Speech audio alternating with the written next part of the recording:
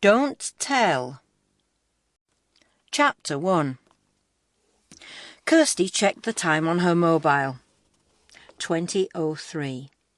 2 minutes later than the last time she'd looked. She had to face it. Jamie wasn't going to show. No point phoning again, but she did. Only to find his mobile still turned off and the answering machine on at home. Should she go in and watch the film on her own? No, it had already started, and she didn't really want to see it anyway. It was some stupid macho action movie, Jamie's choice. There were other studios, of course, but it wasn't much fun watching a film on your own. She might as well catch the 8:15 bus, go home, finish the work on Romeo and Juliet that was due in at the start of term, throw herself into fictional love, the absence of the real thing. "You waiting for Jamie?" She turned to see his mates, Ranjit and Tony, grinning at her.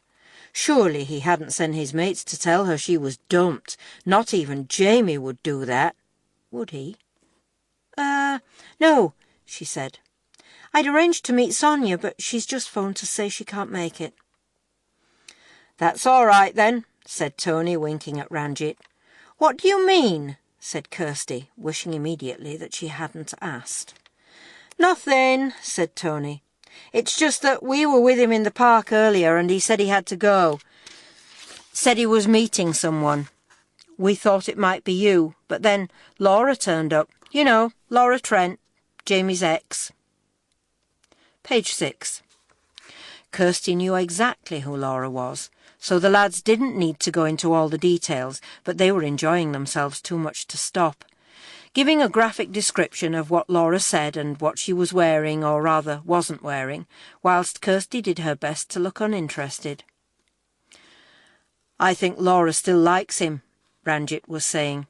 But Jamie won't do anything, will he? Not now he's going out with you. No, said Tony. He didn't look interested, did he, Ranj? Not really. He was trying to get away from her, I reckon. Yeah, I'm sure he was. Fortunately, the boys had the sense to move before Kirsty was tempted to slap the smirks off their faces. She was about to cross the road when she saw her bus pulling away from the stop. Oh, great! The next one would be ages. Never mind, she'd walk home. Burn up some of her fury with a bit of exercise.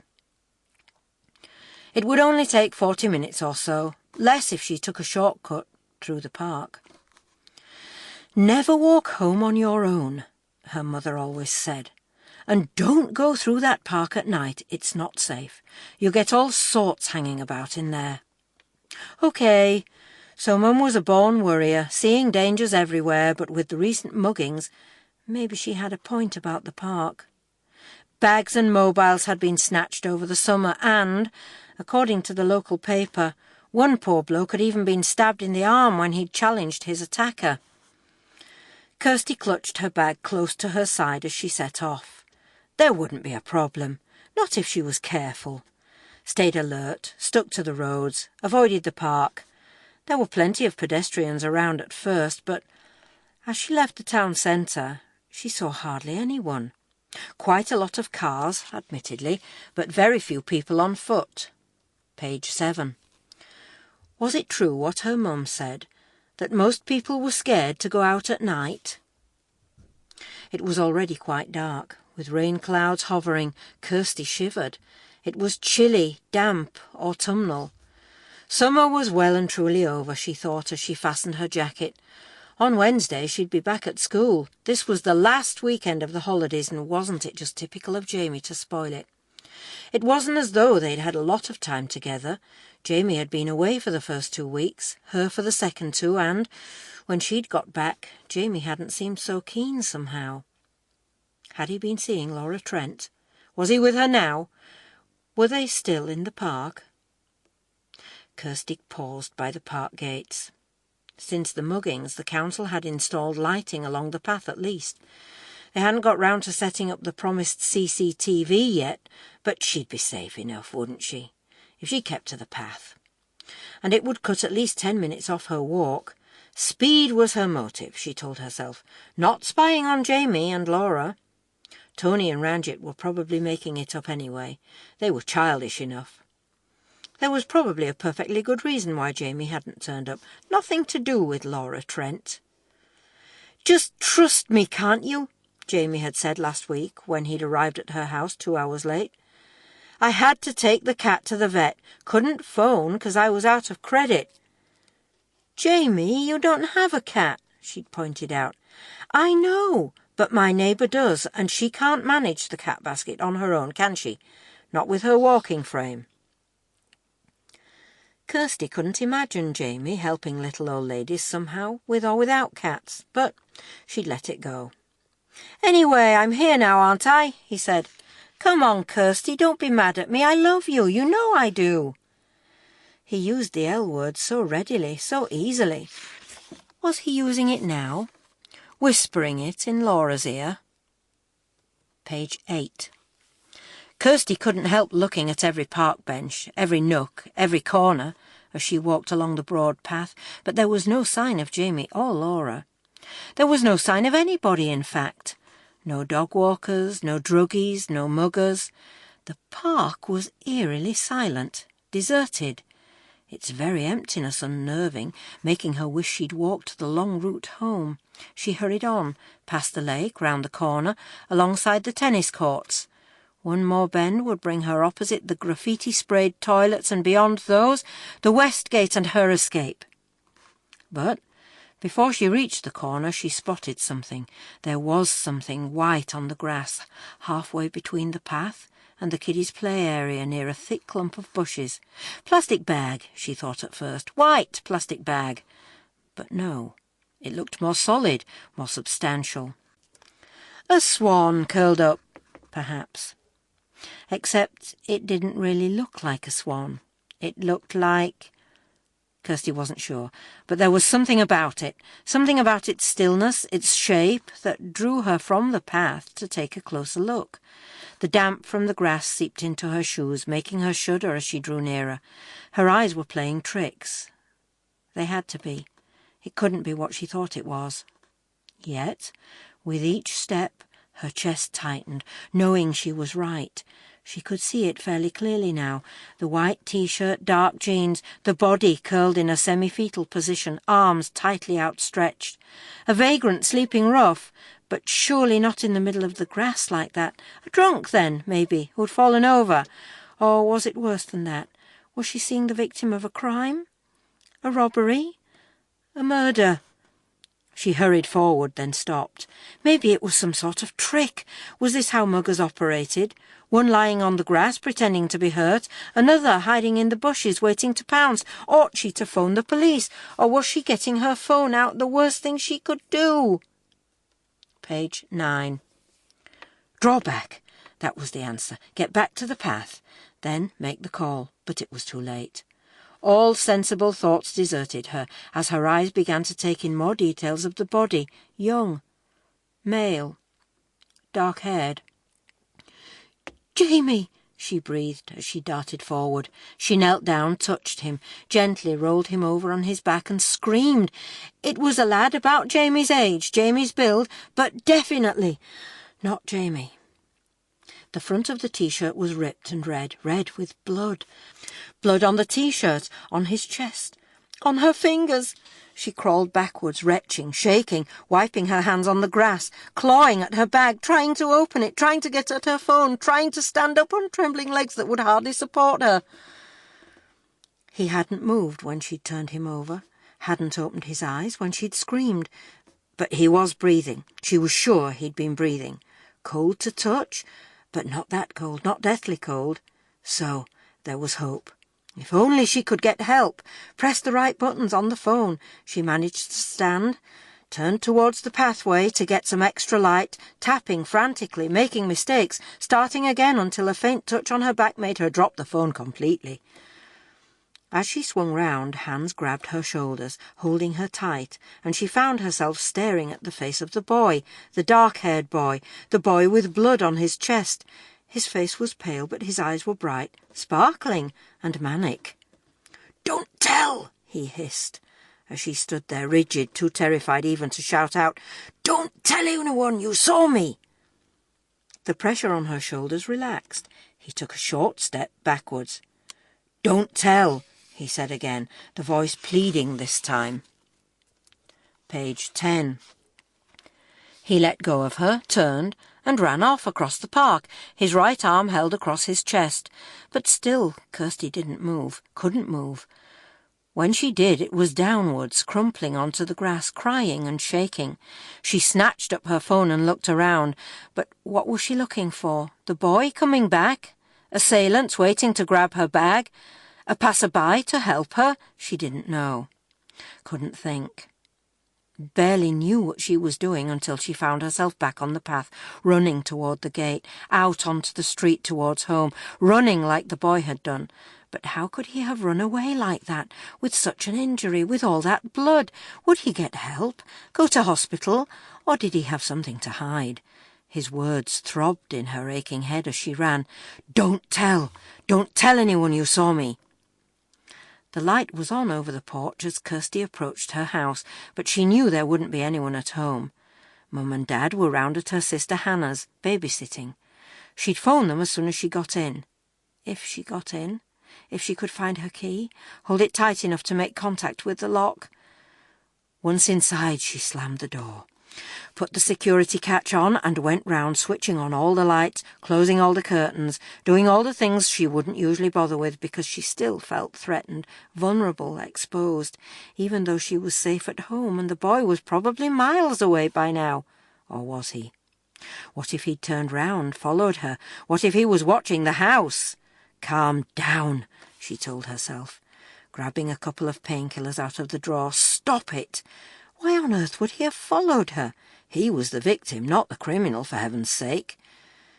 She slumped in a chair, her head aching, her heart pounding, her eyes still seeing his, intense and pleading.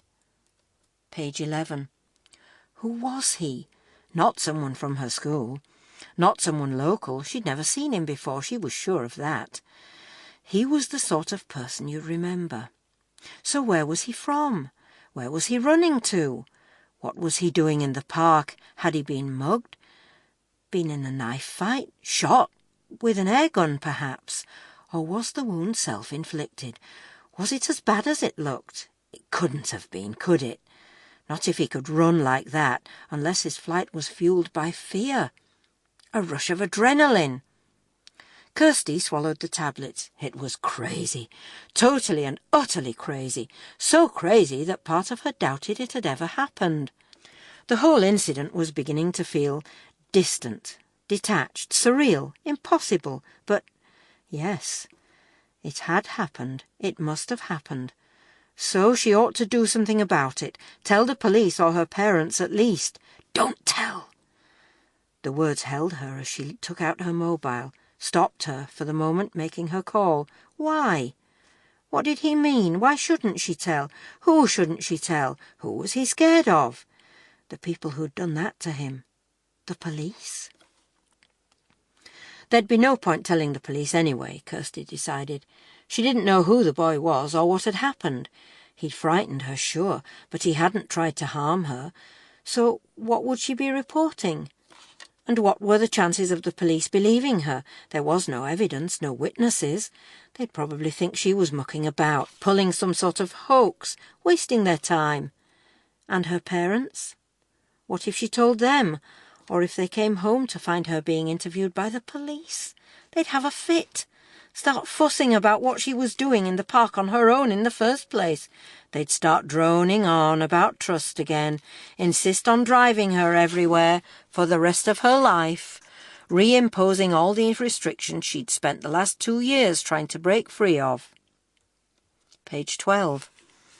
On the other hand, it would be nice to phone them, just to hear another voice, to break the oppressive silence of the empty house. Maybe she'd hear her nephew, Henry, screaming away in the background. Toddler tantrums, nagging parents, normality. She tapped her phone, but nothing happened. No light. Nothing on the screen.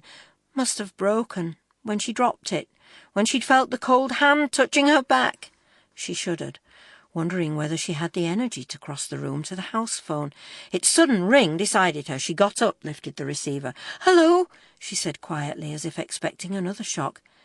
"Hi, Kirsty!" "Jamie! Where the hell have you been?" she said, bursting into tears. "Hey, Kirsty," he said. "Don't cry. I'm sorry. I've been trying to phone your mobile for ages. Kirsty, what's wrong? What is it?" "Nothing," she snapped, slamming down the receiver. "Nothing you'd care about." She phoned him back immediately. She always did. It was pathetic, she knew, but there was something about Jamie Sullivan she couldn't resist. No, not something, everything. The casual good looks, the cheeky smile, his crazy humour, the way he kissed, the way he bounced into a room, everything. Trouble was, half the girls in their school couldn't resist him either, and he knew it. She refused the first few times he'd asked her out, knowing his reputation, but eventually she'd given in, and now she was hooked. Now, for better or for worse, she was Jamie Sullivan's official girlfriend, and if he wanted to believe her crying was tears of disappointment because he'd stood her up again, then let him. Page 13. She didn't mention the trouble in the park. Somehow she didn't want to. She didn't think Jamie would understand. "Sorry about missing the film," Jamie said. "I bumped into Laura." Staggeringly honest by Jamie's standards. Did this mean the end? Was he about to announce that he and luscious Laura were back together? "Tony and Ranjit might have told you." Meaning he knew for sure that they had, and was about to launch into an implausible explanation.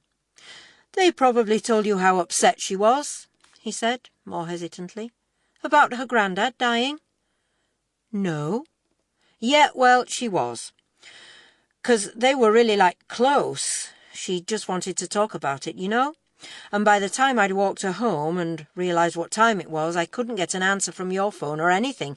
I mean, you don't need to worry about Laura and me. You know that, don't you? It's over. Completely over. But, well, I couldn't just tell her to piss off, could I? Not when she was so upset." "Was this the same Grandad who died last month?" Kirsty couldn't resist asking. "No," said Jamie without a pause. "Her other one. That's what made it so upsetting, see, losing the two in such a short space of time." Kirsty was fairly confident that both Laura's grandfathers were perfectly healthy and living happy, active lives somewhere, but she didn't want to argue with Jamie any more.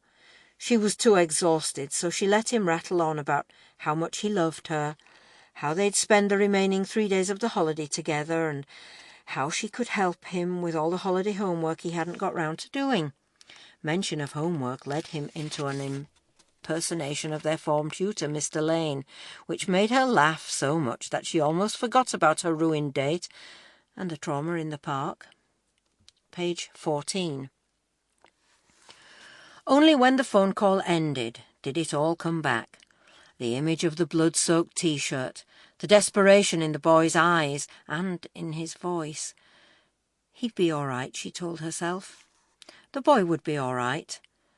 Apart from the injury, he'd looked clean, well-dressed, from what she could tell. He must have a home somewhere. He must live with someone who'd make sure he got medical help. It wasn't her responsibility. She didn't need to do anything. There was nothing she could do. She phoned her parents, still unsure about whether to tell them. "Kirsty, you'll never guess what," were her mother's first words. "I got Henry to use his potty." "Mum," Kirsty began. "Hannah says he won't go near it," her mother rattled on. "But he's just used it for Granny, haven't you, my clever, clever boy? He did a great big—" Kirsty held the phone away from her ear. No problem if she decided to tell them, would have to wait. No matter how important it turned out to be, it simply couldn't compete with young Henry's bowels. Page 15. Chapter 2. Late on Monday afternoon, Simon stood looking down onto the street. It was happening again. This feeling, this weird feeling that someone was watching him. His heavy bursts of breath steamed up the bedroom window, obscuring his view. He wiped it with his sleeve, peered out again. There were several people hurrying past, but none of them looked up. No one seemed interested in him. Yet he'd been so sure as he walked home through town that someone was following. Could it have been Luke? Luke had been hanging round town earlier, so maybe he'd followed him at a distance, mucking about, trying to wind him up. It was possible. Luke was crazy enough for anything. A sharp knock at the door made Simon swing round. "Yeah," he said as the door opened. "You're back," said Jazz. "Looks like it. Can I come in?" As she was in already, with the door firmly closed behind her, there seemed little point objecting. "So, where have you been?" said Jazz. "Anywhere interesting?" Her tone was light, encouraging, but Simon wasn't fooled. No way was he going to tell her where he'd been. He wasn't going to tell anyone yet. Page 16. "Just town," he said. "I wanted to talk to you anyway," said Jazz, sitting on the edge of Simon's bed, tracing over the burn marks on his duvet with her finger. "About these." Simon stared at her but said nothing. "How did they get there?" she asked. "How do you think?" said Simon. "I expect you were playing with a cigarette lighter," said Jazz calmly. "Yeah, whatever. And I expect you did it sometime yesterday, after your Auntie Ros had been." "Yeah, well, she pisses me off, all right." "Do you want to sit down?" Jazz asked. "No, I don't want to sit down, and I don't want to talk about it, okay?" Simon carried on staring at Jazz, hoping to freeze her out, make her go away, yet knowing it wouldn't work. She was one of the younger care workers, the ones who wore jeans, T-shirts, trainers, studs in their eyebrows and navels, trying to be cool, trying to make out like they understood. Well, they didn't. They didn't understand shit. "Ros doesn't mean to upset you," Jazz was saying. "She loves you." "Oh, sure," said Simon. "So that's why she dumped me here, is it? Because she loves me?" He sat down in the armchair in the corner of the room, not because he wanted to sit, certainly not because he wanted to talk, but because he knew the rules. The unwritten rules. Talk to Jazz now. Pretend to listen, pretend to conform, or face the heavy brigade later. The supervisor, the psychologist. "She didn't dump you," Jazz said quietly. "And there's nothing to say you won't be able to go back if I'm a good boy." Page 17. "Something like that," said Jazz, smiling. "Not setting fire to your bedroom would be a good start."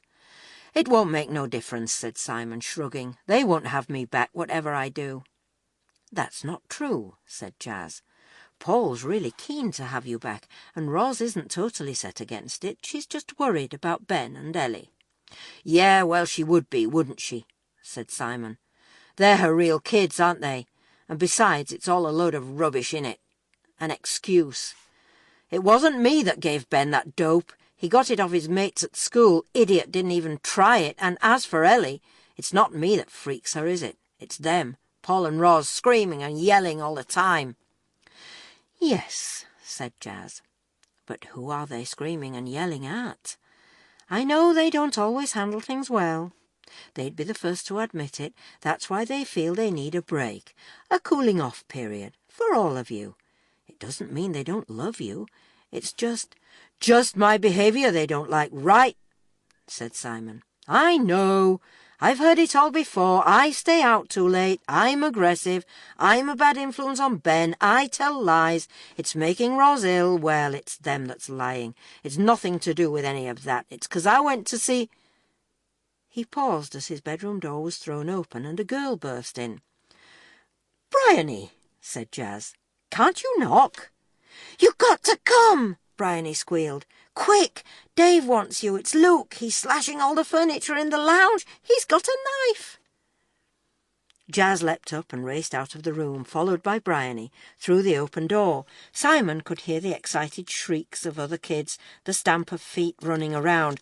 Care home? It was more like a bloody zoo. One of those old-fashioned zoos with tiny cages full of pacing tigers, psychotic baboons and depressed bears pulling their own fur out in matted, flea-ridden clumps. Page 18. Were all care homes as bad as this?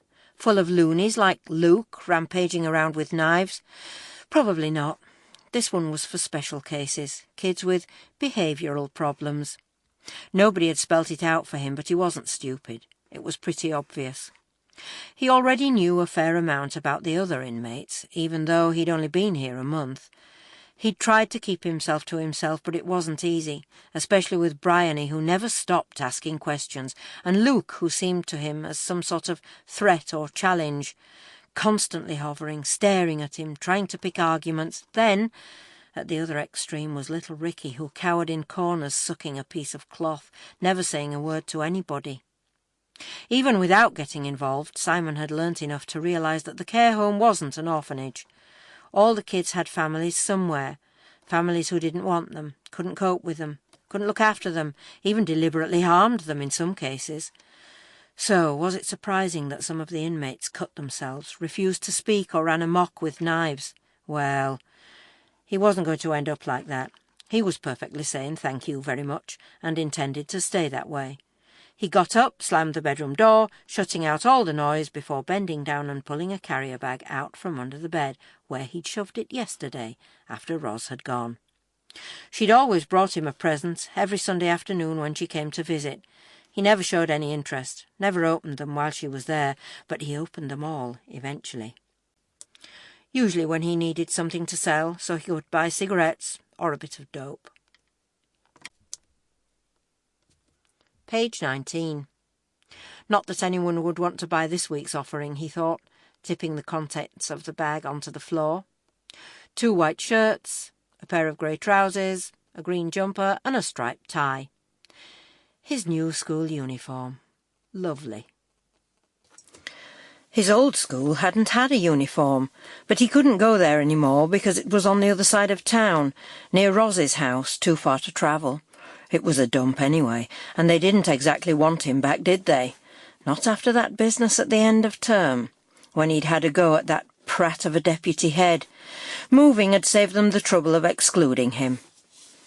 So now he had to start Year 11 at Whitecroft, a posh school that called itself an academy and reluctantly took in kids from the care home because they had to, because they'd got some sort of arrangement with them. Well, they needn't bother taking him. Simon picked up a cup of cold coffee off the bedside table and poured it slowly over the shirts, the jumper, the trousers, the tie. He watched the brown liquid soaking into the clothes, then smiled as he shoved them all back in the carrier bag. That should delay things for a while. "What do you mean?" Dave asked on Wednesday morning. "You haven't got a uniform." Simon pulled the duvet up to his chin and lay, staring at the ceiling. He couldn't be bothered with any of this. He was knackered. He'd been awake since 4 o'clock, unable to get back to sleep after the nightmare. The same nightmare he always had, the one about his mum. The nightmare that was really a memory, the one he couldn't shake off. "Where is it?" Dave was saying. "The stuff your auntie brought." Simon turned his head, lowering his eyes towards the floor by way of an answer. Dave tipped the uniform out of the bag, scowling as he saw the dried-on stains. Page 20. "I'll get some from the box," Dave said, rubbing his hand across his bald head as if trying to polish it, as if it wasn't shiny enough already. "There's bound to be something your size." "Don't bother," Simon shouted after him, "'cause I'm not going." It was Jazz who brought the clothes back. Jazz with her smooth, dark skin and even smoother voice. "Come on, Simon," she said. "You know you have to." "Why? What's the point? I'll probably get kicked out by the end of the week." "It doesn't have to be like that," Jazz said. "You're a bright lad." "Been reading my records, have you?" "Every night," she said, laughing. "They're better than a novel, but I don't need your records to tell me you're bright. I only have to talk to you." "Give it a rest," said Simon, blushing. Jazz often had this effect on him, and worse besides. She was gorgeous, really stunning, like she ought to be a model or something, only looked about 18 but was actually 26, way too old, way out of his league.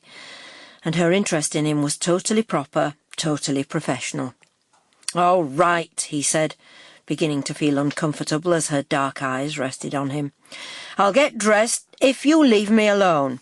"That's my boy," she said, winking at him as she left. They didn't have mirrors in the bedrooms, in case people decided to break them and cut themselves, Simon supposed.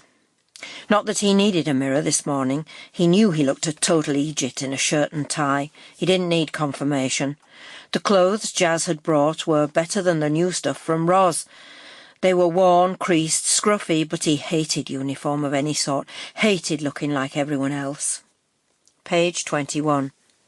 Because he wasn't like anyone else, was he? He took off the jumper and tie, stuffed them into his bag, left his shirt hanging loose outside his trousers, and put on his trainers.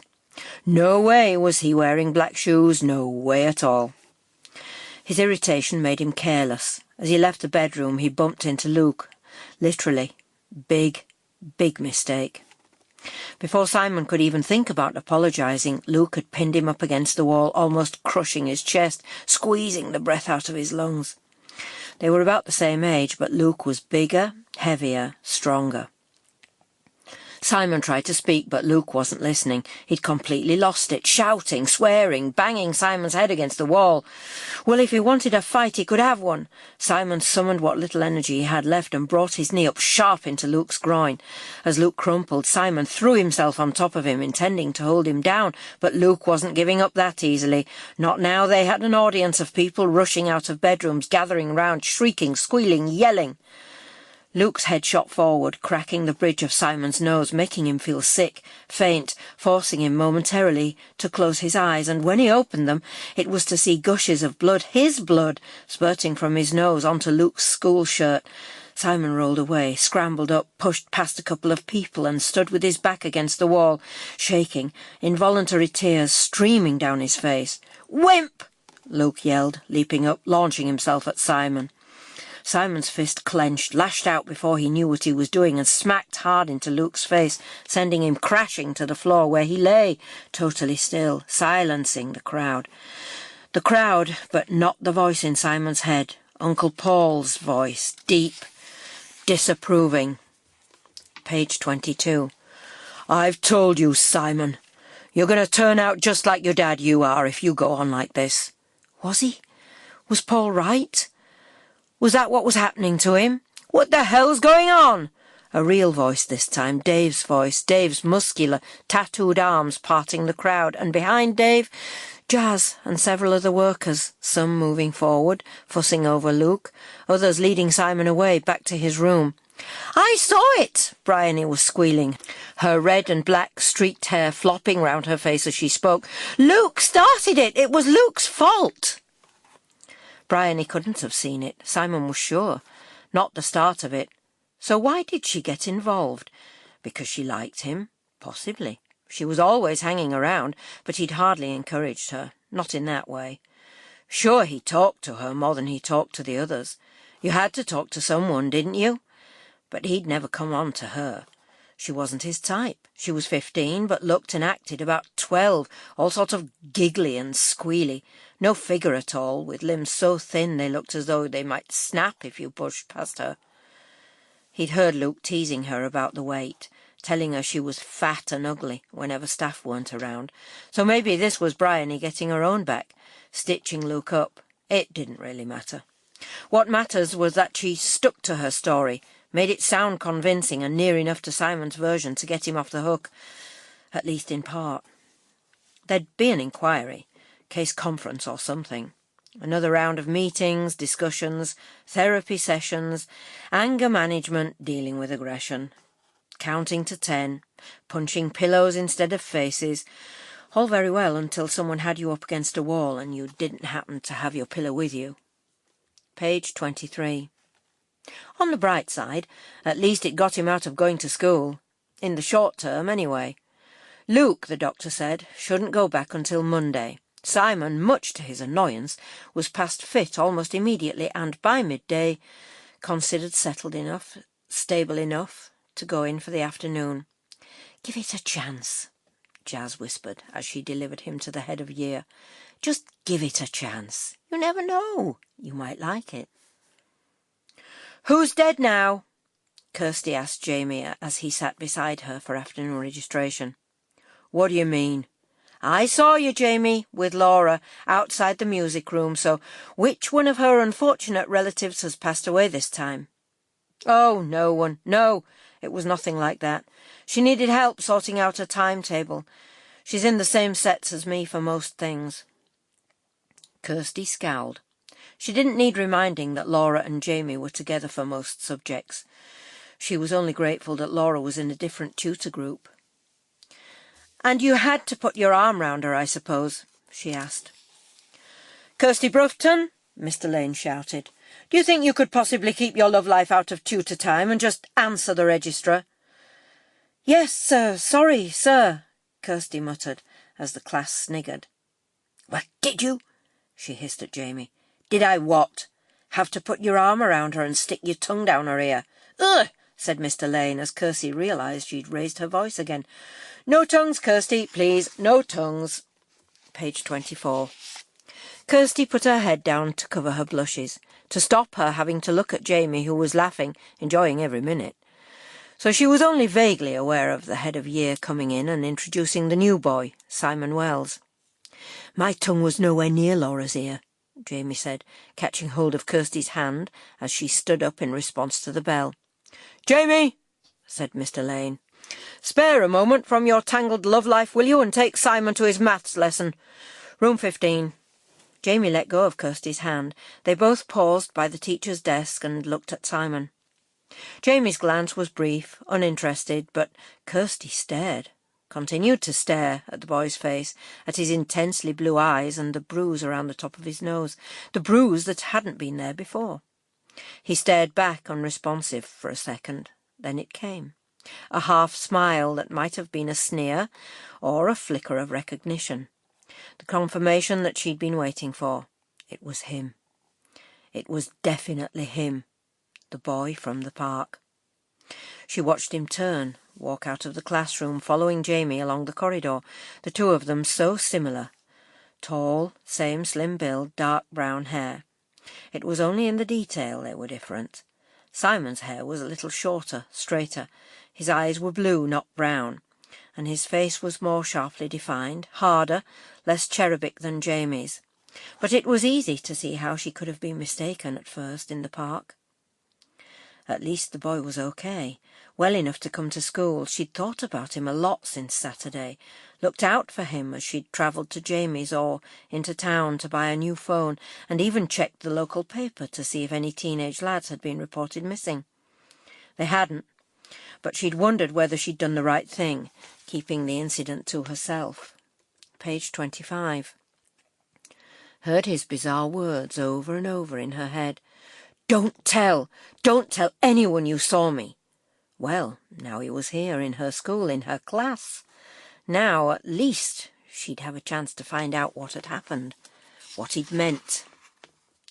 Page 26. Chapter 3. Kirsty didn't see Simon again that day. He wasn't in any of her lessons, and wasn't around at the end of the afternoon. She saw him several times on Thursday, but he never came close enough for her to speak to. Was he deliberately avoiding her? "What you looking at him for?" Jamie asked during the morning registration on Friday. "Fancy him, dear?" "Might do," Kirsty had said, on the grounds that it wouldn't do Jamie any harm to think he had a rival. "Not your type," said Jamie dismissively. "Bit of a bad lad from what I hear. He's at Oakfields." "So?" said Kirsty. "It's a care home, not a flaming remand centre. It doesn't mean he's a bad lad, as you put it." "No," said Jamie, "but he's already had a go at Luke. You know, Luke Harris, 11G. "That great ape," said Kirsty. "He's twice Simon's size. I'm sure he can look after himself." "And," said Jamie, "Simon got chucked out of history yesterday for swearing at Mrs. O'Brien. I mean, he'd have to be a bit of a nutter to try it on with her, wouldn't you?" Nutter or not, Kirsty was determined to talk to Simon, and finally tracked him down at lunchtime. It was on his own, behind the art block. He threw down a rolled-up cigarette as she approached, and swung round to face her. "What you doing, creeping up like that? I thought you were a teacher." Page 27. "Sorry," said Kirsty, "I wasn't creeping. I came to talk to you." "Yeah, well, you shouldn't have bothered," said Simon, starting to move off. "Hey, wait a minute," said Kirsty. You could at least tell me what happened." "Some idiot head-butted me," said Simon, rubbing the bruise on his nose. "Not that," said Kirsty. "You know what I mean, in the park." "What park?" said Simon. "Don't play games," said Kirsty. "In the park on Saturday night. We both know it was you. Look, I won't tell. I haven't told anyone. I just want to know what happened." "Yeah, well, I'd love to tell you," said Simon, "but I haven't the faintest clue what you're on about." Kirsty hadn't known what to expect when she'd started the conversation, but it certainly wasn't this. Absolute denial. She stared at Simon's face, at those eyes. Could she have been mistaken? In the dark, and with the shock and everything? But no, it was the same boy. She was sure of it. "Just tell me whether you got it sorted," she said, transferring her gaze to his chest. "Did you see a doctor?" "It's not me that needs a doctor," he said pointedly. "You were covered in blood," Kirsty insisted. "Your chest was covered in blood, like you'd been stabbed or something." Simon looked at her, smiled, pulled off the tie that was hanging loosely round his neck, and started slowly unbuttoning his shirt. "Does it look like I've been stabbed any time recently?" he asked, holding his shirt open. It didn't. There wasn't a mark on him. No plaster, no bandage, no gash, wound or bruise. Not even a scratch as far as Kirsty could see. Page 28. How could he have healed so quickly? It was so bizarre, so unbelievable that Kirsty couldn't resist checking. She stretched out her hand, letting her fingers trace down his chest, feeling for scars but finding nothing but perfectly smooth skin and fine dark hair. "Nice," said Simon, putting his hands over hers. Kirsty tried to pull away, but he was holding her too tightly. He'd got the wrong idea entirely. He thought she was coming on to him. His head was leaning forward, his lips almost touching hers, and the worst thing was, she wasn't doing or saying anything to stop him. "Not interrupting anything, am I?" The grip loosened. Kirsty pulled away, turning to see Jamie scowling at them. "Yeah," said Simon. "No," said Kirsty, following Jamie as he stormed off. "It's not what you think." Mercifully, Simon wasn't in any of Kirsty's sets, so she didn't have to face him again on Friday, or have much contact with him over the next week.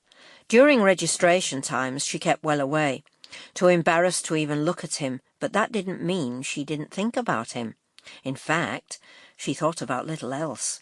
Trying to work it out, trying to find some logical explanation. Simon was definitely the boy in the park, unless he had a clone or twin brother, which seemed a touch unlikely. He'd been covered in blood, but was clearly uninjured. So either the blood wasn't real, or it was someone else's blood. Luke's blood? Is that where the fight with Luke had taken place? In the park? It didn't take her long to find out that she was on the wrong track with that one. So had Simon attacked someone else? Did he make a habit of it? Was that why he'd urged her not to tell, because he'd committed a crime, hurt someone, killed someone? Could there have been a body hidden in those bushes? Page 29. Had she unwittingly been an accessory to a murder? Ought she to tell someone? Or was she simply letting her imagination run wild? She hadn't even told Jamie. Not even after the playground incident. "He'd just been stung by a wasp," she said in response to Jamie's questioning about Simon's open shirt. "He asked me to look at it." Jamie hadn't believed her, but he'd been remarkably attentive since and had barely glanced at Laura Trent. So, not all bad news, and by the end of the week, Kirsty's fears about Simon were starting to settle. There had been no police reports about bodies under bushes in the park, no rumours about gangs or knife fights, no more muggings. She still didn't have an explanation, but whatever Simon had been up to, he couldn't have hurt anybody, could he? At 2:20 on Sunday afternoon, Simon switched off his TV and lay waiting for the sound of Rosie's old Ford Escort pulling up outside, but all he could hear was the rain gushing from the broken gutter, splattering onto the window.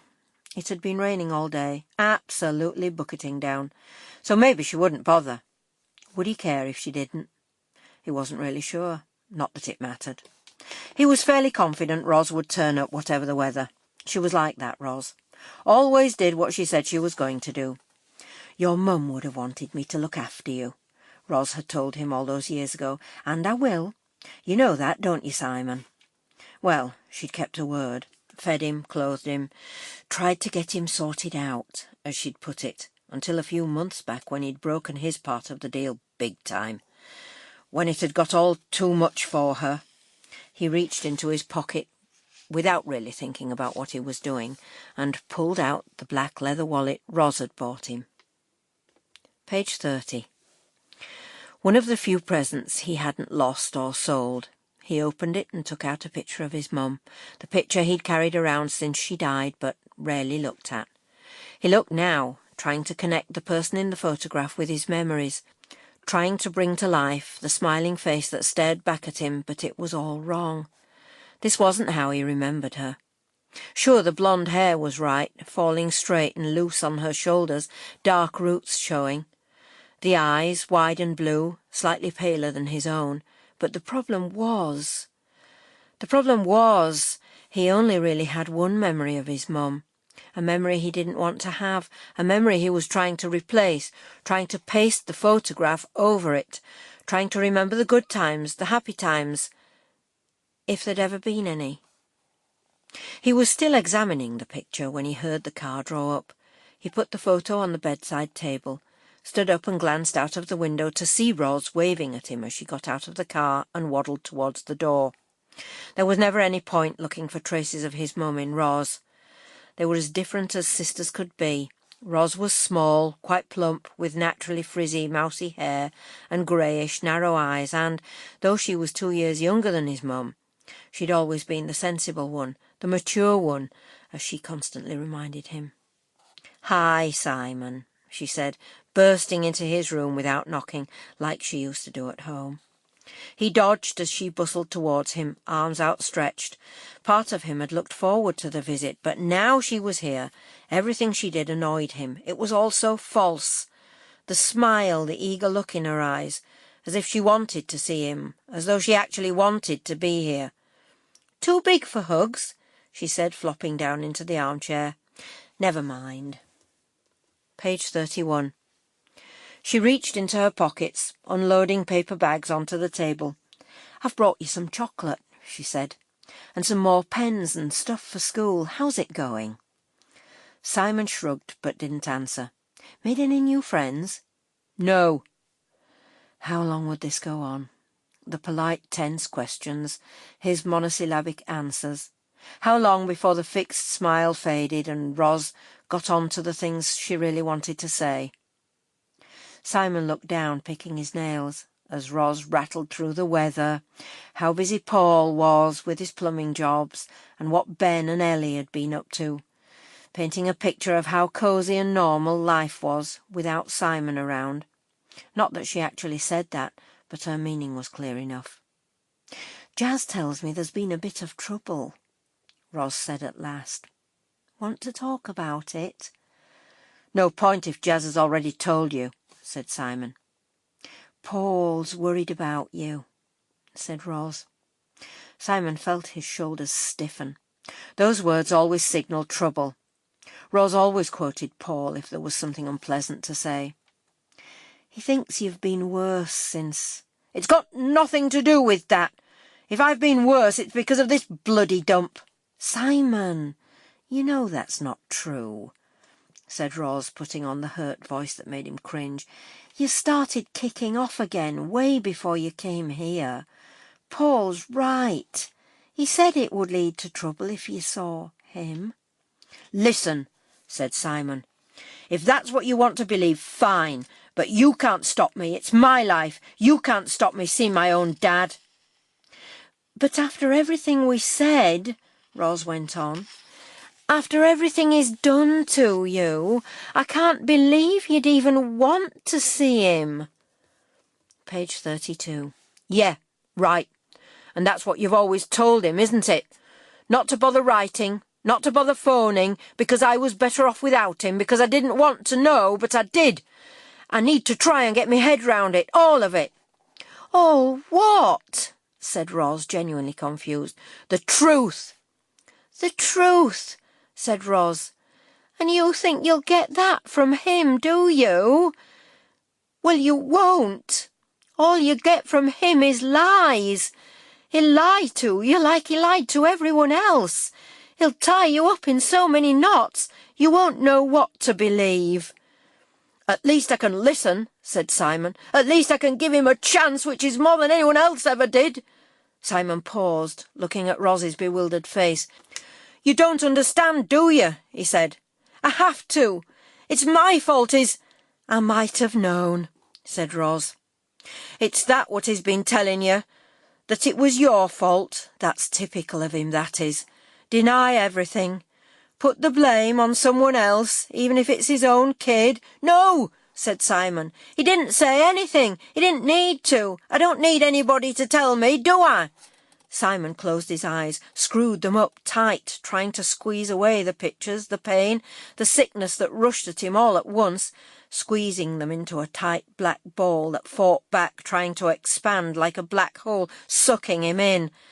"It wasn't your fault," said Ros quietly. "None of it was your fault, Simon." Simon's eyes snapped open, but the blackness was still there.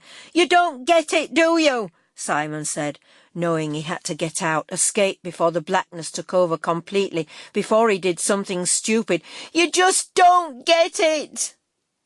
Page 33. He grabbed his jacket, heading toward the door. "Simon, wait," Ros said, struggling to pull herself from the chair. "Where are you going?" "Out," he said, slamming the door behind him.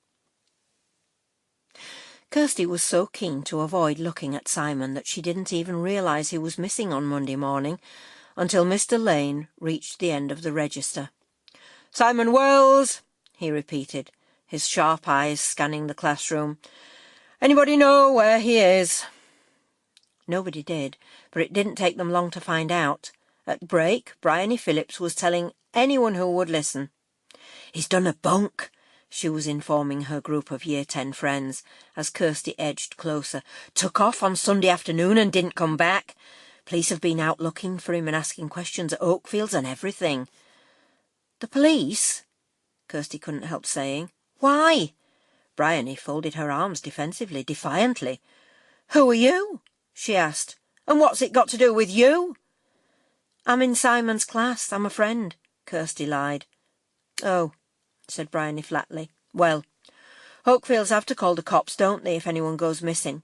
'Cause if they don't and anything happens, then they're, like, responsible, aren't they?" "I suppose so," said Kirsty vacantly. "Why did he go? What happened?" she added, not knowing why she'd asked or why she felt it important to know. "Dunno," said Bryony. "I mean, he's always going off on his own and stuff, for hours and hours sometimes, but he's never stayed out all night before. Not since being at Oakfields anyway.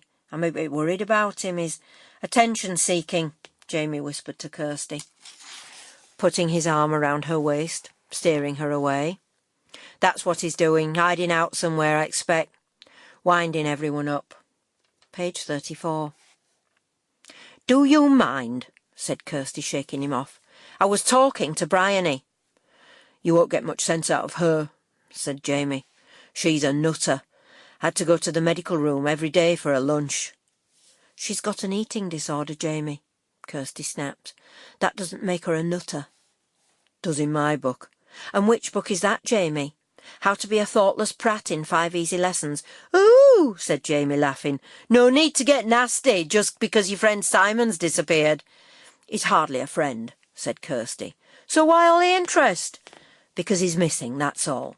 Because anything could have happened to him. It's called caring, Jamie. Caring about other people, not your strong suit, I know."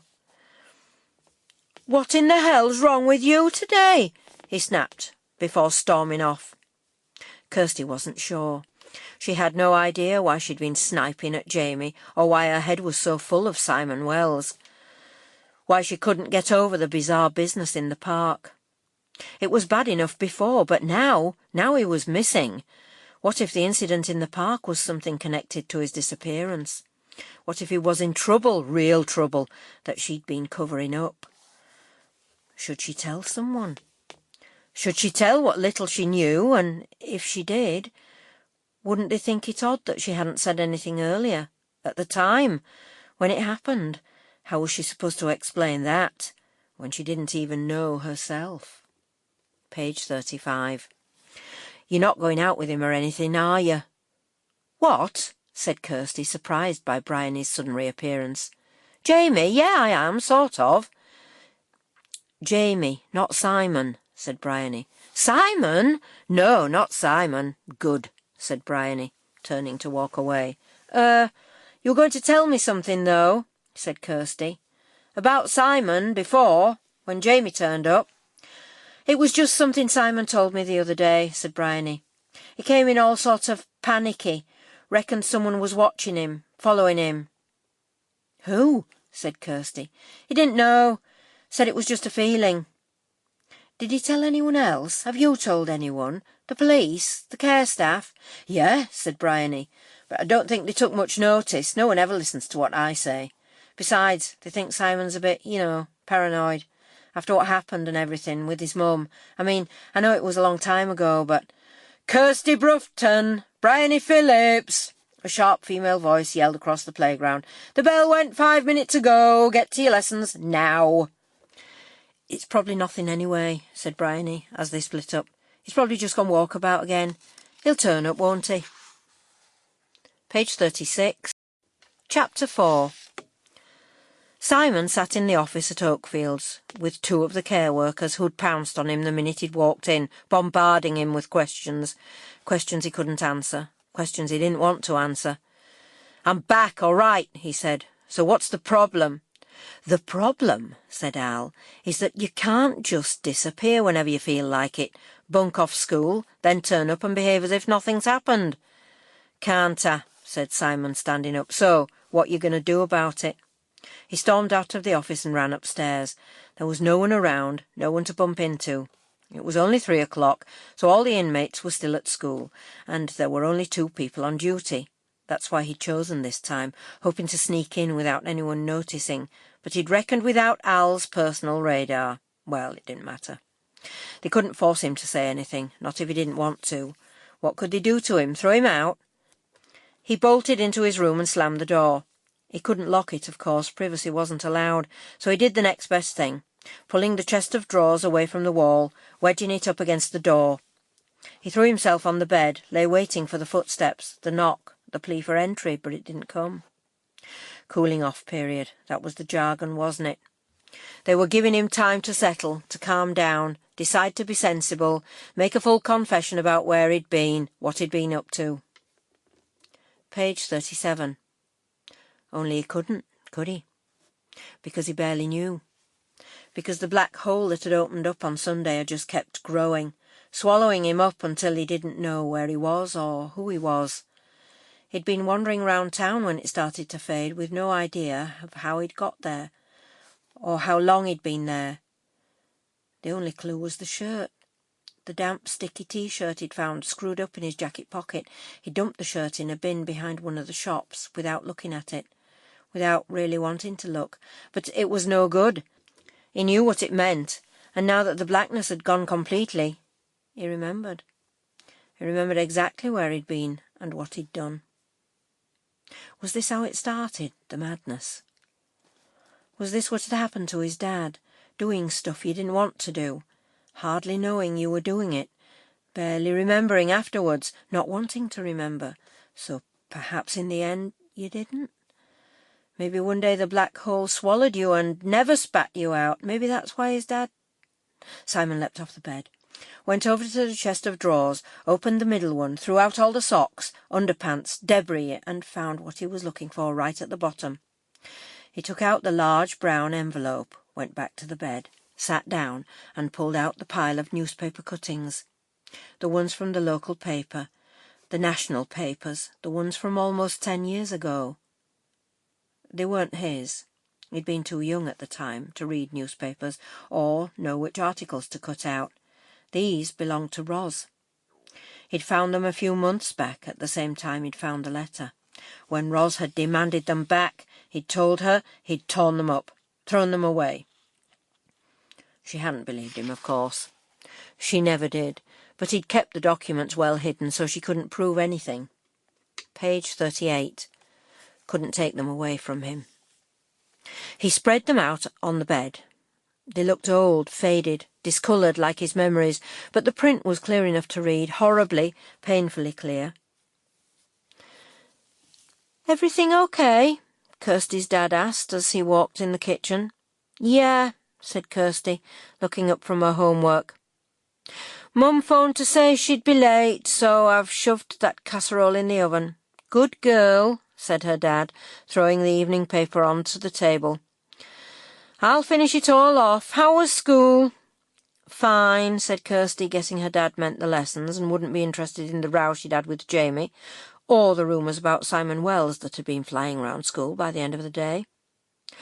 Oakfields apparently had phoned the school to say that Simon was back. According to Bryony, his auntie had brought him back, but according to Luke, the police had picked Simon up in town. "No, he just went back on his own," someone else had said.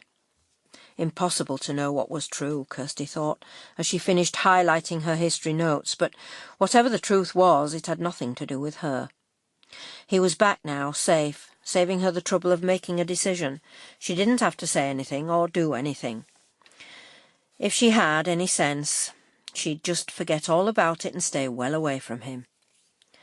"I'm just going up to get changed," said her dad. "OK," said Kirsty vacantly. "I'll set the table." She put her books in her bag, set out 3 mats, and picked up the evening paper from where Dad had dumped it. Page 39. She winced as she saw the picture on the front. A picture of an elderly woman, her face bruised, cut, swollen. Another mugging. It was unbelievable. How anyone could do something like that to an old lady. But no, it wasn't an attack, not as such. The woman had fallen, after something had frightened her, when she was walking the few yards home from her friend's house on Sunday evening, the evening Simon Wells had gone missing. The paper started to tremble in Kirsty's hands as she read the details. How the woman had gone down the alleyway at the back of her house, how she'd found the dead body, covered in blood, only it wasn't dead, was it? "Terrible, isn't it?" "What?" said Kirsty, dropping the paper as her dad came back in. "About that poor woman," said her dad, picking the paper up. "Is that what you were reading?" "No, I mean, yes, sort of. Just saw the picture." "Some yob playing a practical joke, they reckon," said her dad. "Pretending to be dead, then leaping up. Frightened her half to death." "Does it give a description?" said Kirsty quietly. "Does it say who did it?" "Teenage lad," said her dad. "Dark-haired, that's all. I think she was too shocked to remember much." "Did he say anything?" "Who? The lad?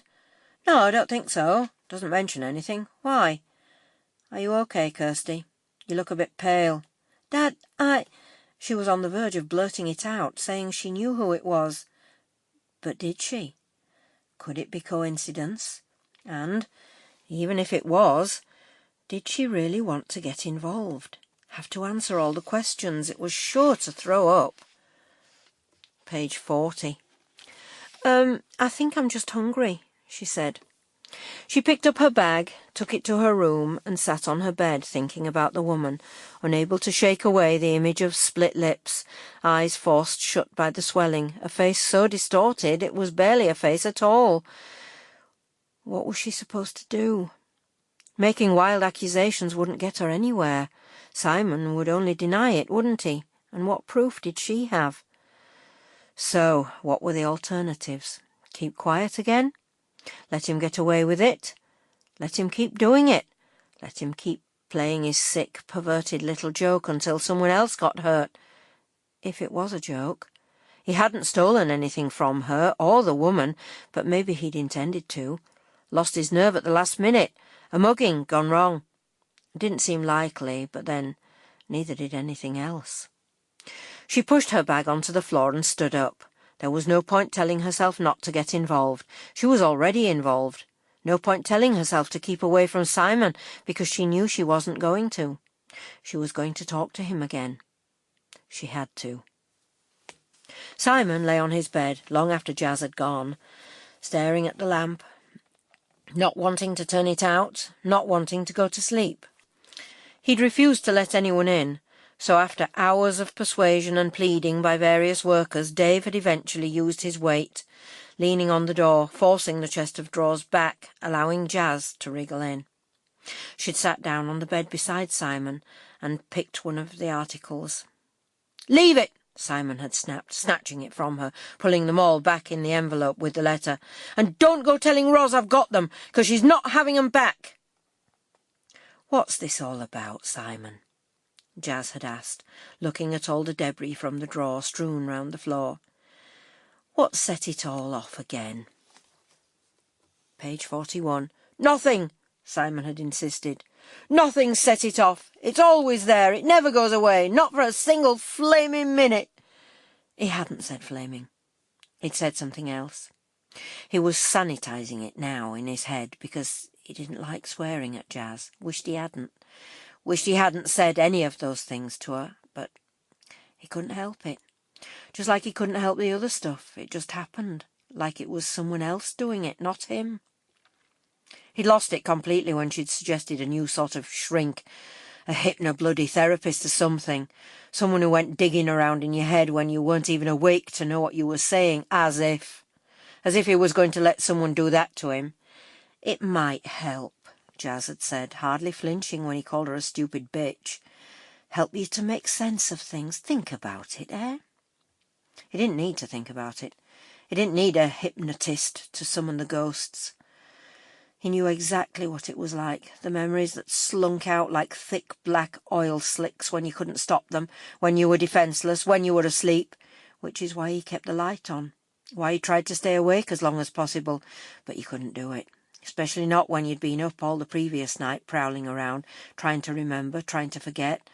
You just couldn't stop your eyes closing, and suddenly you were somewhere else.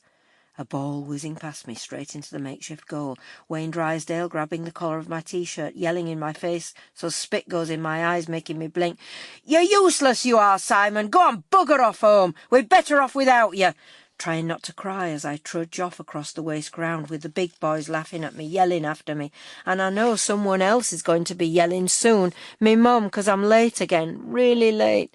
I look at me watch, the one Auntie Ros bought me for me birthday. "What's he want to watch for?" Mum had said. "He's only 7. Probably break it. I mean, he can't even tell the bloody time, can he? But I could. Miss Pirelli had taught me at school, said I was bright. Jazz says that." Page 42. Simon's eyes opened. He got up, paced the room. He didn't want to go back there, not to the past, not tonight. Someone banged on the wall. "Quit pacing, you bloody lunatic," Amrit shouted out. "I'm trying to get some sleep." Simon sat in the chair, gripped the arms. As long as you felt yourself gripping, you knew you were awake. But once the grip starts to slacken, you drift back and you can't stop yourself. The sickness, the panic as I look at me watch. I've done it again. Stayed out, hanging around with the big boys. It's quite dark already, but Mum won't come looking. She never does. She knows I'm only playing out or at someone's house. She knows I'll turn up sometime. But she'll be mad, yelling, swiping me across the head as I tried to dart past her up the stairs. But this night is different. And I don't want to go there. I'm dreaming. I know I'm dreaming. I want to wake up, but I can't. I never can. Not when I've gone this far. I have to go on. Turning the corner, seeing the house, seeing the gate. It's open. It's always open. So I run through it, straight up to the door, and that's when the door opens too. It opens and he comes out, wiping his hands on his shirt. I see, but I don't understand. I don't take it in. "Don't tell," he says, dropping to my level, gripping my shoulders, staring at me. "Don't tell anyone you saw me." He says it more than once, but just that, nothing else. Then he pushes past, knocking me over so I fall on the step, grazing my leg, but I still don't get it, don't know what's going on. So I pick myself up, rush inside, expect me mum to be waiting, but she's not. Telly's on, blaring away, but she's not watching it. She's not in the kitchen either, at least I don't think so. Not at first, till I look down. Then I see her. I don't want to look, but I can't stop. My limbs have locked, holding me there. It's a game, a joke. She's going to get up. She has to. Mum, please, it's me, Simon. Mum. Page 43. Simon kept his head down, but kept watch out of the corner of his eye as Luke strolled over to the breakfast bar, picked up his cereal and sat down next to Amrit, staring all the time at Simon, who was sitting on his own. "Did you hear Si last night?" said Luke in an exaggerated whisper that was loud enough for the whole dining room to hear. "Shouting for his mummy again. Pathetic." Dave bolted from his position by the door, grabbing Simon as he leapt up, overturning the table. Okay, said Dave, steering Simon out to the office. Let it go, I'll deal with Luke. Sit down, I said sit down. Simon sat because he was too exhausted to do anything else. He'd been up since the nightmare, since his screams and crashing about in his haste to get to the loo had brought the care staff running, fussing, talking to him, talking at him, feeding him tablets to calm him down, tablets that didn't work, that just made him feel sick. "I think you'd better stay here today," Dave was saying. "Get some rest." Simon shook his head. "No," he said, though he wasn't sure why. "I don't want to stay. Not here. I'll go to school. I may as well." Dave frowned, as if suspecting Simon's motives. "Well, don't start anything with Luke, eh?" "It's not me that starts anything. You heard him. You know what he's like." Page 44. "We might have to move one of you in the end," said Dave, almost to himself. "Suits me." "I think it would suit all of us," said Dave. "But unfortunately it's not that easy. There aren't that many suitable places. It's going to take a while to organise, if it's possible at all. So for now, you're just going to have to keep out of his way, okay?" It was definitely okay with Simon. He was happy to keep out of everyone's way, sitting alone in class, finding quiet corners of the school to lurk in at break and lunchtime, managing to avoid everyone until 10 minutes before the end of lunch. He'd been sitting on the steps outside the humanities block and had just got up when he saw her coming towards him. Not casually strolling in his direction, but coming straight at him, giving him no time to slip away. He thought he'd solved the problem of Kirsty Brufton, but apparently not. He tried a lecherous smile, hoping to intimidate, to remind her of their last encounter, but it didn't work. She stood in front of him, shiny blonde hair tied back, uniform impossibly neat, pretty in a Little Miss Perfect sort of way. Not drop-dead gorgeous like Jazz, but very pretty. Even with that scowl on her face and the green eyes narrowed in anger. What was eating her? What had he done this time? "It was you, wasn't it?" she said. We're not back to the park again, are we?" he drawled. "No, we're not back to the park," said Kirsty, putting down her bag and music case and pulling a newspaper article from her pocket. "We're in an alleyway this time, with an old woman who's ended up in hospital, so are you going to tell me what the hell you think you're playing at, or am I going to the cops?" Page 45, Chapter 5. It wasn't quite the way Kirsty had meant it to come out. She'd actually rehearsed the words in her head during her clarinet lesson, but, faced with Simon's hostility, it had come out all wrong. She'd aimed for subtle, but what she'd got was confrontational. "I don't know what you're on about," said Simon, turning away. "This," said Kirsty, following him, holding the picture in front of his face. He glanced at it before pushing it away. "And that's your idea of a joke, is it?" said Kirsty, raising the picture again, forcing him to look properly. "Was bad enough with me, but her, she's 78. She stopped to help you like I did." Kirsty glared at him, waiting for the denial, but as his eyes focused on the picture, he swore. Then his expression suddenly changed, the aggression dissolving, giving way to something she didn't recognise. "I didn't mean it," said Simon, looking round, refusing to meet her eyes. "I didn't mean her to fall. I didn't mean her to get hurt. Not like that." "So what did you mean? Why do it? What the hell?" She could barely get the words out. It was just so crazy, so bizarre. Why would anyone do something like that? Why? "I don't know," he said, as the questions echoed in her head. "It just happens. I can't help it." Page 46. "Oh, sure," said Kirsty. "Can't help covering yourself with fake blood or ketchup or whatever it is you use. Can't help lying down, playing dead." "Playing?" said Simon. "Is that what you think? That it's some sort of game?" He was shaking now. Not just a slight tremor, but visibly shaking, like he was going into some sort of fit. "I'm sorry," Kirsty found herself saying as she backed toward the steps, clutched the rail and slumped down. "I knew she'd fallen," he was muttering, "but I didn't know. I didn't mean it. Kirsty sat beside him, still holding the newspaper cutting in her hand. Put that away, he said. Put it away. She scrunched it up, put it in her pocket. What am I supposed to think, she said, if it's not a joke? He suddenly reached out, gripped her hand really tightly as if to stop himself shaking. Let me see it, he said. The article. You've just told me to put it away, said Kirsty, trying to free her hand. I know, it doesn't matter. Just tell me what it says. Will they know? Will they know it was me? Could they prove it? I don't think so, said Kirsty, not from what it says in the paper, not from what the woman said so far. His grip relaxed, and Kirsty pulled her hand away. But that's not the point, is it? She said. It's not just about being found out, is it? I mean, I don't think you should wait for that. I don't really know what you're doing or why you're doing it, but you ought to tell someone, talk to someone, get some help. Don't be thick, said Simon, leaping up. I can't, can I? If I tell them what I've done, they'll have me locked up, won't they? In some secure unit. Page 47. I don't think so. I don't know, Kirsty admitted. But there must be someone who can help you. I don't want help, said Simon. The last thing I need is more bloody people grubbing about in my life. I can't be doing with it. Not now. Not when I'm... What? Said Kirsty, standing facing him, but not too close. Simon shook his head. I can't tell you, he said. There's something I need to do, something I need to find out. It's sort of complicated, personal, but please don't go to the cops. Kirsty half turned away from him, trying to think, trying to work it out. She ought to do something, now she knew for certain. If not, she'd be an accomplice, wouldn't she? Covering up a crime.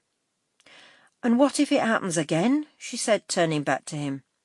What if you terrify someone else, hurt someone else? I won't, said Simon. I promise I won't. I'll stop, honestly. I thought you said you couldn't help it. So how can you stop? I don't know, said Simon, but I will. He'd stopped shaking now, but he still wouldn't look at her, not directly. And have you done it before? Kirsty persisted. I mean, with other people. Not just me and the old lady. Simon nodded. Not recently, he muttered, but yeah, I've done it before. It's when I... He paused as the bell rang. I just do crazy things sometimes, all right, he said, heading towards school. Kirsty grabbed her bags. Crazy, paranoid. That's what Bryony had said, wasn't it? People thought Simon was a bit paranoid because of something that had happened a long time ago. Page 48. What you doing? Said Kirsty, hurrying to keep up with him as they approached the main entrance. Has it got anything to do with... I mean, Bryony said... Bryony? You've been talking to Bryony about me? Oh, great. Fantastic. I suppose you know everything now. I suppose the whole bloody school knows. No, said Kirsty. She didn't tell me anything much, just that something happened to your mum. Yeah, said Simon, stopping, moving up close. You could say that. My mum was murdered. When I was 7, stabbed. I was there. I found her. OK, satisfied now. Jazz was waiting in Simon's room when he got back from school.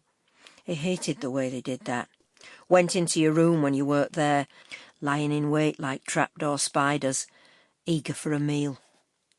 How was school? Jazz asked.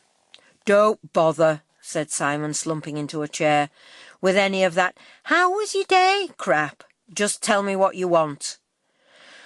Ros has been on the phone, said Jazz. She was telling me about something that you used to do when you were younger.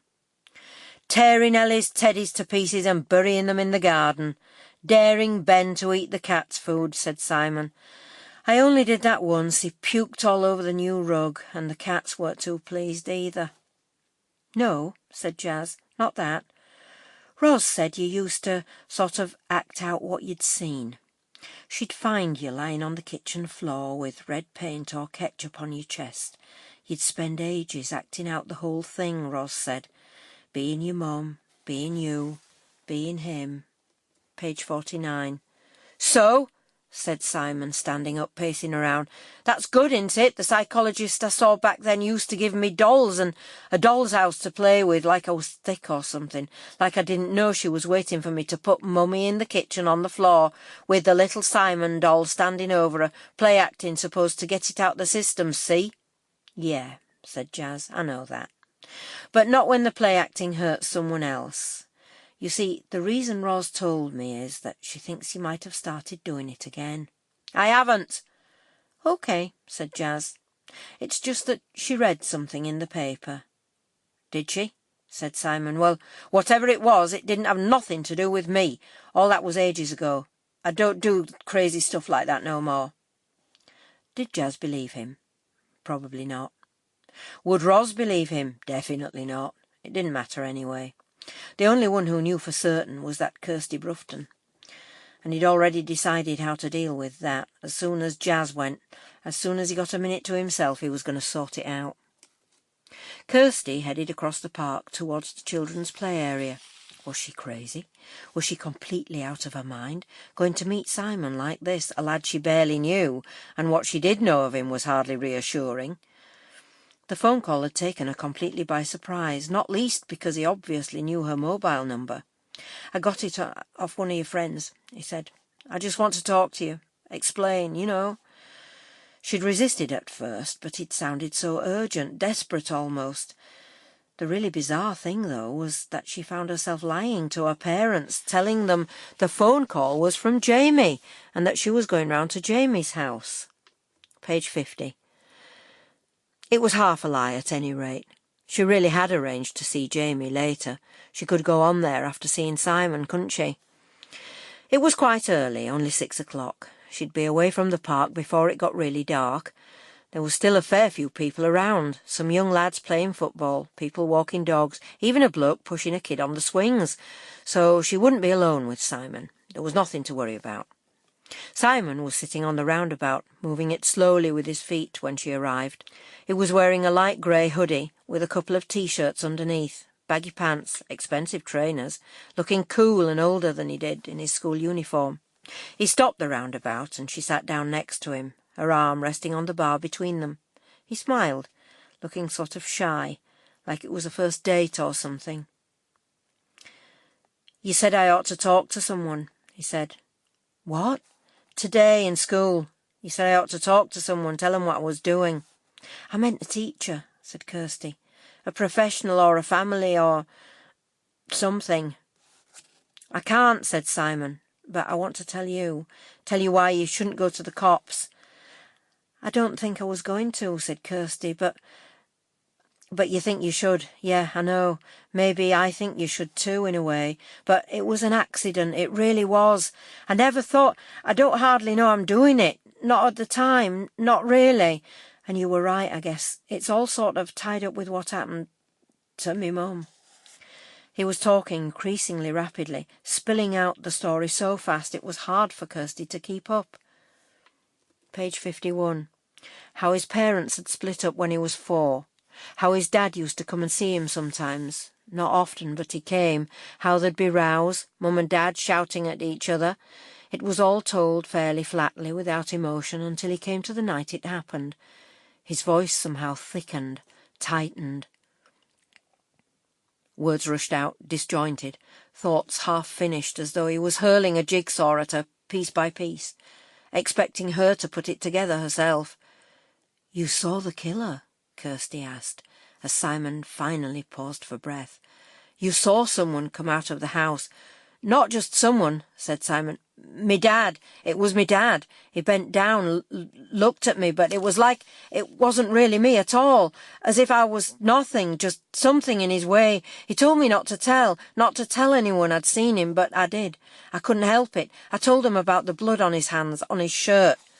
Kirsty found herself shaking her head. It was impossible to believe, impossible to imagine what it must have been like. Just 7 years old, finding your mum like that, knowing it was your dad who'd killed her. How could anyone ever deal with something like that? "It was my fault," said Simon. "My fault he went to prison. I shouldn't have said anything, but I wanted to tell. I wanted him to be locked up for what he'd done." You did the right thing, Kirsty began. I mean, you couldn't have done anything else, could you? That's what everyone reckons, said Simon. The shrinks, Auntie Ros, Uncle Paul. I went to live with Ros afterwards, but... The words were slow now, as though he was drained, exhausted. Kirsty noticed that the man and his kid had left the swings. The only person she could see was a youngish woman striding across the grass with a spaniel bounding in front of her. Page 52. Kirsty shivered and rubbed her hands together. She was wearing jeans, jumper, jacket, but it was cold sitting so still, though Simon didn't seem to notice at all. It was a mess, he was saying. I was a mess, completely hyper. Couldn't do anything, couldn't concentrate on anything. Nightmares every night. He stopped, looked at Kirsty as if expecting her to say something. But what could she say? What could she possibly say that wouldn't sound trite, inadequate? I'm not asking for sympathy, he said, misinterpreting the silence. I know it's not an excuse for the stuff I do. I've been told often enough. I mean, I was getting better. Well, a bit, I think, after all the years of therapy and stuff. But then I found the letter, didn't I? A sudden burst of noise startled Kirsty, startled both of them. She reached into her pocket, pulled out her mobile, half glad of the interruption, until she noticed the number. "Hi, Mum," she said. "Kirsty, where are you?" With Jamie." "No, you're not. Jamie's here. He called round for you." Kirsty glanced at her watch. She wasn't supposed to be meeting Jamie for another half hour. Trust him to change the arrangements, to be early for once, to screw up. "I think you'd better come home, don't you?" her mother said. "Trouble," said Simon as Kirsty put the phone away. "Sort of," said Kirsty. "I have to go, but I'll walk back with you," Simon said, standing up. She expected him to carry on where they'd left off, to talk about the letter, but he didn't. "Ros and Paul were good to me, I suppose," he said, staring straight ahead as if he was talking to himself rather than to her. Page 53. "Paul, especially at first. Took me to counselling and stuff, but I reckon they thought it'd be like magic or something, getting it all sorted out in a couple of months. Then, when it didn't, they got fed up, I guess. Started accusing me of not trying, like I didn't want to get over it, but in a way, they were making it worse, see." He turned to look at her as they approached the park gate. "Say something," he said, "or I'll be rambling on all night. I didn't mean to tell you all this stuff. I haven't even got to the point yet." He told her to say something, but he didn't give her a chance. "Thing is," he said, as they'd walked out onto the road, "at first it was all about me mum, but then it started to be more about me dad, and that's what Ros and Paul made me worse, 'cause they were always, like, going on about him, what a shit he was, how mum should never have got together with him in the first place, how he didn't even care about me at all, pushing me away, running off, leaving me to find her like that." Kirsty stopped walking. They'd reached the corner of her street. "You want me to turn back now, right?" Simon asked. "Yeah," said Kirsty. "It might be best. Jamie's at our house and he's already a bit paranoid about you. And I think it's best if I tell Mum I was with Sonia or something, but finish what you were going to tell me." "Yeah, well," said Simon, "I suppose I sort of believed them about me dad, but then I found this letter and he added, glancing up the street, "I think I might have to wait. Your boyfriend's coming looking for you." Kirsty turned to see Jamie walking towards them, and when she turned back, Simon was already striding away. Page 54. "What were you doing with him?" Jamie asked, as they met up. "I just bumped into him on my way round to yours," Kirsty said. "Oh, yeah," said Jamie, following her towards the house, as if. Jamie slammed the gate, and at the same time the front door opened and Kirsty's mum appeared. "Kirsty! Where on earth have you been?" she said. "I was worried sick when Jamie turned up and said he hadn't seen you." "Oh, for goodness sake," said Kirsty, pushing past. "What's wrong with you people? I bumped into a friend, that's all." "Yeah, well, I won't get too friendly with him," Jamie muttered. "Who?" asked Kirsty's mum. "Simon Wells," said Jamie. "New lad at school, the one whose dad's in jail for murdering his mum." "How do you know that?" said Kirsty. "Luke Harris told me," said Jamie, "when he was showing me the 2 stitches he had to have over his eye after Simon had a go at him for no reason. Luke reckons the temper thing must run in the family, see." "Does he?" Kirsty snapped. "Well, I'm sure it's not genetic or anything," said Mum. "But I think Jamie's right, love. It might be best not to get too friendly." "Thanks, Jamie," Kirsty hissed as her mum wandered off. "I'm never going to hear the last of this now. You know what Mum's like."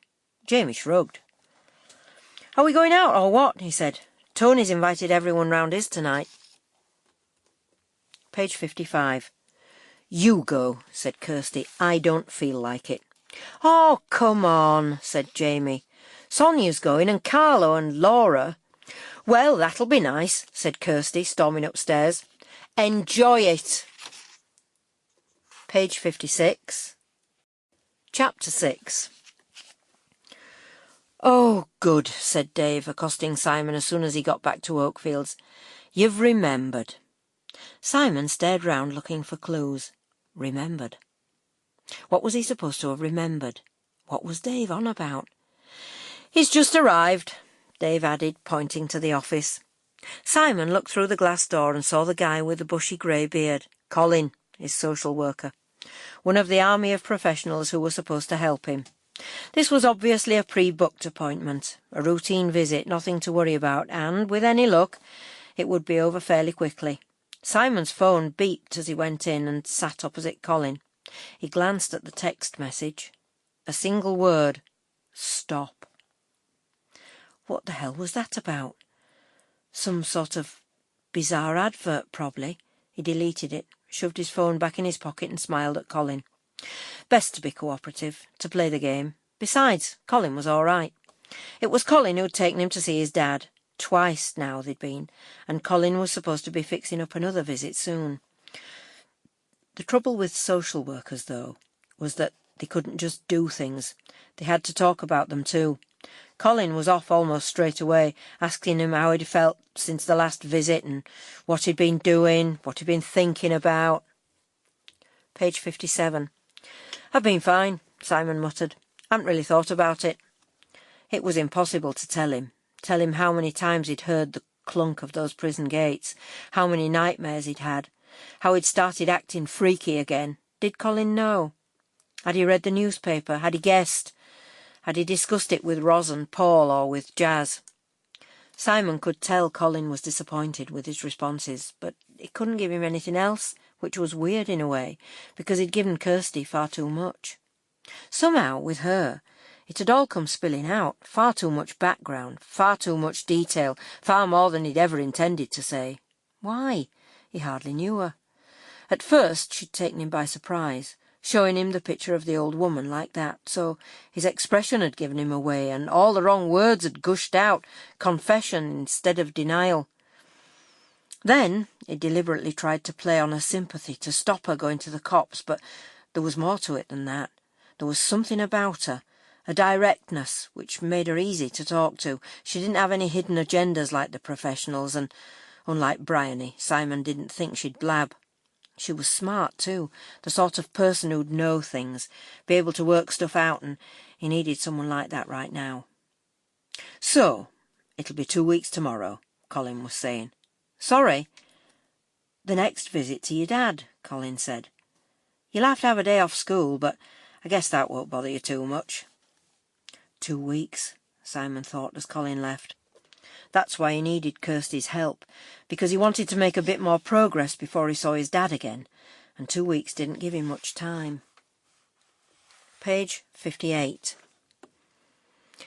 "I didn't go to Tony's last night," Jamie told Kirsty in registration on Wednesday. "I went straight home.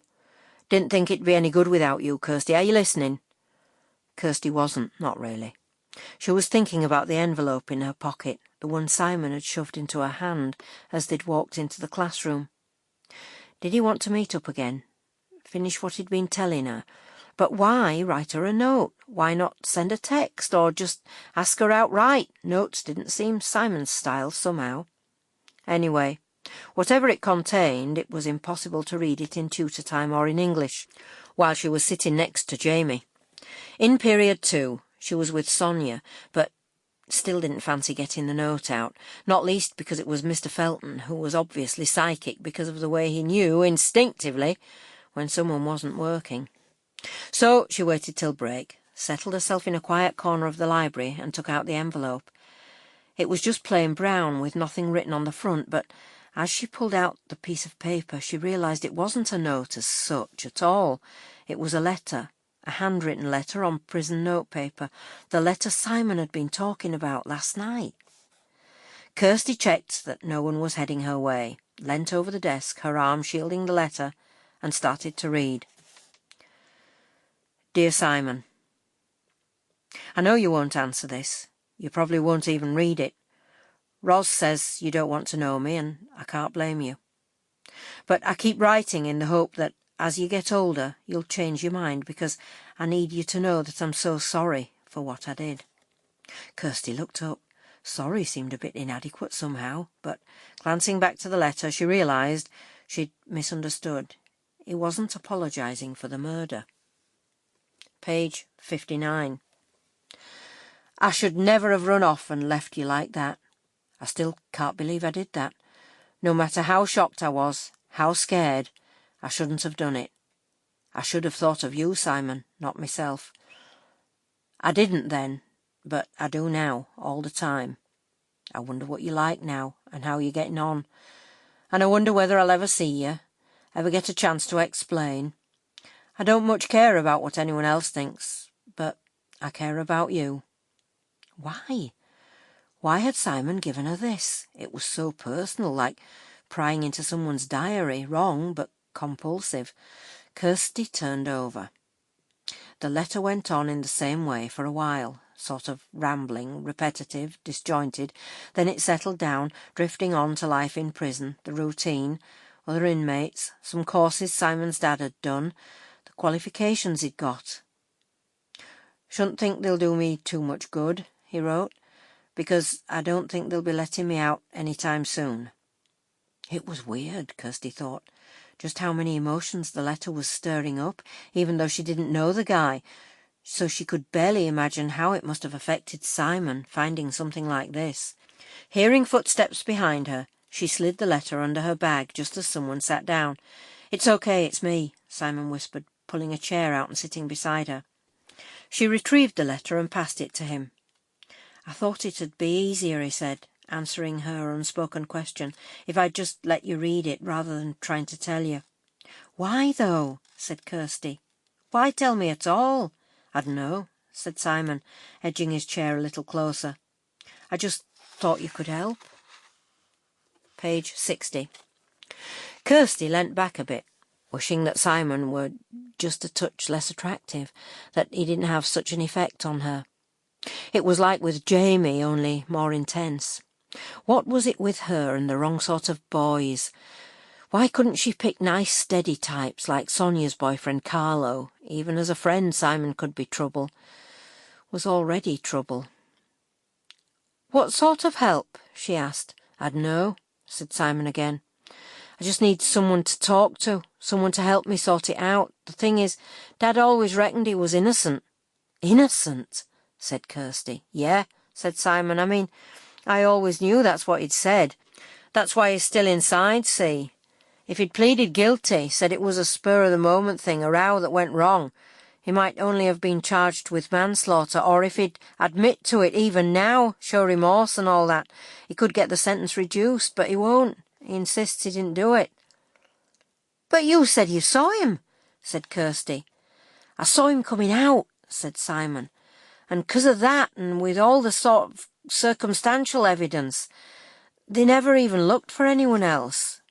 Well, obviously I don't know all the details, said Kirsty. But, I mean, it sounds... Yeah, exactly, said Simon. The police were convinced, the jury was convinced, Ros and Paul were convinced, and I was too. I mean, it just seemed sort of obvious.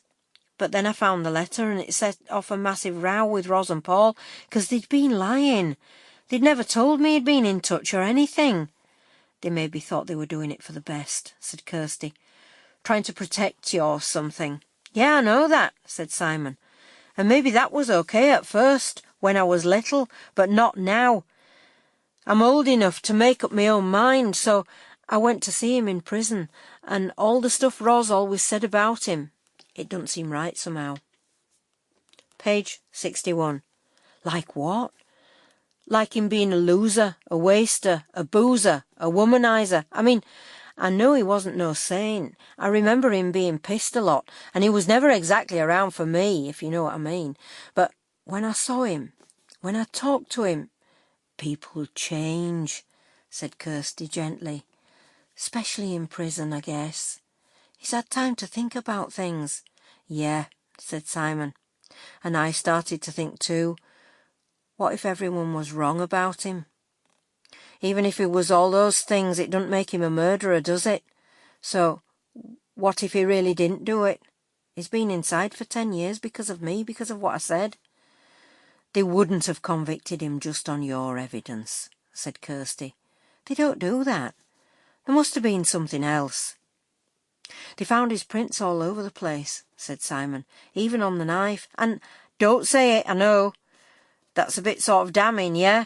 But he could have picked the knife up off the floor, like he said, without thinking.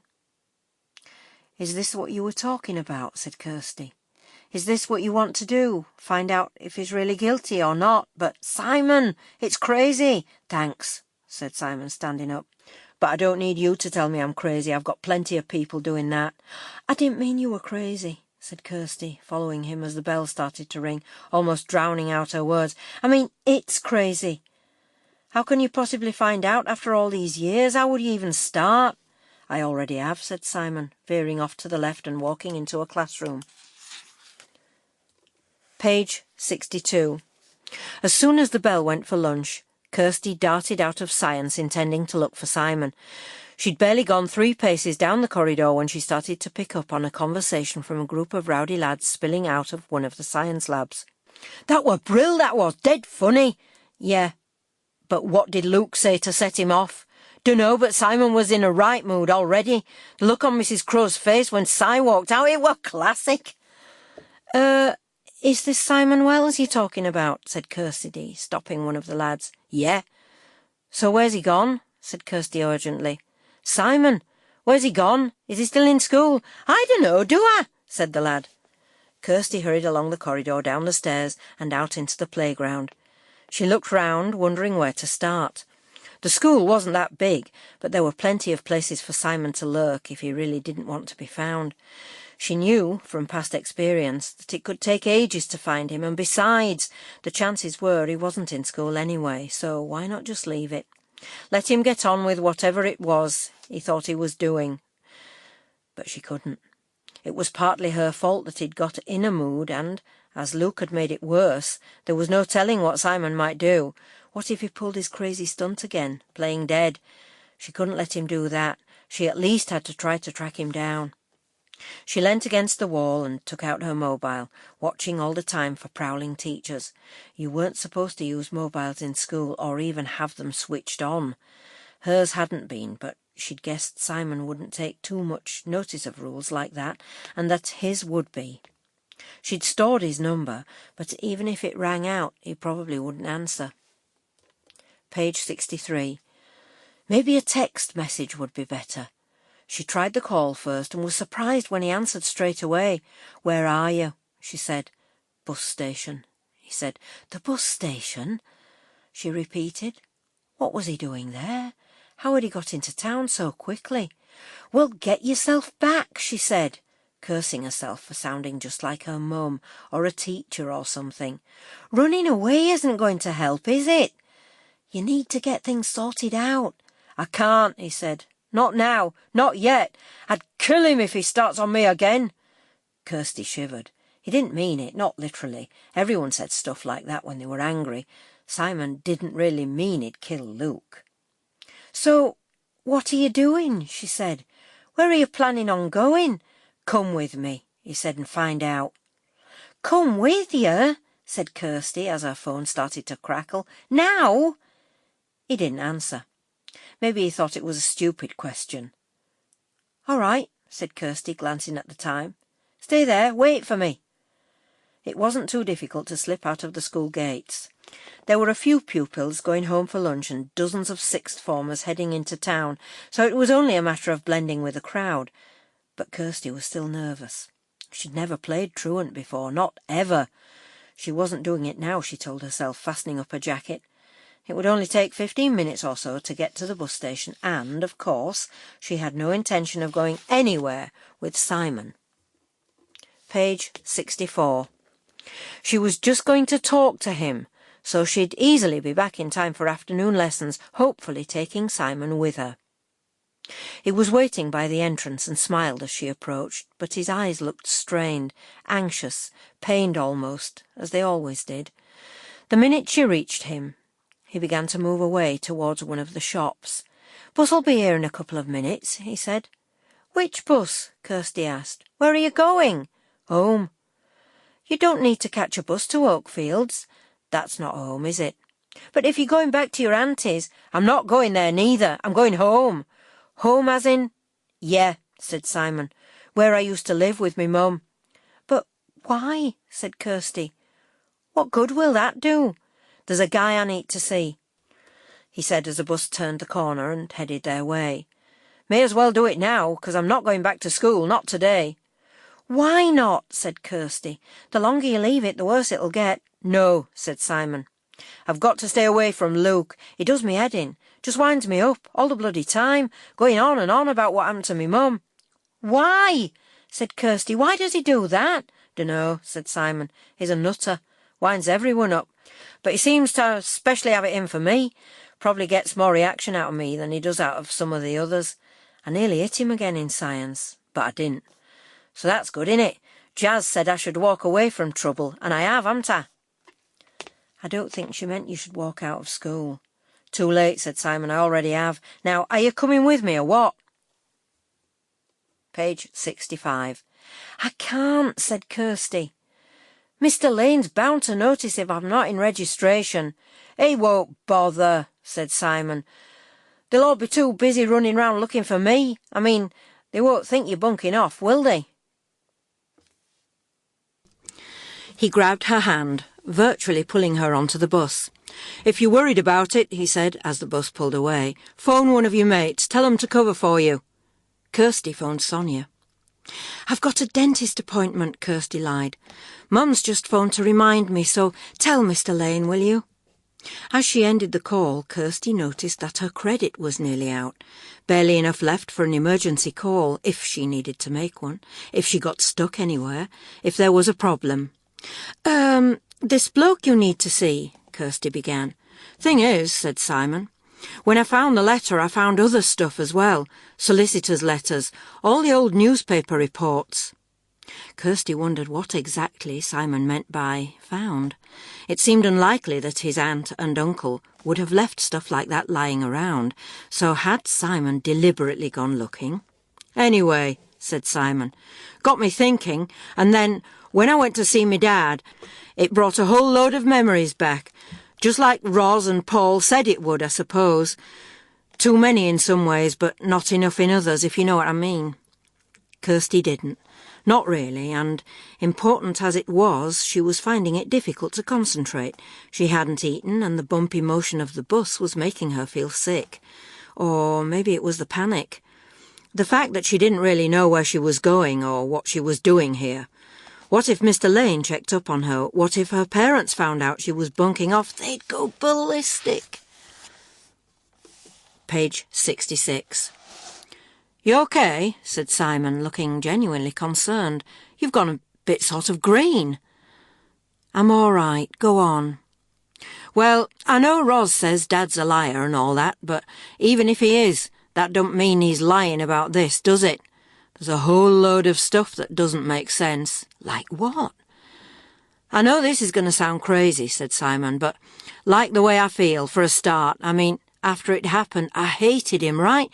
Or I thought I did. But when I saw him, it was like I was a kid again, looking at me dad, getting that feeling you get when you're little, when you think your parents are perfect, no matter what they do." Kirsty nodded, trying to understand. "Well, I couldn't feel like that, could I?" said Simon. "I couldn't still love him like that. If you can't love someone who killed your mum, can you?"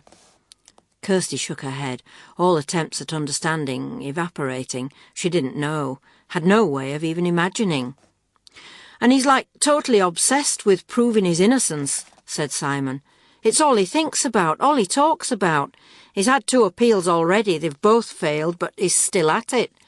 He wouldn't do that, would he, if he knew, deep down, he was guilty. He'd have given up long ago." Kirsty was about to speak, but Simon didn't give her a chance. "There's other stuff too," he went on, "that might just help with the next appeal. I'll show you when we get back. It might not mean anything, but if it does, if Dad's telling the truth, if he didn't kill Mum, then someone else did, yeah?" The sickness in Kirsty's stomach suddenly gushed up to her throat. Page 67. She pulled a tissue from her pocket, held it to her mouth, leant back in her seat and tried to breathe deeply. What did Simon mean? What did he think he was doing? What was he dragging her into? "Hey," Simon said, "what is it? What's wrong?" This bloke we're going to see," said Kirsty, when she was sure the nausea had subsided. "This isn't some vigilante mission, is it? You don't think he's the real killer or anything, do you?" Page 68. Chapter 7. "What sort of loony do you take me for?" said Simon. "Even if he was, I wouldn't just march up to him and accuse him, would I? Or try some stupid revenge stunt. I only want to talk to him." "And that's all?" said Kirsty. "Just talk." "Yeah," said Simon. "I'm not playing detective, trying to track down the murderer myself or anything. But if I could just find something that'll help Dad, and I think I might have done, see? So I just need to check some. According to the reports and everything, this neighbour was the last person to see Mum before—" "So you've arranged to see him," said Kirsty. "You know he still lives round there?" "No and no," said Simon. "But I reckon he might still be around. It's not the sort of area people move out of much. There's nowhere else for him to go." Kirsty glanced out of the window as the bus turned a corner. With listening to Simon and feeling ill, she hadn't taken much notice of where they were going and didn't recognise where they were. The bus had just left a fairly major road and was now meandering round the edges of an estate full of small 1950s houses, some well cared for with neatly trimmed hedges, others a bit shabby with gardens full of junk. There were a couple of derelict shops with windows boarded up. Page 69. "Nearly there," said Simon. "At least I think so. It's funny. I don't remember it like I thought I would. Maybe it's all changed." This was utterly crazy, Kirsty thought. She shouldn't be here. She should be back in school, having a laugh with Sonia, doing normal things, not getting tied up in something she couldn't even begin to understand. This might be it, I think," said Simon. "We get off here." "Simon," she said as they got off the bus, "this thing about your dad being innocent, I know you want to believe it, but I keep thinking about him running away. Why would he do that if he had nothing to hide?" "He panicked," said Simon. "He'd already got convictions, see, for nicking cars, getting into fights and stuff. You know what the cops are like. He knew they'd never believe him, and he was right, wasn't he? They didn't. They didn't believe him about the phone call or anything." "What phone call?" "Hang on," said Simon. "I think we go down here. Then it's the next on the left." "What was the phone call?" Kirsty prompted. "Dad reckons Mum phoned him earlier that night, and that much was definitely true because the cops checked. Anyway, according to Dad, Mum asked him to come round. She sounded paranoid, uptight. She said she had something to tell him." "And what about you?" said Kirsty. "Do you remember her being uptight or anything?" "Not that day, not especially. She was always sort of up and down. I don't know. I was 7. The memories aren't clear like that." "It's okay," said Kirsty, seeing Simon's shoulders tense. "I remember this road," said Simon. "I remember running along here that night. It's what I see all the time in my dream, and as soon as you turn the corner, you can see the house. I remember seeing the gate was open." Page 70. He paused as they turned the corner into a cul-de-sac. He looked down the street, then at Kirsty. "I was wrong," he said. "You can't see it from here. The road curves, the house is set back. I couldn't have seen the house from here, or the gate swinging open. It's the dream I'm remembering." He shook his head, looking confused, distraught. "The dream must be wrong," he said. "That's what I mean about the memories. They're all screwed up, aren't they? How can you know what's right, what's real?" He didn't wait for an answer, not that Kirsty could have given one. Simon hurried on, and Kirsty followed, looking round at the houses, the parked cars and vans, a grey cat sitting on a window ledge. From inside one of the houses, Kirsty could hear loud music, but apart from that and the cat, there were no other signs of life. Simon stopped outside a house about halfway down. A house that was very much like all the others, except that it had new PVC window frames, a wrought iron gate and low matching railings. "Ours was wooden," said Simon, touching the fence. "This is new. I wonder if they know. The people who live here now. I wonder if they know what happened here. They must do, mustn't they? I wonder if it bothers them. If they think about it, it's weird. I mean, I don't feel anything. I thought I'd be... but I'm not. I don't feel upset or nothing." He was walking quickly, breathlessly. His face, his hands, even his eyes were draining of colour, belying his words. He suddenly swung round, stared across the street, then turned back. "I can't remember whether he lived opposite or next door." Page 71. "Do you remember him at all?" said Kirsty. "Or is it just from what you've read, what your dad told you?" "Mixture," Simon said. "I sort of remember. Mum called him Mac, but that's not his real name. He was always round our place, doing bits of jobs. Gingerish hair, tall, thin. It was next door, I think," he added, wandering to the left. "Yeah, this one, maybe." The house Simon was looking at was a bit run down. No gate, no fence, no hedge of any sort, so Simon walked up the path and rang the bell. There was no sound from the bell, no movement from inside. "Try knocking," Kirsty said. "Bell was obviously knackered." At first there was no response to the knock either, but then they heard someone shuffling towards the door. "Yes?" An elderly female voice shouted. Does Mac live here?" Simon shouted back. "Number 34, 2 doors down," said the voice. "Thanks," said Kirsty, following Simon, who was already heading towards Mac's house. This house had a doorbell that worked, and the door opened almost immediately, but the guy who stood there couldn't possibly be Mac, Kirsty thought. He was only about her height, smaller than Simon, but quite thick-set with a noticeable paunch. So he wasn't tall or thin, but the receding brown hair had a gingery tint, so maybe... Simon had only been 7. Any adult would have seemed tall then, and it was easy enough to put weight on over 10 years. "Mac?" Simon was saying. "Yeah," said the man. "Who wants to know?" "I'm Simon. Simon Wells." Mac peered at Simon and murmured a string of words, most of them rude. "So who's this?" he said. Kirsty," said Simon. "Kirsty Brufton," he added, as Mac continued to stare. "She's a friend."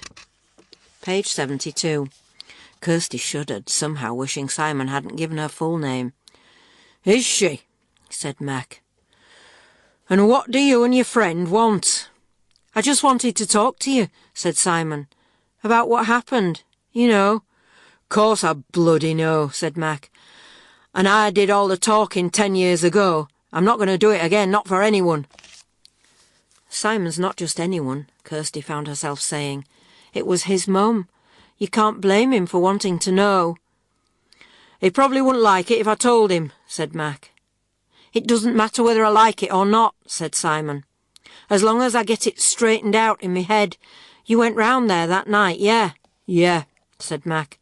"Bath tap was leaking, pouring water. Washer had gone, so I changed it. That brother-in-law of hers was supposed to do it, but he hadn't turned up, so she asked me. She was always asking me to do stuff, getting me round there, and the wife didn't like it." He glanced over his shoulder, as if the wife might be listening from somewhere in the house. "She was hard to resist, your mum," Mac added. "Had a bit of a way with men, if you know what I mean." "Never mind that," Simon snapped. "What happened after you'd fixed the tap?" "I came home," said Mac. "And later on I heard shouting, your mum and Dad yelling at each other." "You sure it was Dad?" "Sounded like him." "But you're not sure?" "Not 100%, but I reckon it must have been." "And what time was it?" said Simon. "Maybe 8ish, 1:30, I don't know," said Mac. "It was 10 years ago. I told the cops at the time, but I can't remember now." Page 73. "And did your wife hear the shouts?" said Simon, trying to look past Mac into the house. "No, she was out, round her mother's," he said, as if repeating something he'd learned off by heart. "And you didn't do nothing," said Simon. "You didn't go and see what the shouting was about?" "God, you're worse than the bloody cops, you are," said Mac. "No, I didn't go round, 'cause it wasn't what you'd call unusual. There was always something going on. If it wasn't your Dad, it'd be—" "Who?" said Simon. "Who else could it have been?" "Look," said Mac, dropping his voice.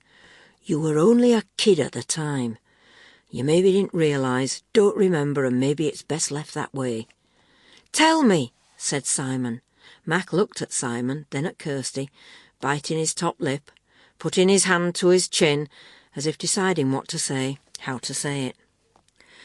"If it wasn't your Dad round there kicking off," said Mac, "it'd be some other bloke, different ones, all the bloody time. During the day when you were at school, at night when you were in bed. Wife even phoned the social services a couple of times, said it was disgusting, bringing a kid up like that, but—" "What are you trying to say?" said Simon.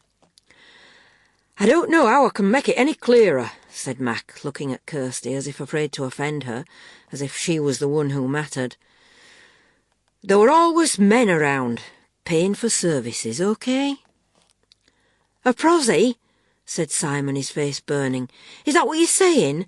That my mum was on the game?" "No, no way, you're lying, it isn't true." Page 74. "Sorry," said Mac. "Don't shoot the messenger. You said you wanted to know, and I've told you." "I said I wanted the truth," yelled Simon, "not a pack of bloody lies." He lurched forward, but Mac pushed him back. "Don't mess with me, sonny," said Mac, "or you'll be sorry, and I wouldn't go snooping much further if I were you, 'cause your mum was mixed up with a couple of very nasty people. People who wouldn't thank you for dredging it all up again, right?" "What people?" said Simon. "Did you tell the cops all this at the time?" "Sort of," said Mac. "Without naming names. Didn't have to. The cops weren't interested. It was nothing to do with all that, was it?" "All what?" said Simon. "Didn't Lou tell you?" Mac asked. "When you went to see her the other week?" "How do you know about that?" said Simon. "Word gets round," said Mac. "And to a lot of the wrong people, if you know what I mean." "No, I don't," said Simon. Kirsty certainly didn't. Who was Lou? Why hadn't Simon mentioned her? Who were these people Mac kept going on about? "I really am going to have to spell it out for you, aren't I?" said Mac. "The drug guys. Your mum was on the game to pay for her drugs, OK? And I don't just mean a bit of dope either. Maybe that's what the last row with your Dad was about. Her drugs and her men. I don't know, do I?" "No," said Simon, "it couldn't have been, 'cause it's not true. None of it's true." "Look, sonny," said Mac, "you asked and I told you. If you don't believe it, fine. It's up to you. Now piss off and leave me alone." Page 75. Mac stepped back inside and slammed the door. Simon leant forward, pressed the bell, and carried on pressing it, until Kirsty grabbed his arm. "Come on," she said, "it won't do any good." "It's not true," said Simon, as they walked away from the house. "It's not true. She didn't do any of that stuff. She couldn't have done."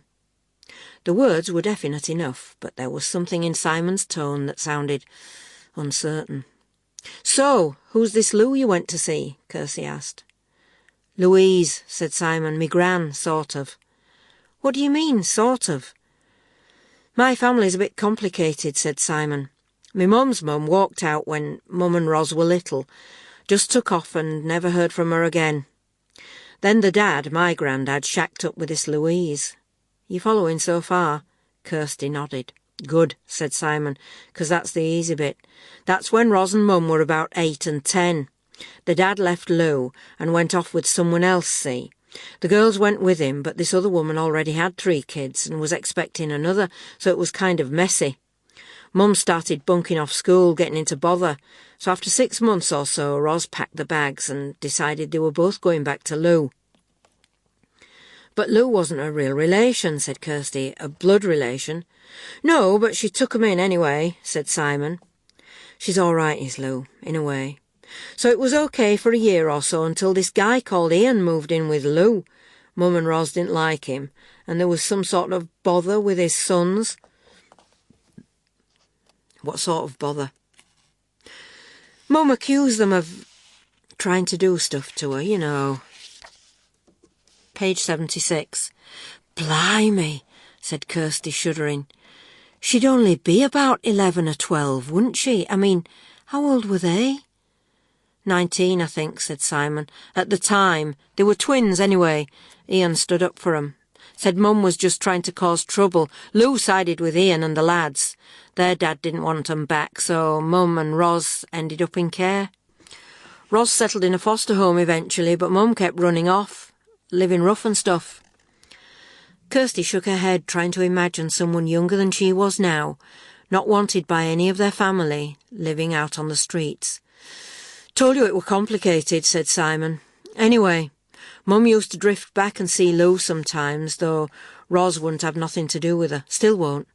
Never really forgave Lou for dumping her in care, which is funny, really, because that's exactly what Ros has done to me, innit? Anyway, Ros doesn't like anything to do with the past and stuff, but I thought Lou might know something, so I went to see her. And did she? Kirsty asked. Well, most of what I've just told you, said Simon, but nothing much about the later stuff. After Mum went into care, after she met me dad and everything, I think Lou feels a bit guilty, like Ros. I mean, that's the trouble. No one wants to talk about it. Ros never told me anything. I can understand why Lou might feel a bit responsible, said Kirsty, but why would Ros have anything to hide? Simon didn't have a chance to answer as Kirsty's phone rang. She glanced at the number, glanced at her watch. Oh, great, she said. Just great. Page 77, Chapter 8. I've said I'm sorry, Jamie muttered as he followed Kirsty towards the head of year's office. Is that sorry you happened to tell Sonia I didn't have a dental appointment, said Kirsty. Or sorry you just happened to say it loud enough for Mr. Lane to hear. Or maybe you meant sorry for mentioning that I might have gone off with Simon. I didn't mean to get you into bother. Oh, don't worry, said Kirsty sweetly. You didn't. The school phoned my dad. Dad phoned me. My parents got in a flap and left work early. Mum went round to Oakfields while Dad gave me a 10-hour lecture until Mum came home, and then it all started over again. Oh, yes. And now I've got to see Killer Kershaw about bunking off, so no bother, Jamie, no bother at all. She joined a queue of 3 other miscreants outside Mrs. Kershaw's office. I don't know why you have to go running off after Simon in the first place, Jamie mumbled. No, said Kirsty. Well, as it's none of your bloody business, it doesn't really matter, does it? Oh, and you needn't bother with any more heavy breathing. Huh? Said Jamie. Don't play the innocent, Jamie. You know what I mean, you stupid phone calls. Page 78. What phone calls? What are you talking about? Last night, said Kirsty. Phone kept ringing, and every time Dad picked it up, it went dead. It's them call centre things, said Jamie. They do that, don't they? Phone a whole load of people and put most of 'em on hold. We've had cold calls blocked, said Kirsty. And besides, when I answered it was different, wasn't it? She stared at Jamie, waiting for a reaction. But bemusement on his face never faltered. You've got a perv, he said, a heavy breather. At first, said Kirsty, then a warning. A warning? What sort of warning? You don't know? Kirsty asked. Of course I don't bloody know. Someone warning me to keep away from Simon, said Kirsty, shuddering at the memory of the voice, thick, disguised, distorted. Did you do a 1471? "No," said Kirsty. "I sort of guessed the number would be withheld, and besides, I was sure it was you mucking about." "It was you, wasn't it?" Jamie shook his head, looking genuinely concerned. "No," he said, "I wouldn't do nothing like that. Can't think who would. I mean, I know loads of people who'd tell you to keep away from Simon 'cause he's a nutter. But they'd tell you to your face like I do. They wouldn't make sleazy calls." Jamie was about to speak again when the door opened and Mrs. Kershaw appeared, holding a piece of paper. "Next," she said, glancing at the paper. "Jamie, did I ask to see you?" No, miss." "We'll get to assembly." Page 79. Mrs. Kershaw looked at her list again as Jamie scurried off. "Simon Wells," she said. "Has anyone seen him?" "I don't think he's in yet, miss," Kirsty said. Mrs. Kershaw tutted, ushered Sanjay inside and slammed the door. She clearly wasn't in one of her better moods, though Sanjay hadn't looked too worried. Neither did Lee and Tracy, who were next in line, but then they were regulars here, used to trouble, like Simon. Simon, who was an even bigger pain than Jamie. "Don't tell 'em where we've been, what we've been doing," Simon had said after she'd taken the call on her mobile from her dad. "Haven't told no one about seeing Lou and stuff. It'll only set Ros and Paul off again, so just say we were in town or something." Unfortunately, Simon hadn't followed his own instructions. Apparently, halfway through the questioning he'd lost his temper, flipped out, started mouthing off, informing Ros and everyone else who wanted to listen that he'd been back home, talked to Mac, talked to Lou, and there was nothing they could do to stop him. Ros had phoned Kirsty's mum, who'd put on her hurt look and accused Kirsty of lying, so now Kirsty hadn't a clue which version she was supposed to give to Mrs. Kershaw. Should she mention the weird phone call? She hadn't even told her dad. She'd been so sure it was Jamie, being a prat. But if it wasn't Jamie, then who? Could it have been Mac? He knew her name, had seen their school uniforms, so he could have easily tried all the Bruftons in the area. There weren't that many in the phone book. But why should Mac want to warn her off Simon? Or could it have been Luke Harris, who just seemed generally to have it in for Simon? Simon himself, maybe? No logic behind that one. But then Simon's behaviour was barely ever logical, was it? Page 80. The office door opened and Sanjay came out, smirking. Lee and Tracy were told to go in together. Kirsty was left alone, her heart thudding alternately in her throat and her stomach, while she told herself not to be so pathetic. She didn't have to say much. Just stick to basic apologies. It was only the head of year, not the Spanish Inquisition, for heaven's sake. Just how bad could it be? Simon sat on a park bench staring at the lake, wondering whether Kirsty would turn up. He didn't want to talk to her in school, with teachers watching their every move, so he'd sent her a text, asking her to meet him here on her way home. She wasn't supposed to, he knew. According to Mrs. Kershaw, Kirsty's parents hadn't been exactly pleased about her bunking off, getting mixed up with him, so she was supposed to keep her distance, and maybe that's what she decided to do. He could hardly blame her. He stood up, picked up a handful of stones, and started skimming them across the water. Paul had taught him to do that on holiday in Wales a couple of years after Simon had moved in with them. Then, at night in the chalet, when he was supposed to be asleep, he'd heard them talking. "Why does he do that?" Ros had whined at Paul. "Why does he have to spoil everything? He could have blinded poor Ben." "He didn't mean to hit his eye," Paul had said. "He shouldn't have been throwing stones like that in the first place," Ros had insisted. "The minute you turned your back on him, the minute you went to help Ellie with her sandcastle, he stopped skimming and started on Ben. It's like Simon wants all our attention all of the time." "And can you blame him?" Paul had said. "It's not as though he's ever had much, is it? I'm not sure those two ever realised they had a kid most of the time." Page 81. Kate did her best. Oh, come off it, Ros. I know she was your sister, but Kate never cared about anyone except herself. Not you, not Simon, not anyone.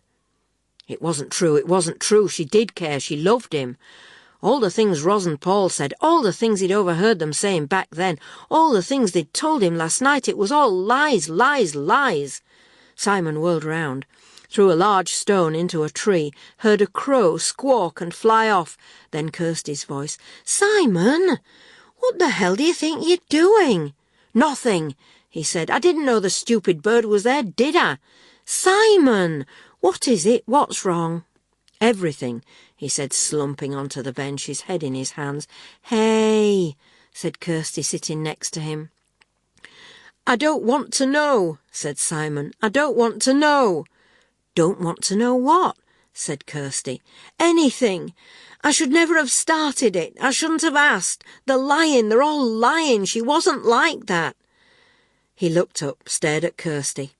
What was she doing here? Why had he asked her to come? How could she help? How could anyone help? He stood up. "Simon," Kirsty said, as he began to walk away. He carried on walking, ignoring her shout, hearing instead other voices, the voices from last night. "What do you expect if you go digging around like that, Simon?" Ros had said. "You're not going to hear any good news, are you? Not from Lou, not from Mac, not from anybody." So it was true, what he said about Mum. Page 82. "Sort of," Ros said. "We tried to help. I tried. Paul tried. Maybe we should have tried harder. Kate was better for a while, when she first met your dad when you were born, but then the bastard walked out on her, didn't he? And she went to pieces again, big time, because he didn't just walk out and stay out, did he? Oh, no. He kept coming back, stringing her along." "They were both as bad," Paul said wearily. "Neither of 'em knew what the hell they wanted. They were a mess, the pair of 'em. Him with his booze and his temper, her with her drugs. I don't remember any of that." A middle-aged couple, arms linked, stopped for a moment to look at Simon. He'd been shouting out loud. No wonder they stared. No wonder they'd hurried off the other way. But it wasn't only their footsteps he could hear. There was another step, clopping towards him. "Simon, wait!" He waited, let her catch up. "I'm not going," he said. "Going where?" "To see me dad again. Paul's right. What's the point? What's the point in stirring it all up again? It's doing me head in. Trying to think about it, trying to work it out." "Maybe there isn't anything to work out," said Kirsty. "But if Mum was into all that stuff, it makes it more likely, doesn't it? That it could have been someone else, not me dad, some punter or dealer, some random bloody burglar maybe, who knows? The cops never looked into it properly. Me dad told me that, but what does it matter? It's not going to change anything, is it? It's not going to bring her back, even if I could remember something, even if I wanted to remember. I'm going to burn 'em when I get back, the letters, the newspaper articles, everything." Page 83. He'd meant to. He'd meant to burn them, even though Kirsty had told him not to do anything hasty, anything stupid, anything he'd regret. Instead, he got them out, read through the whole lot again, checking his theory. It was funny, he thought, how well he could read when he wanted to, when it wasn't something for school. Maybe Jazz was right. Maybe he wasn't so thick after all, because he'd spotted something. There, amongst the documents and newspaper reports, hadn't he? Or at least he thought he had. He'd check it out with Kirsty. Kirsty was smart. She'd know if he was onto something or just seeing what he wanted to see. Is that what he'd been doing all along? Seeing what he wanted to see? Selective memories, blotting out the rest? The papers were still scattered across the bedroom floor. He thought about picking them up, but he was too tired. Too tired even to get undressed properly, so he just kicked off his shoes, wriggled out of his trousers and crawled under the duvet, still in his school shirt, closed his eyes. opened them again, as he saw the waste ground, the sticks shoved into the soil acting as goalposts. It was starting again, the dream. The same way it always started. Think of something. Something else. Anything else. Kirsty. Why not? Kirsty was safe. Harmless. Kirsty lying here on the bed with him. Imagine that.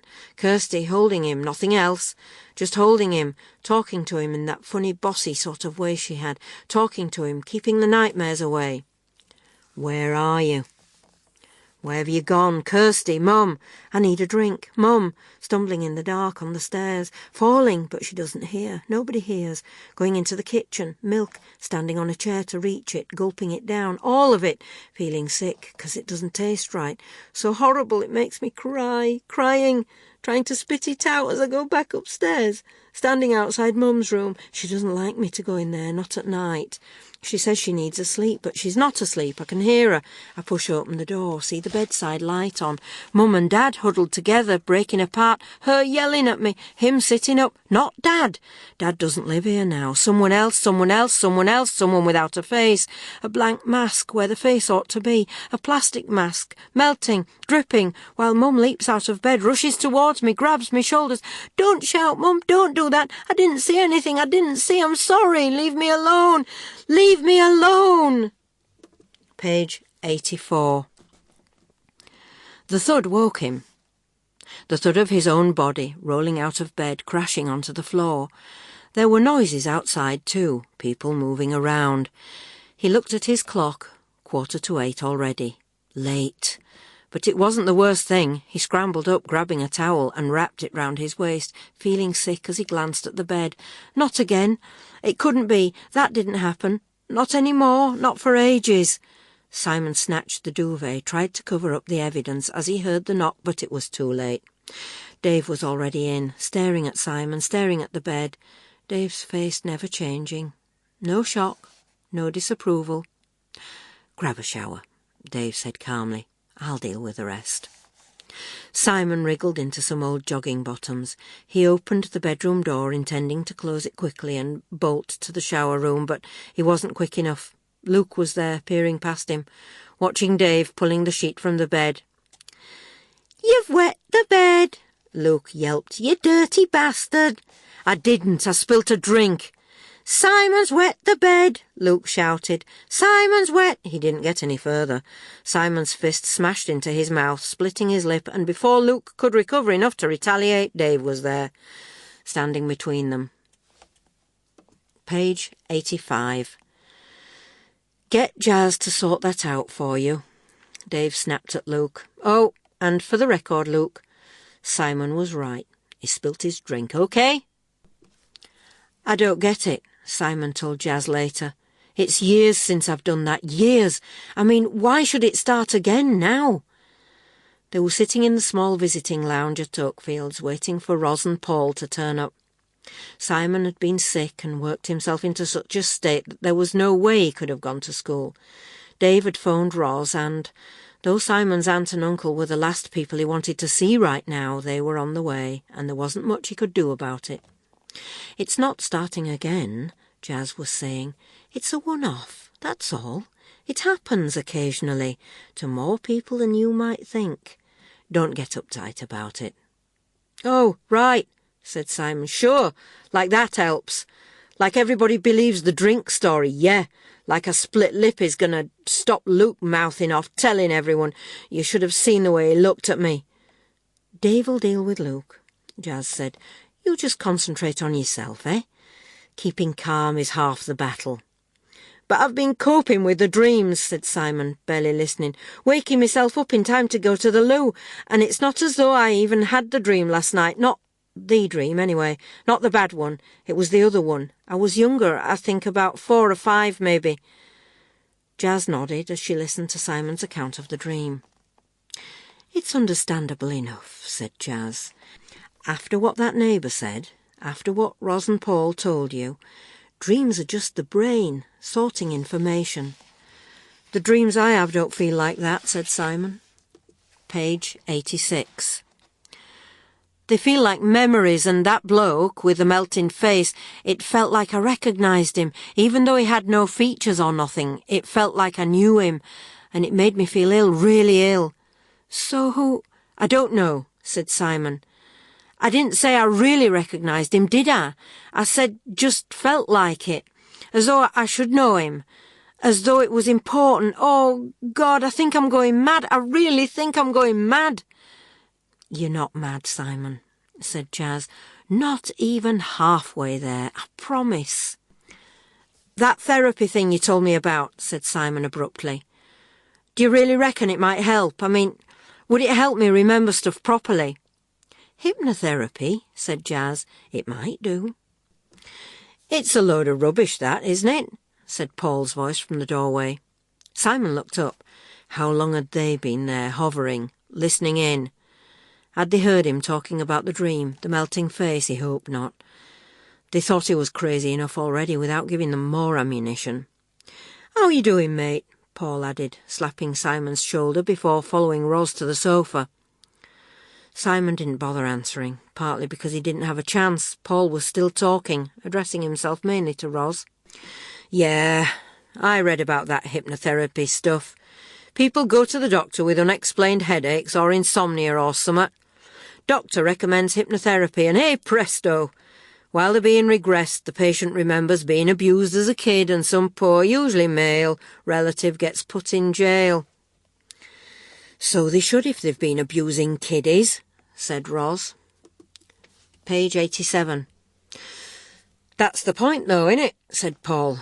Half these cases turn out to be false memories, don't they? Ideas implanted by the therapist, something the patient's seen on a film or something. There's no way of telling, see? What's real and what's not. There have been a few problems, said Jazz, but that wasn't quite what I was recommending for Simon. He doesn't want to be bothered with any of it, do you, Si? Said Paul, fiddling with the small gold loop in his left ear. May as well see a bloody witch doctor for all the good it'll do. Boil up a few chicken heads or make little wax dolls, eh? I agree with Paul, said Ros. No change there, then, Simon muttered. Don't be like that, Si, said Paul. We just don't want you getting screwed up. I mean, it's not doing you any good, is it? All this dwelling on the past, trying to change things you can't possibly change, however much you dig. You're not going to remember anything important because there isn't anything. I don't like it any more than you do, Simon, said Ros. But how many times do we have to tell you? There was no one else involved, just your mum and your dad. You don't know that, said Simon. You can't be sure there's other things. Dreams don't mean anything, Paul said. So they had heard all that. Great, just great. I'm not talking about the dreams, Simon snapped. Well, I hope you haven't been taking too much notice of Lou, said Ros, 'cause she's away with the fairies, she is. Couldn't even see what them stepsons of hers were doing right under her fat nose. Still thinks they're the bee's bloody knees from what I can make out. And that Mac's just a sleazy old git, wouldn't trust him if me life depended on it. Page 88. It's not anything they said, Simon began. He stopped, decided not to mention what they'd found out, not until he'd had a chance to show Kirsty. It would probably turn out to be nothing, and he didn't want to make himself look an idiot in front of Jazz. It's just that I think I've buried a lot of stuff about me mum that I don't want to know, but maybe I've buried something important as well. You haven't, said Ros. How many times do we have to tell you?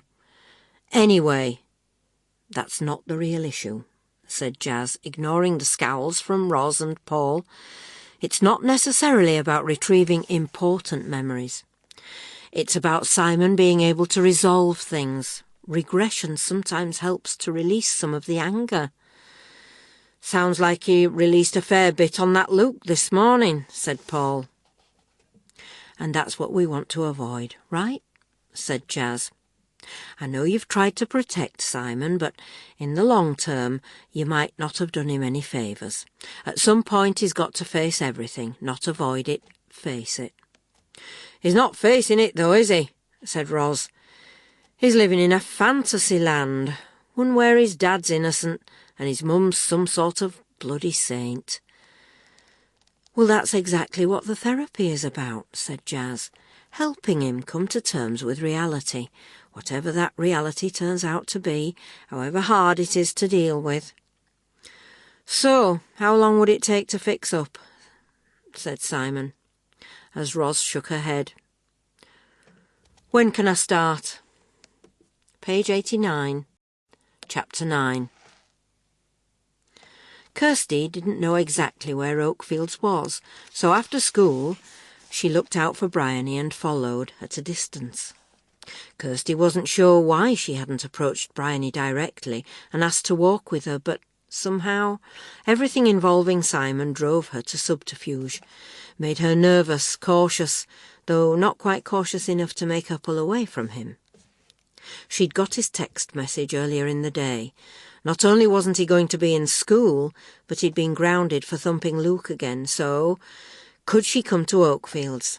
She hadn't, of course, told her parents she was making a diversion, and as they weren't due home for a couple of hours, they'd never know, would they?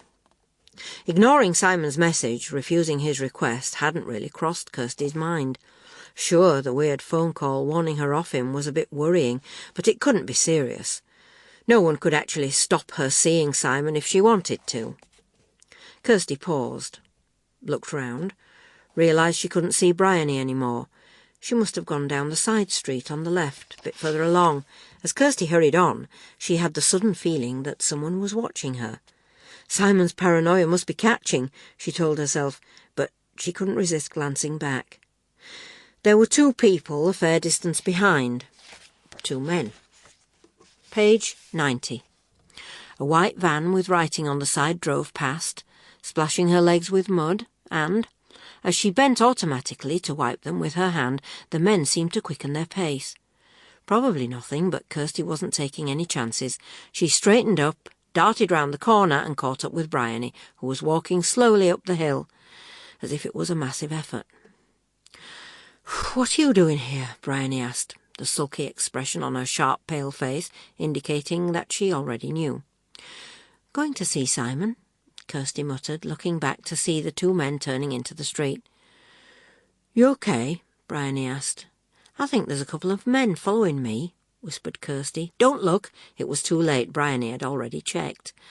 "Yeah, well, they would be, wouldn't they? It's Dave and Al. They work at Oakfields. They've been up at the school this afternoon, I think. Hey!" she called back to them. "Kirsty thinks you're a couple of stalkers." Bryony amused herself shouting out to Dave and Al until they reached Oakfields, where, mercifully, Simon was waiting in the foyer. "Come on," he said to Kirsty. "I've got something to show you." "I bet you have," mumbled Bryony, walking off. "I was going to give up on all this," said Simon, ushering Kirsty into his room where piles of paper littered his bed and the floor. "But I just want you to have a look at this first, see what you think." He pushed away some of the papers, making room for them to sit down on the end of the bed, then picked up a notepad. "I've written down what Max said at the time. Look. He said he heard the shouts at about 8:15, and that I came running out into the street screaming at about past. Page 91. "Well, that sort of fits with what he told us, doesn't it?" said Kirsty. "He said 8-ish or past. "Yeah," said Simon. "But that can't be right, see, 'cause I remember I didn't leave me mates till nearly 9 o'clock. "Hold on," said Kirsty. "It was nearly 10 years ago. You were only 7. How can you possibly remember?" "I'm not lying." "I didn't say you were. I just mean the memory might not be real, accurate, like not remembering your house properly."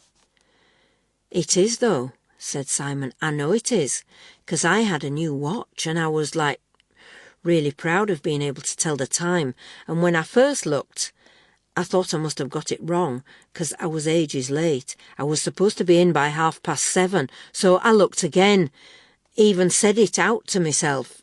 Little hand on 9. Big hand almost at the top. That's how I knew how late I was. But you must have told the cops at the time, yeah. I don't know. I don't think so. Maybe they didn't ask. Would they expect a kid like me to know the time? Would they care? Or was it like my dad said?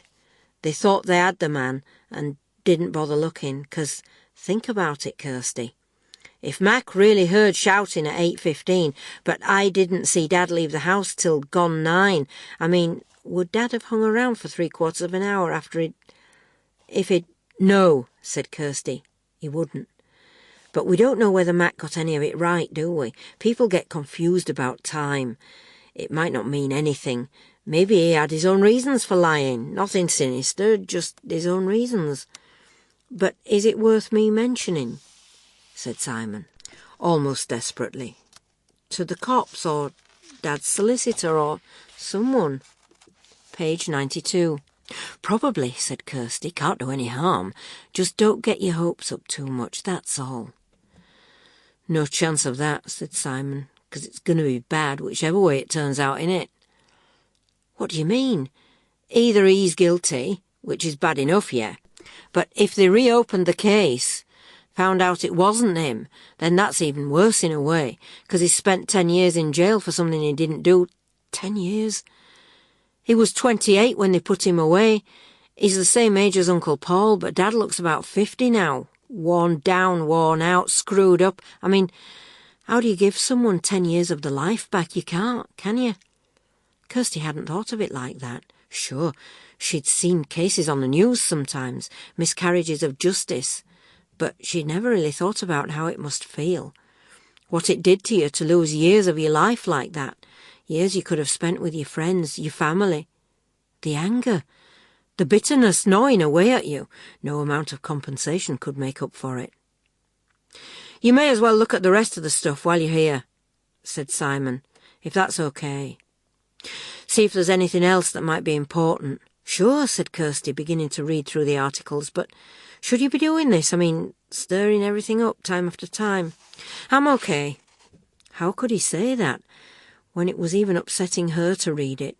His mum was only 25 when she died, 18 then, when Simon was born, and the more Kirsty read, the more obvious it seemed that Simon's dad was guilty, that there was no one else involved. Yet, all the time she was reading, Simon kept imagining scenarios, putting forward other possibilities. Mac, those stepsons of Lou's, a random psychopath, the drug dealers, even some faceless punter Simon had dreamt about. Page 93.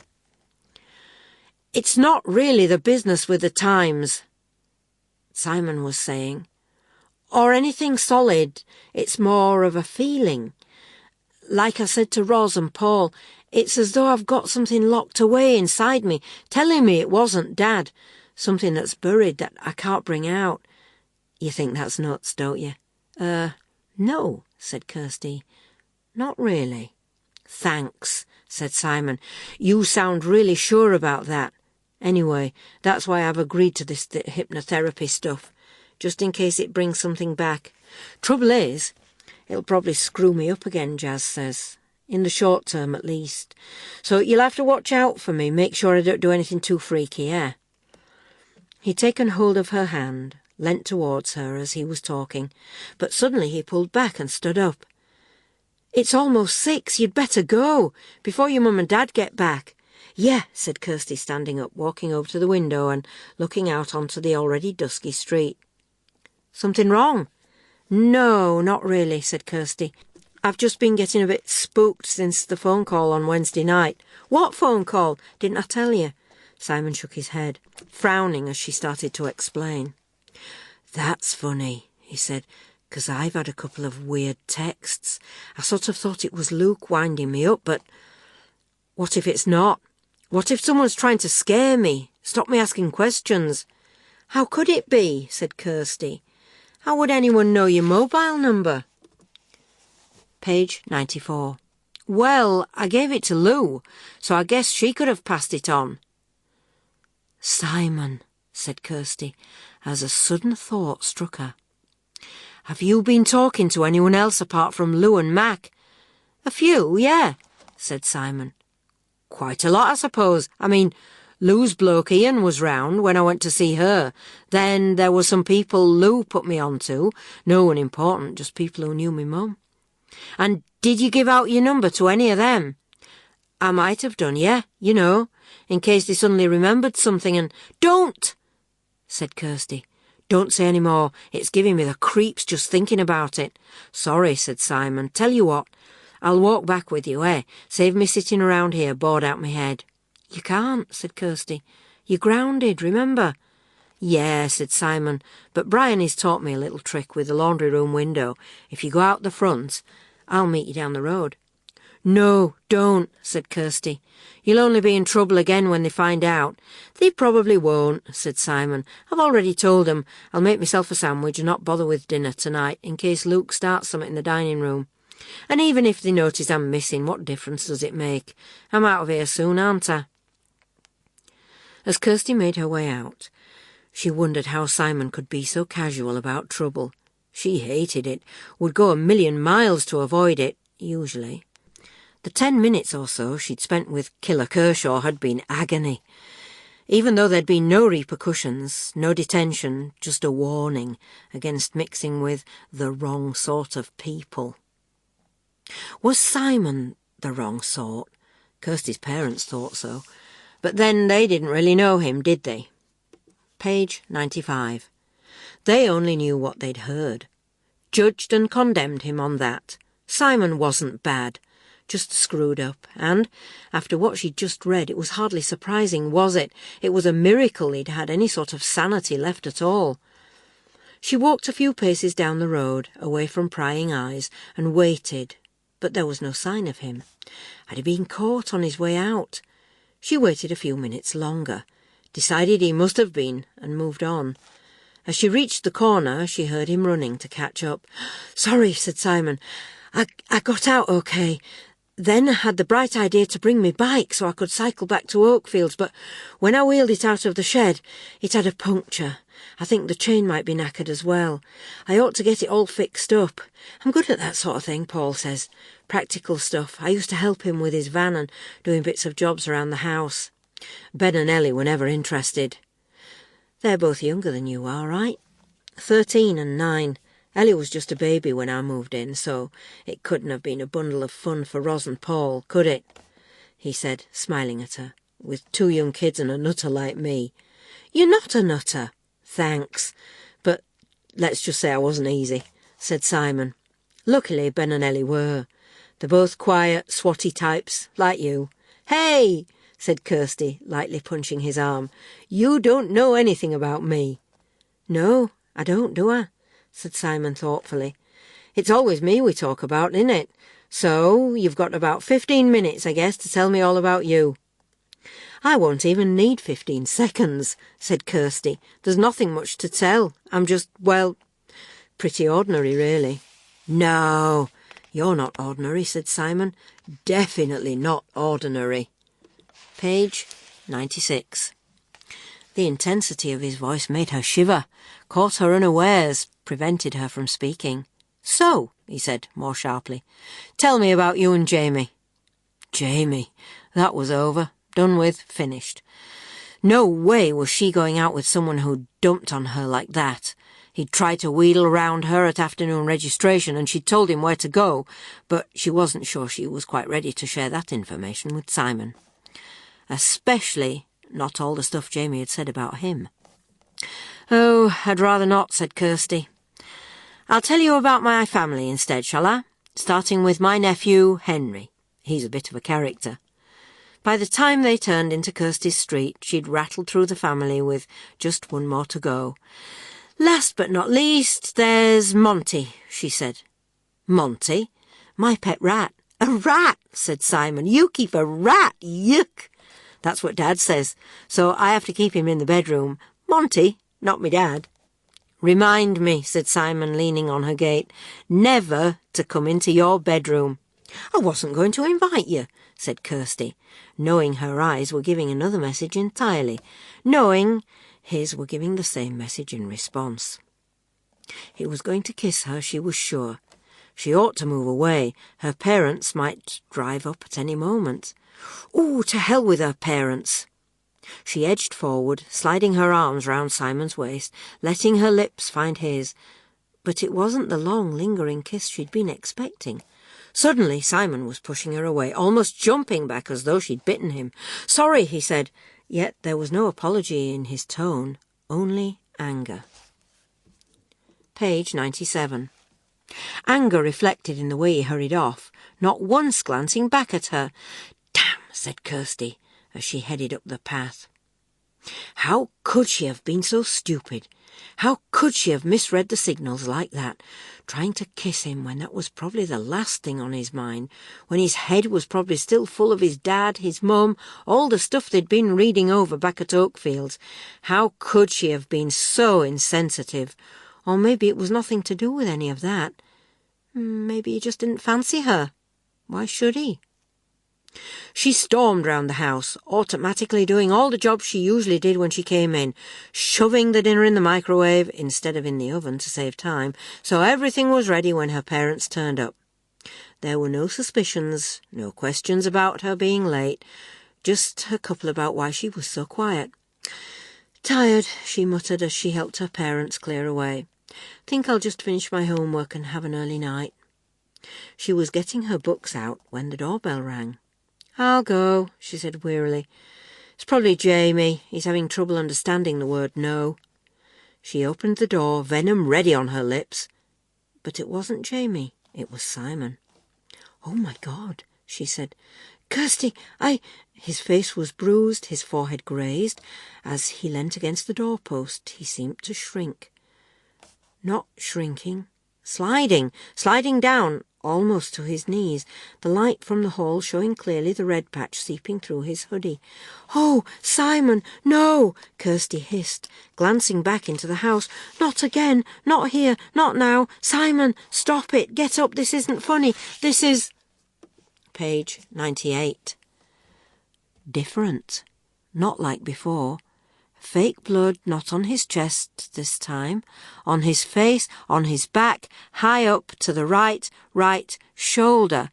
"Simon," she said again, bending down, trying to lift him. "Simon?" She saw the rip in his hoodie, the tear in the shirt beneath, the gash in his flesh. Not fake this time. The gash, the blood, was real. "Mum!" she screamed, as Simon suddenly fell from her grip and slumped face down on the floor. Page 99. Chapter 10. "You've got a visitor," said the nurse, on Sunday afternoon as she closed the curtains round Simon's bed. "But I just want to change your drip first." "It's not the cops again, is it? Wanting to know if I'm involved in drugs and gang warfare?" "No, it's the girl who came in with you on Friday night. Kirsty?" said Simon, sitting up. "Her name's Kirsty. Are you going to be long with that thing?" He'd had dozens of visitors already. At least he guessed so by the number of cards littering the bedside table and hazy memories of curious faces peering at him, but all the conversations were a bit of a blur. He vaguely remembered talking to Ros and Paul that morning, but he'd been half asleep, so they'd left, threatening to come back later. "Done," said the nurse, whipping back the curtains. Simon saw Kirsty hovering by the doorway. She hurried over to him as the nurse left, sat in the chair beside the bed, and pulled out something from her bag. "Chocolates," she said, adding her offering to the pile already on the table. "Sorry, didn't know what else to bring. How are you feeling?" "Dunno," said Simon. "I'm so doped up on painkillers I can't feel anything much." "They say it's not serious," said Kirsty. Page 100. "Oh, that's all right then," said Simon. "Some psycho tries to kill me, but it's not serious." "You know what I mean," said Kirsty. "Your face isn't exactly pretty, but the stab wound's only surface, and there's no damage to any vital organs or anything, so you were lucky." "Sure, luck's my middle name. You can tell by the charmed life I've led, can't you?" He knew he was whinging, wrapping himself in a blanket of self-pity, but he couldn't help it.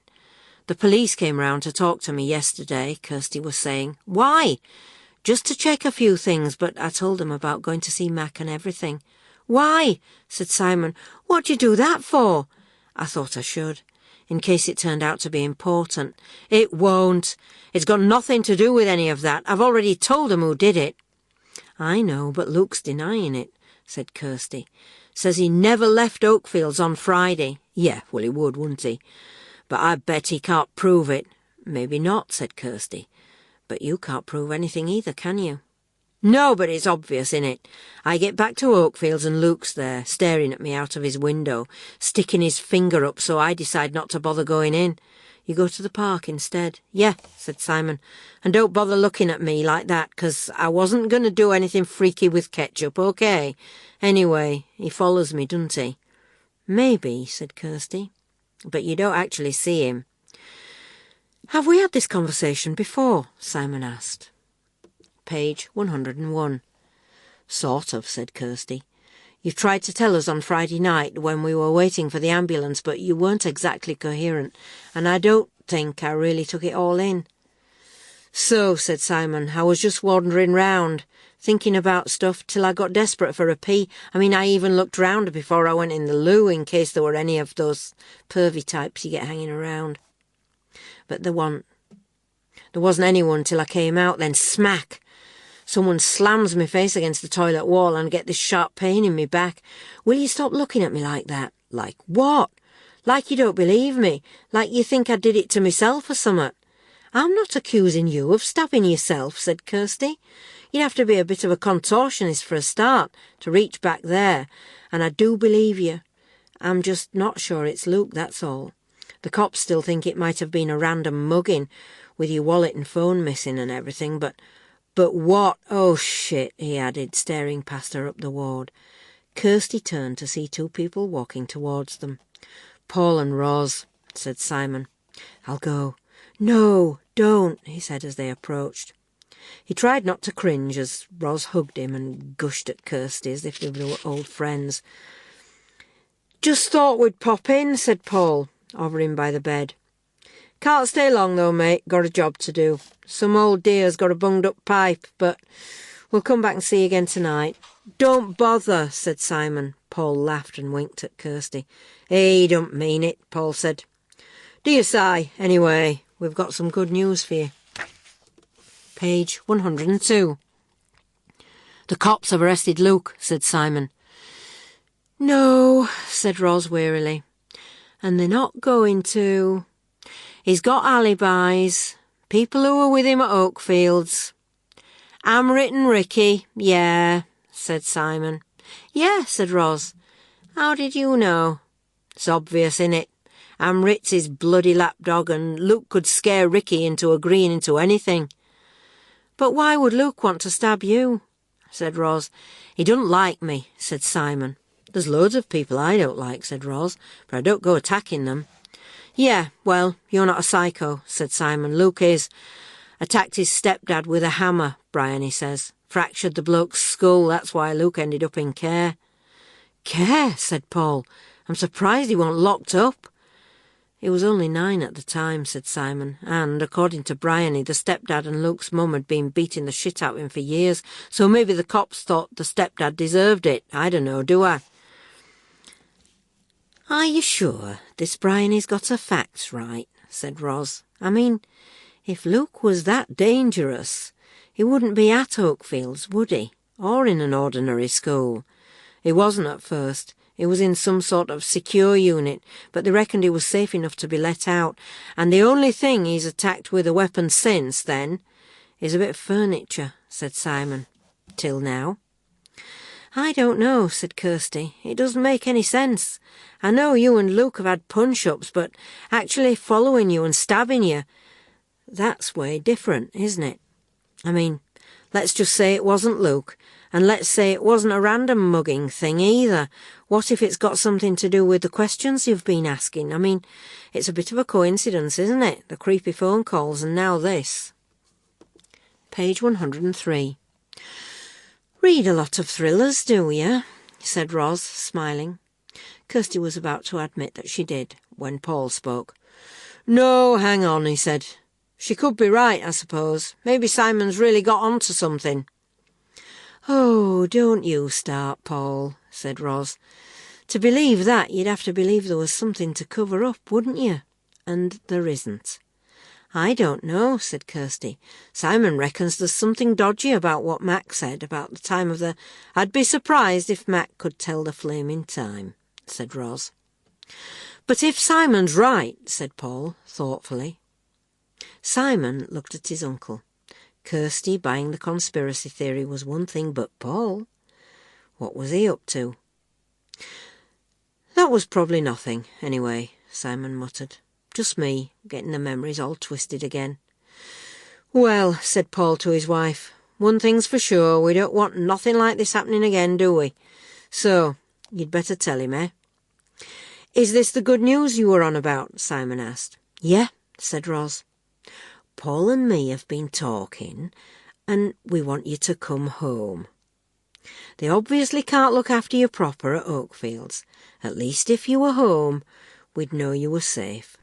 Especially after what you've just said about Luke." "Oh, right," said Simon, glaring at Paul. "So, that's what it's all about, is it? Come home, so you can keep an eye on me, stop me asking questions, stop me going to see me dad." "That's not what we meant," Ros protested. "We thought you'd be pleased." "Yeah, well, thanks but no thanks. I'm staying at Oakfields. For a start, I'm not going to let Luke Harris think he's won. I'm not scared of him, no matter how many knives and hammers he's got." Page 104. "It's all right," said Paul, touching his wife's arm as she started to protest again. "Whatever you want, Si. But you're going to have to be a bit careful, OK? Stay away from Luke and definitely keep away from Mac and all that stuff. Leave it to the cops, eh?" "Like they listen, yeah." "They'll maybe listen to me," said Paul. "Tell me what you've been up to, who you've seen, what you think you found out, and I'll talk to 'em, right? I'll even go and see your dad's solicitor if that's what you want. How's that?" Thanks," said Simon, prompted by a glance from Kirsty. "Yeah, well," said Paul, "nothing's going to stop you going on about it, so the sooner we try and get it sorted, the better, eh?" "You're not supposed to have that on in here," Ros said as Paul's phone rang. He switched it off without answering. "Mrs. Burton," he said. "She'll be wanting to know why I'm not round there unbunging her pipe. Better go." "They seem nice," said Kirsty, as she watched Ros and Paul walk back up the ward. "Suppose they are," said Simon in their own little way. "When you don't have to live with them." Kirsty wasn't sure Simon had made the right decision about going back to Oakfields, but it seemed to have worked out all right so far, she thought, as she got out of Mum's car and hobbled up the drive towards the care home. It was early days yet, though. Simon had been let out of hospital on Thursday, and Luke, according to Bryony, had been hastily moved to a foster home. Obviously not very far away, though, because he was still in school, which might be tricky when Simon came back. Page 105. If he came back.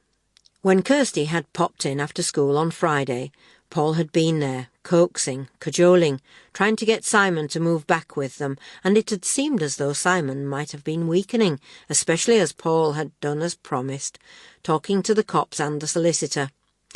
"They don't hold out much hope," Paul had said, "but at least they listened, and they're looking into it."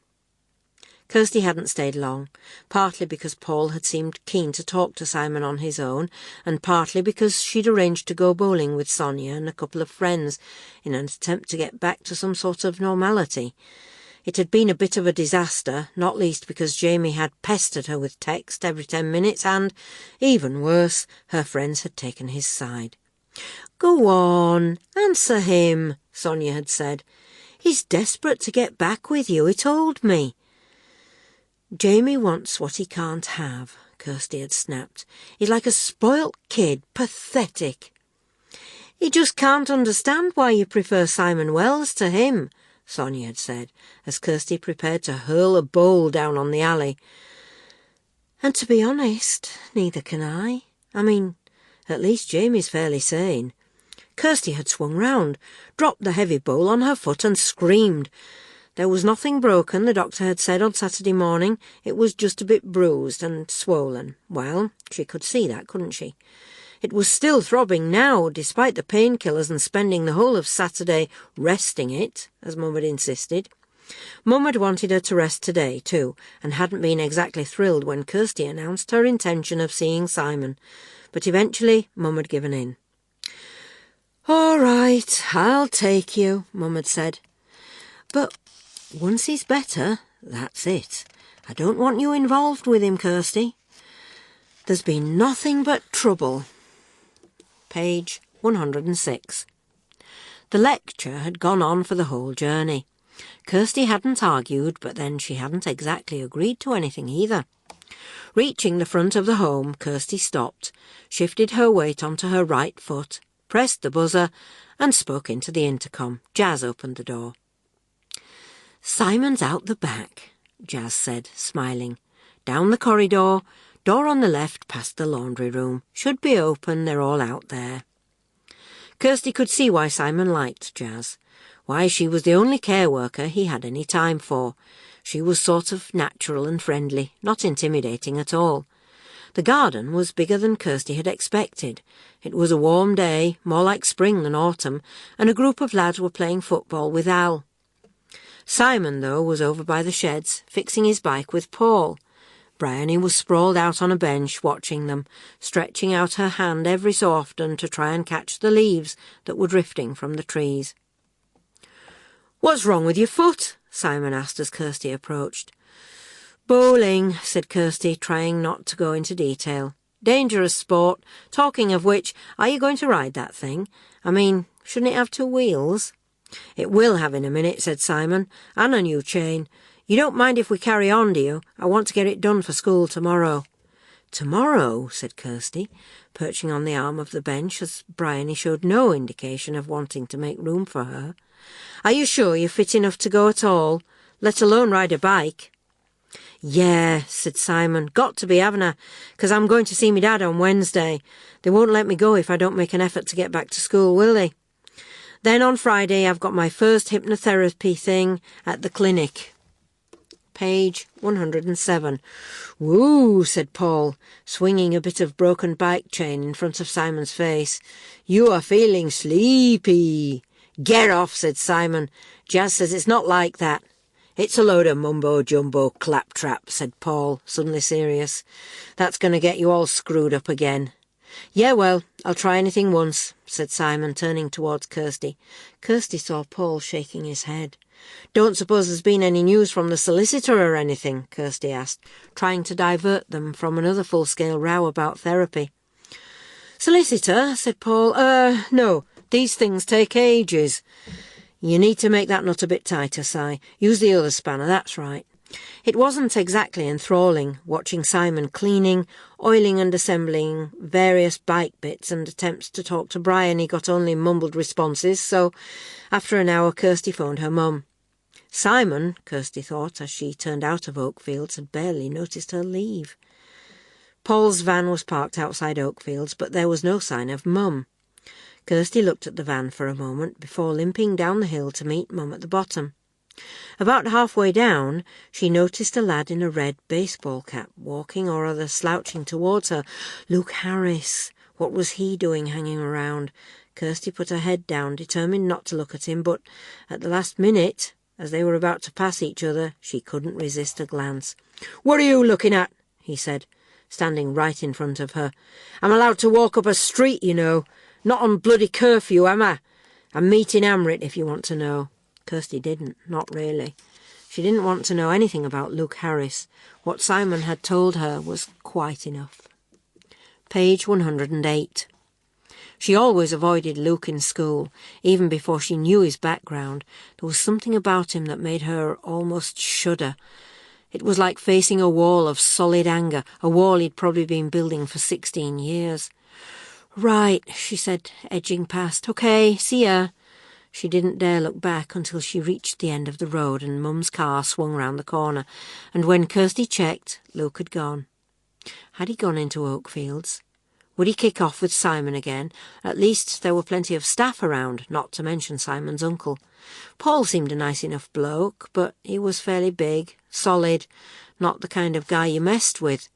She doubted that even Luke would have a go at Simon, with Paul protecting him.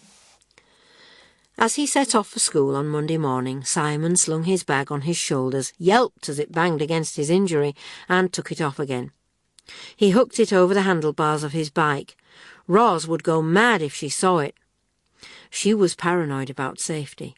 She'd even bought him a helmet when she'd turned up with Ben and Ellie late yesterday afternoon after Kirsty had gone, just as Luke was being escorted off the premises. Before Luke could even think about causing any bother, his foster carers had been called to take him home, and Simon couldn't resist going up into his room to watch out of the window. Having seen Luke safely removed, Simon had shoved the helmet under his bed where it could stay. No way was he going to wear it. He'd look a right wimp, wouldn't he, with Bryony, Amrit and a couple of the others standing round, watching as though they'd never seen a bike before. "See you at school, then," he said, getting onto the bike. "If it makes it," said Amrit. Page 109. Simon ignored him, pedalling out of the drive through the open gate onto the road. He wasn't exactly keen on going back to school, but if he had to go, cycling was definitely better than walking with Bryony gibbering in his ear, or being delivered by one of the care workers. He took his feet off the pedals, freewheeling, picking up speed, something else Roz wouldn't approve of. But it was safe enough. He could see the junction at the bottom, with the early morning traffic crawling past. Plenty of time to brake. In fact, now would be good. He lightly touched the back brake. Nothing happened. He did it again, harder this time. Still nothing. There was no grip, none at all. He couldn't believe it. The bike was careering out of control towards the busy junction. What was he supposed to do? Veer into the curb, toward the parked cars, the hedges, the walls all flashing past in a blur? Or keep going, keep pressing, keep hoping? He tried stretching his legs out, letting his feet touch the ground in a desperate attempt to stop, but it was too late. He was shooting out of the junction right in front of a car. Page 110. Chapter 11. Simon heard the squeal of car brakes as his feet finally jammed onto the road, jolting his whole body, sending pain ripping through his ribs, his back, his shoulders. His feet were burning, tearing as the bike swerved and juddered. His fingers closed on the front brakes, causing the bike to lurch, hurling him forward. His body smashed onto the bonnet of a car, and as he rolled off onto the road, he knew he was going to die. "Bloody idiot came out right in front of me. What the hell did he think he was doing? Is he all right? Call an ambulance, somebody call an ambulance." "Already have. Don't touch him. Don't try to move him." Not dead then. He didn't feel exactly conscious, but he must be because he could hear the voices, dozens of them all at once. He could sense people around him, leaning over him, but he couldn't see them. Why couldn't he see them? He tried to put his hand up to his eyes, but it wouldn't move. Nothing would move. He couldn't feel his limbs. He couldn't feel anything. No pain now. Nothing. That couldn't be right. Even the voices were fading, slipping away from him. He tried to hang on, stay with it, but it was no good. Everything was slipping away. The bike was just like this tangled heap, all twisted and scrunched up, Bryony was saying. And I thought he was dead. I really thought he was dead. Page 111. "He was lucky," said Amrit. "I mean, if the traffic had been moving fast, if the car had hit him full on." Kirsty leaned against the wall, trying to force herself to breathe properly, trying to take it all in, fighting back the sickness that had been with her all the morning. There was still no news.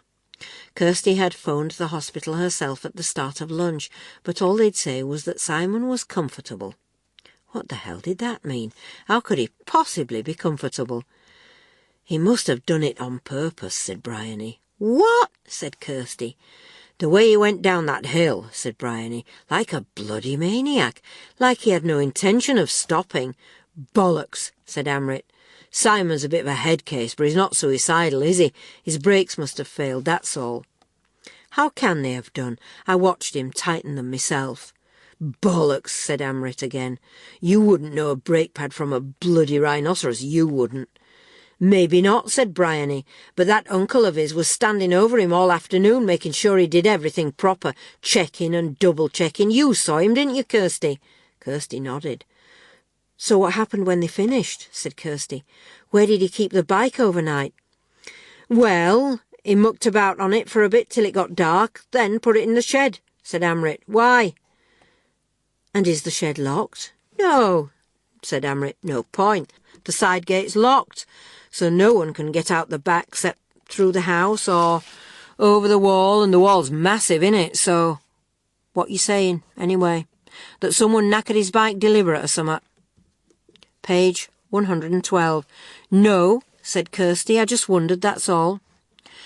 "Either of you got any credit on your phones?" Bryony asked. "Yeah," said Kirsty. "Why?" "Hand it over," said Bryony, "and I'll phone Oakfields, see if anyone knows how he is." Simon opened his eyes. The curtain and the faces peering at him seemed sort of familiar.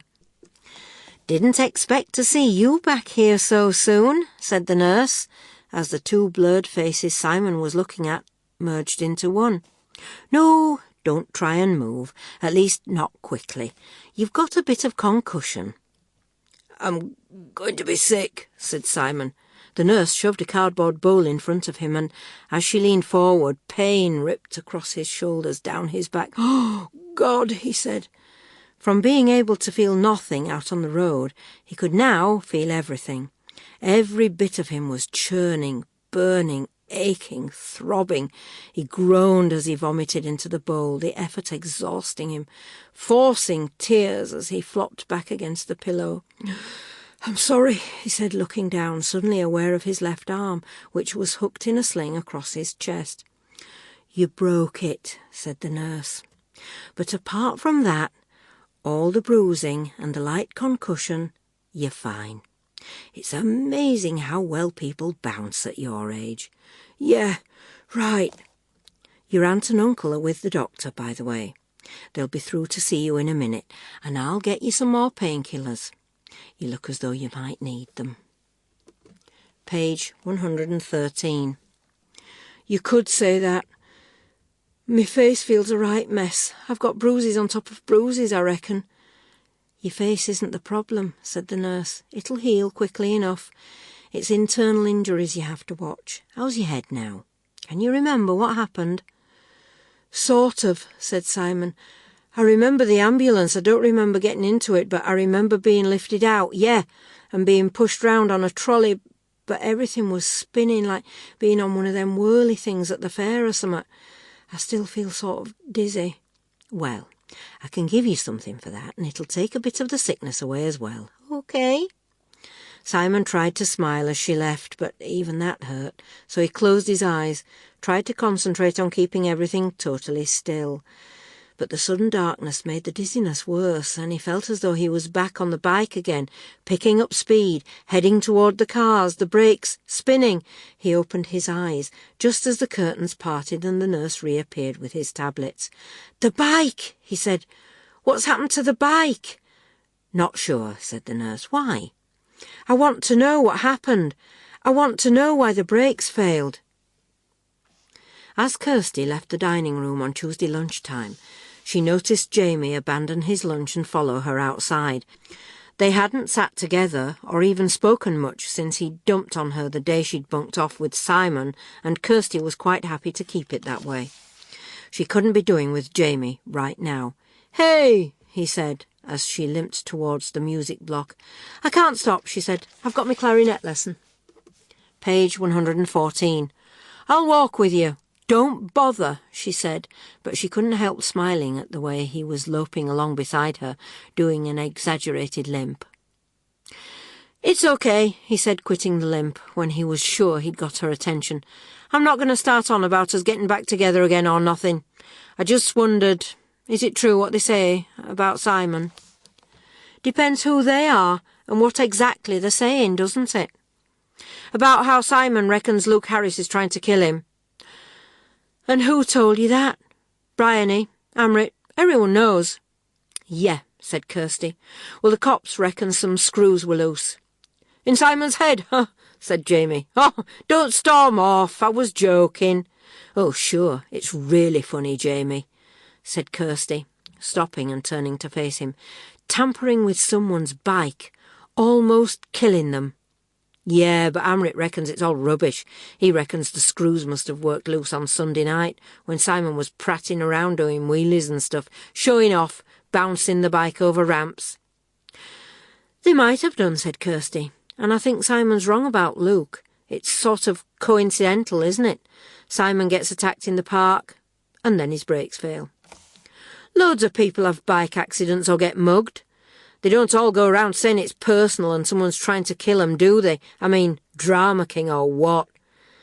Then there's the matter of the texts and phone calls, said Kirsty, wondering why she was bothering to try and explain to Jamie at all. I got one myself, remember? Page 115. A slight blink of the eyes. A faint change of expression jolted her. It was you, wasn't it? She said. I was right all along, wasn't I?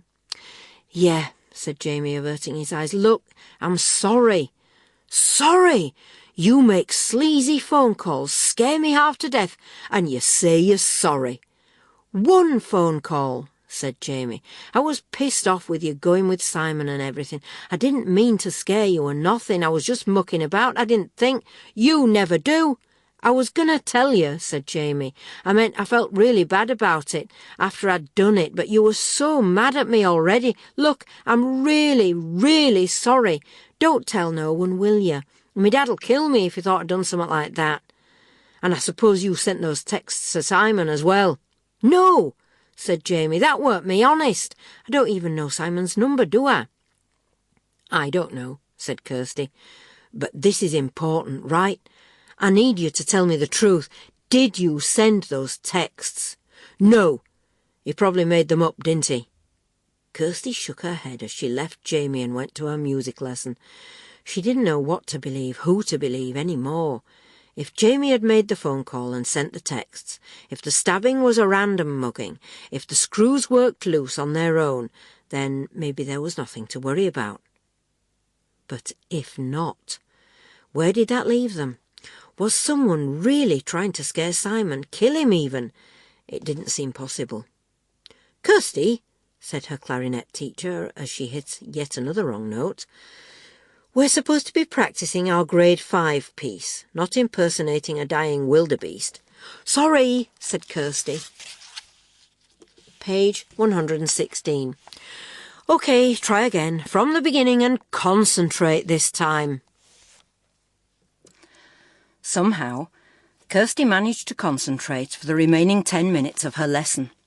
But the moment she got outside and caught sight of Jamie across the playground, it all came back, a tangled mass of impossibilities knotting themselves in her head. Even the certainties seemed improbable. The idea that Jamie had been jealous enough, wound up enough, to make that phone call. How crazy was that? Kirsty knew about jealousy. The mere thought of Laura Trent was enough to send green steam hissing out of her nostrils, even now. But she wouldn't start making threatening calls, for heaven's sake. And surely Jamie wasn't capable of moving beyond the stupid phone call stage. No. Don't even go there. Jamie wasn't the knife-wielding type, and he didn't even know about Simon's bike. Bryony was around when the bike was being fixed, but she wouldn't have the strength to stab anyone. Would she? And why would she want to? She was besotted with Simon. If Bryony was going to stab anyone, Kirsty knew exactly who the victim would be. Luke seemed the obvious suspect. He'd been hanging round Oakfields. He could easily have come back and sabotaged the bike. She could see why Simon was convinced, but surely even Luke wasn't that psychotic, was he? Sure, he'd attacked his stepfather, but that was self-defence in a way, wasn't it?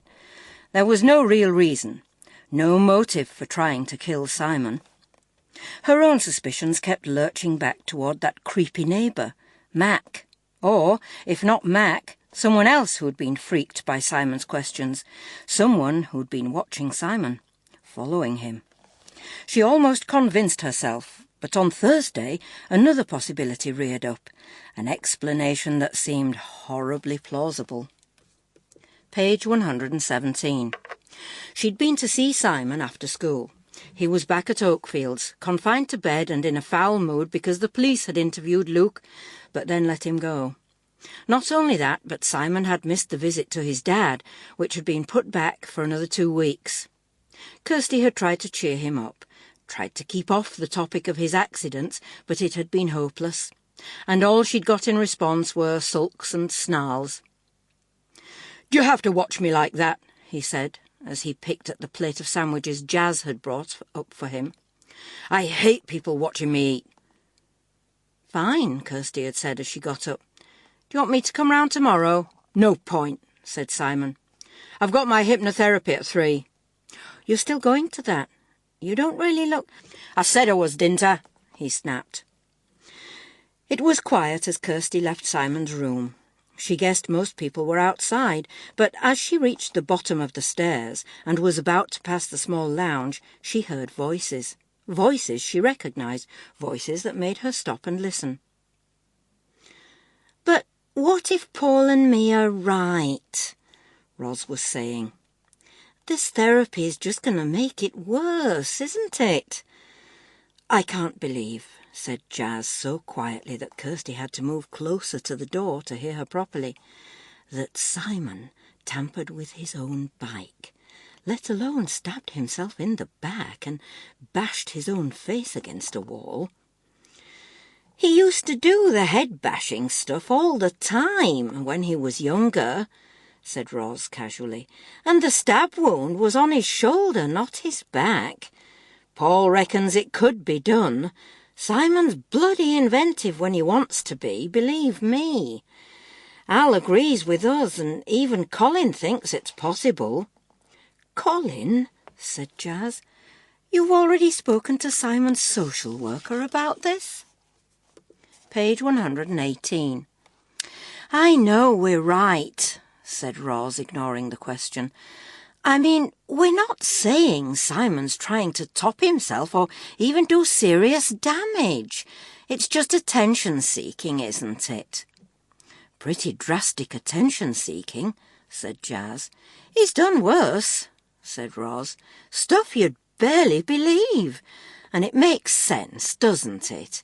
If he started the playing dead business again, like I thought, stabbing himself for real isn't exactly a massive jump, is it?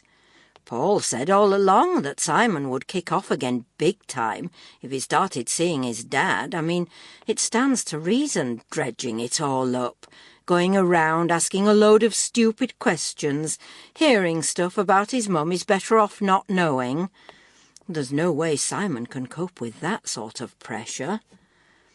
Ros was right, Kirsty thought, leaning against the wall. The idea that Simon could be self-harming, and to that extent, made her feel ill, but it made sense. Total sense, at least to anyone who knew Simon. "The thing is," said Ros, "if he carries on like this, he's going to do himself some real harm, isn't he? I've seen it all before. If nobody stops him, the attention-seeking builds up and up till—" "OK," said Jazz, "I get the picture. But even if he's done it all himself, I prefer not to see it as attention-seeking." "How the hell else can you see it?" "As a cry for help," said Jazz. "And, hopefully, help is what the therapy will provide. That's why I'm keen for him to keep the appointment." Kirsty moved back as she heard footsteps moving towards the door, but no one came out. Someone, probably Ros, was pacing around. "He won't even let us go with him," Ros said. "I've offered, Paul's offered, and all Simon says it's something he wants to do on his own." "I've offered too," said Jazz, "but he doesn't want anyone. So we have to respect that. Just stand back for a while and let him do it. We're lucky. The clinic's only 2 streets away. Simon hasn't got a new mobile yet, so I'll ask the clinic to phone me when he arrives and when he leaves, just in case there's a problem, but there won't be, I'm sure. He's really keen to go. He won't muck around. Page 119. It sounded as though the conversation was coming to a close, but then Jazz spoke again. Simon tells me Paul's been helping him out, talking to the solicitor. Yes, said Roz. Why? Nothing, said Jazz. I just wondered if anything had come of it. Not yet, said Roz. And I don't suppose it will, neither. Total waste of bloody time if you ask me, but at least Paul's tried. The conversation really was over now, so Kirsty hurried past the door, trying not to squeal as a pain shot through her sore foot. How could Jazz be so casual about it all? Whether Simon was in danger from himself or someone else, it was still danger. But presumably Oakfields and the therapist knew what they were doing, didn't they? She'd just have to leave them to it and hope for the best. Page 120. Chapter 12. She just couldn't do it. She couldn't leave it alone, couldn't leave Simon alone. It was getting completely stupid, compulsive almost, Kirsty thought, as she walked towards the clinic after school on Friday. He should be finished about 4. It couldn't possibly do any harm to go and meet him, ask how it had gone. Or maybe it would be better not to speak to him, not to let him see her, just hang back, check that he was okay, heading home towards Oakfields and not about to do anything stupid. The clinic was on a tree-lined street of tall Victorian semis. The clinic side of the street had double yellow lines, but on her side there were cars parked along the curb. With the cars and the trees it should be easy to stay out of sight. She looked up ahead and over to the right to see if she could see Simon coming out. She couldn't, but she saw something else, someone else. A white van parked on the yellow lines. Someone was leaning against the back doors of the van. Paul. Simon's uncle had obviously had the same idea as her, to meet Simon, to make sure he was all right. She was about to cross over and speak to Paul when something stopped her. Not one single thing, nothing definite, nothing she could actually pin down. There was the van for a start.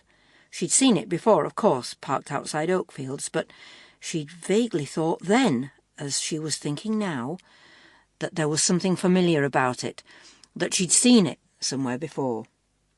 Page 121. Then, there was Paul himself. He looked different somehow. He was smoking. She'd never seen him smoke before, but it wasn't just that. He looked tense, nervous. Not his face, she wasn't close enough to see his expression, but the way he was leaning, then standing, then leaning again, throwing down the cigarette, quickly lighting another, looking round all the time, as if he was expecting someone. Of course he was expecting someone. He was looking for Simon, wasn't he, like she was? So why was he looking up and down the street? Maybe Roz was joining him. Maybe he was just bored with waiting.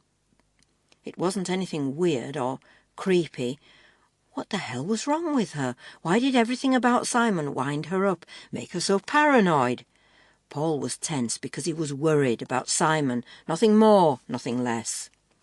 He was moving now toward the clinic gates, but after only a few steps he turned and walked back towards the van. As Kirsty slipped behind one of the trees, "Get a grip," she told herself as she leaned against the trunk. "Stop behaving like some sort of demented spy. Just go and talk to the man." Yet she couldn't.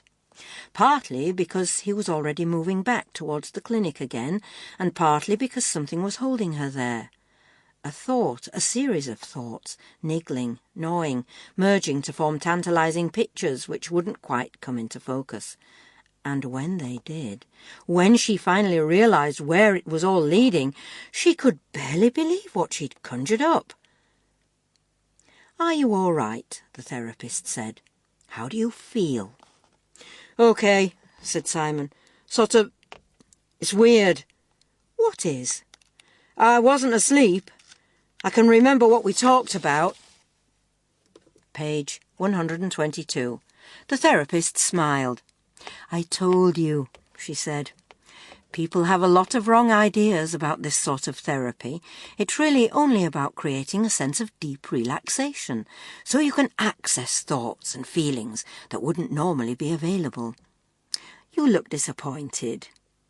No, well, yeah, sort of. I mean, we just talked about ordinary stuff, didn't we? Recent stuff. I wouldn't say your accidents or going to see your dad were exactly ordinary. Yeah, but I know all that without your help, don't I? What I want is the things I don't remember, things from way back, the sort of stuff I see in my dreams, only I want 'em clearer. Don't rush it, said the therapist. This was only the first session. We need to work our way back slowly. I'm sure it'll happen. You seem very receptive, but you just have to be patient. Patient. He was sick of being patient, waiting for things that didn't happen, but he nodded, as the therapist glanced at her watch, then stood up to show him out. I think you were very brave to come at all, she said, looking at his bandaged arm as she opened the door. The state you're in. It was funny, Simon thought, as he left the clinic. He hadn't felt any pain or discomfort while he'd been talking to the therapist, but now it was starting to come back. The throbbing in his arm, the tightness around his face, the dull pain behind his eyes. It was time for his next lot of painkillers. Kept at Oakfields, of course. They didn't trust him with tablets. He was beginning to wonder whether he could even make it back to Oakfields. He felt tired, drained, and every step was a massive effort, so utterly exhausting that he was actually pleased to see Paul lurking at the gate, waiting for him. Page 123. Hi, said Paul. Thought you might want a bit of company after all. We'll pick Ros and the kids up, eh? Go for a pizza or something. Simon didn't feel remotely hungry, but he was too tired to argue. OK, he said, but I need to stop off at Oakfields first, get me tablets. Sure, said Paul. So, how did the hypnosis go then? Kirsty stood, clutching her mobile, certain now that she remembered the first time she'd seen Paul's van. It was the day she'd visited Simon at Oakfields, the day she'd been convinced someone was watching her. Her suspicions had focused on the pedestrians behind her, who turned out to be Al and Dave, but there was something else. A van had whizzed past, splashing her with mud. A white van with bold green writing. She hadn't noticed what the writing said, and there were probably loads of similar vans around, of course. But if it was Paul's... It didn't prove anything, did it? Except perhaps that she was cracking up, but if you put it together with other stuff... She stepped back automatically as she saw Simon and Paul turn out of the clinic and head towards the van. Simon was walking towards the van with Paul. What was she supposed to do, phone the cops? No, that was just too crazy. Why shouldn't Simon go off with his uncle? Unless she was right. But she couldn't be, could she? It was like Ros had said the other day, too many thrillers, so maybe she should just go over and join them. But it was already too late for that. They were getting in the van. Phone Oakfields, then, in 5 minutes or so, to check that Simon was back. That couldn't do any harm and would hopefully put her mind at rest. Better still, she could walk round, and by the time she got there, Paul would have delivered Simon safely, wouldn't he? OK. So the van was setting off in the wrong direction, but it would be tricky to turn in a street like this. Page 124. Paul was probably going to double back. Kirsty was so busy watching and fretting as the van finally pulled out that she barely noticed another vehicle, a blue car, stopping right beside her. I thought we were going to stop off at Oakfields, Simon moaned. The pain's making me feel sick. Sorry, mate, said Paul. Completely forgot, but Ros'll have some painkillers in her bag. Carries them around because of her migraines. My mum used to get a lot of headaches, said Simon. Maybe it's a family thing. Is that something you talked about with this therapy woman, then? No, said Simon. We didn't go over anything like that, but it's funny, 'cause since I came out, all sorts of stuff's been coming into me head. Like what? I don't know, really. Bits of pictures, memories, I suppose. They're there, and then they go again, like someone holding up flashcards. It's weird. Trouble is, you don't know how weird, do you? You don't know what this therapy is going to do to you. I really think you should give it up, Si. So you've said 50 million times. Where are we going anyway? I thought we were picking Ros up. Meeting up, not picking up. said Paul. "There's this pub I know, out in one of the villages, does great food." "You said we were having a pizza." "Pizza's the specialty," said Paul as they headed out of town. "I mean, it's not really me who wants you to give up on this therapy stuff, it's Roz." Page 125. "You always do that." "What?" "Blame each other." "I'm not blaming anyone. I'm just saying that Roz has had about as much as she can take. I love Roz, you know. I don't want nothing upsetting her and the kids. And if you start kicking off again because of this rubbish..." "It's not rubbish, and I won't kick off." "Won't you?" "Roz thinks you already have, and Oakfields agree with her. I mean, if it turns out that you've been harming yourself..." "Harming myself? What you on about?" Paul glanced at him, nodding towards his arm. "If those injuries are self-inflicted..." "They're not! You think I'd do all this to myself? Are you mad or what?" "It's not my sanity that's in question, is it, Si?" said Paul. "If you carry on like this, you're going to end up in a psychiatric unit. You know that, don't you?" "So? If I do, it's tough, innit? I'm not self-harming, and I'm not giving up the therapy. If there's a chance, any chance at all, that I'll remember something, then it's worth it." Said Paul. "Had a feeling you might say that. Blimey, Si, you look really pale. You're not going to throw up, are you?" "It's you, going on at me all the time. And the pain. Feels like I've got a dozen rats gnawing through my arm." "Hang on," said Paul. "Have a look at that compartment there. I've got a feeling Roz might have left some of her tablets wrapped in a bit of tin foil, and I think there's a drink too." "You're sure these are okay?" said Simon, opening the foil. "How long have they been lying around?" "I don't know, but they're only paracetamol or something. Won't be as strong as the stuff you're taking, but they'll do for now." Page 126. "Coke's a bit flat," said Simon, taking a sip before swallowing one of the tablets. "Want some?" "No, you drink it. Don't want you choking on the pills." Jazz turned left off the country road and onto an even narrower one with plenty of twists and turns, which made it easy to stay out of view. "I don't believe this," she told Kirsty. "I don't believe I'm doing this." "It's a bit odd though, isn't it?" said Kirsty. "Them driving out into the middle of nowhere like this." "Odd, yeah," said Jazz. "But not what you'd call criminal. Why don't we just phone Paul? I'm sure I've got his number," she added, indicating the mobile holder. "In a bit," said Kirsty. "Let's just see what happens."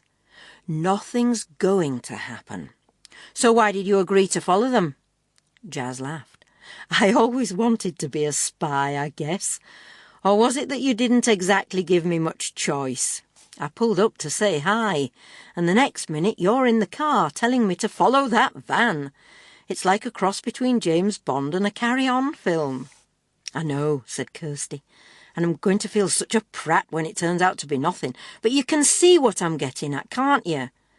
"Sort of," said Jazz. "It's not just the way Paul was behaving outside the clinic," Kirsty insisted. "He was definitely around the bike, wasn't he? And if you think about it, there was only him or Simon who could have mucked with it." Said Jazz. "I'm not sure about that. Anybody at Oakfields could have done it, but go on." Page 127. "Right, well, Paul was allegedly finishing a job when Simon was stabbed, but I don't think the police checked. He could easily have sent the texts and could definitely have been watching Simon." "So could any number of people," said Jazz. "Like me, for a start. But what you don't have is any sort of motive. Why should Paul want to harm his own nephew?" "I don't know," said Kirsty. "It's just that Paul seems pretty uptight about what Simon's doing. Always tried to stop him seeing his dad. Maybe Paul and Roz are covering something up." "I know they are," said Jazz thoughtfully. "Quite a lot, probably.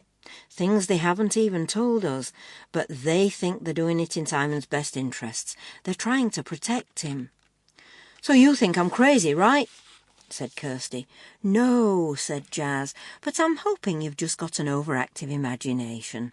I'm hoping that Paul's just doing what you and me were doing, looking out for Simon, making sure he didn't do anything stupid, but..." "But what?" Well, there is a sort of reason I'm going along with all this. Something happened the other day. I didn't think too much of it at the time, but after what you've just said, I suppose it might mean something." "Well," said Kirsty, "are you going to tell me what it was?" "Hang on," said Jazz, as they drove round a corner at the top of a hill and looked down onto the road snaking out in front. "I think we've lost them." Page 128. Chapter 13. "What now?" said Simon. "Why have we stopped?" The pain had eased, but he felt so tired. He was struggling to stay awake. "Must have taken a wrong turning," said Paul. "I was sure it was this one." "This isn't going anywhere, it's a dead end," said Simon, looking at the gateway ahead, leading to a path through a wood. "Exactly," said Paul, doing a 3-point turn, but instead of driving on, he stopped again, turned off the engine and looked at Simon. "What?" Simon yelled. "What are you looking at me for?" "We need to talk." "You haven't stopped talking since we left the bloody clinic. Now you're wasting your time." "Yeah, I know," said Paul. "That's what we need to talk about." "Give up, will you, and just drive. You're doing me bloody head in now. Oh, God." "What?" "I dunno, I feel totally knackered. My head's spinning and I feel sick again. Have another drink." Simon swigged the warm, flat Coke, almost draining the bottle. Page 129. "Ugh," he said. "Look, can we just go now? Forget the meal. Just take me back before I puke up." "Yeah, all right, mate. Calm down."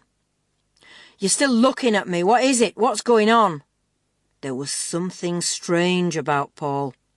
His face was going in and out of focus, but it wasn't just that.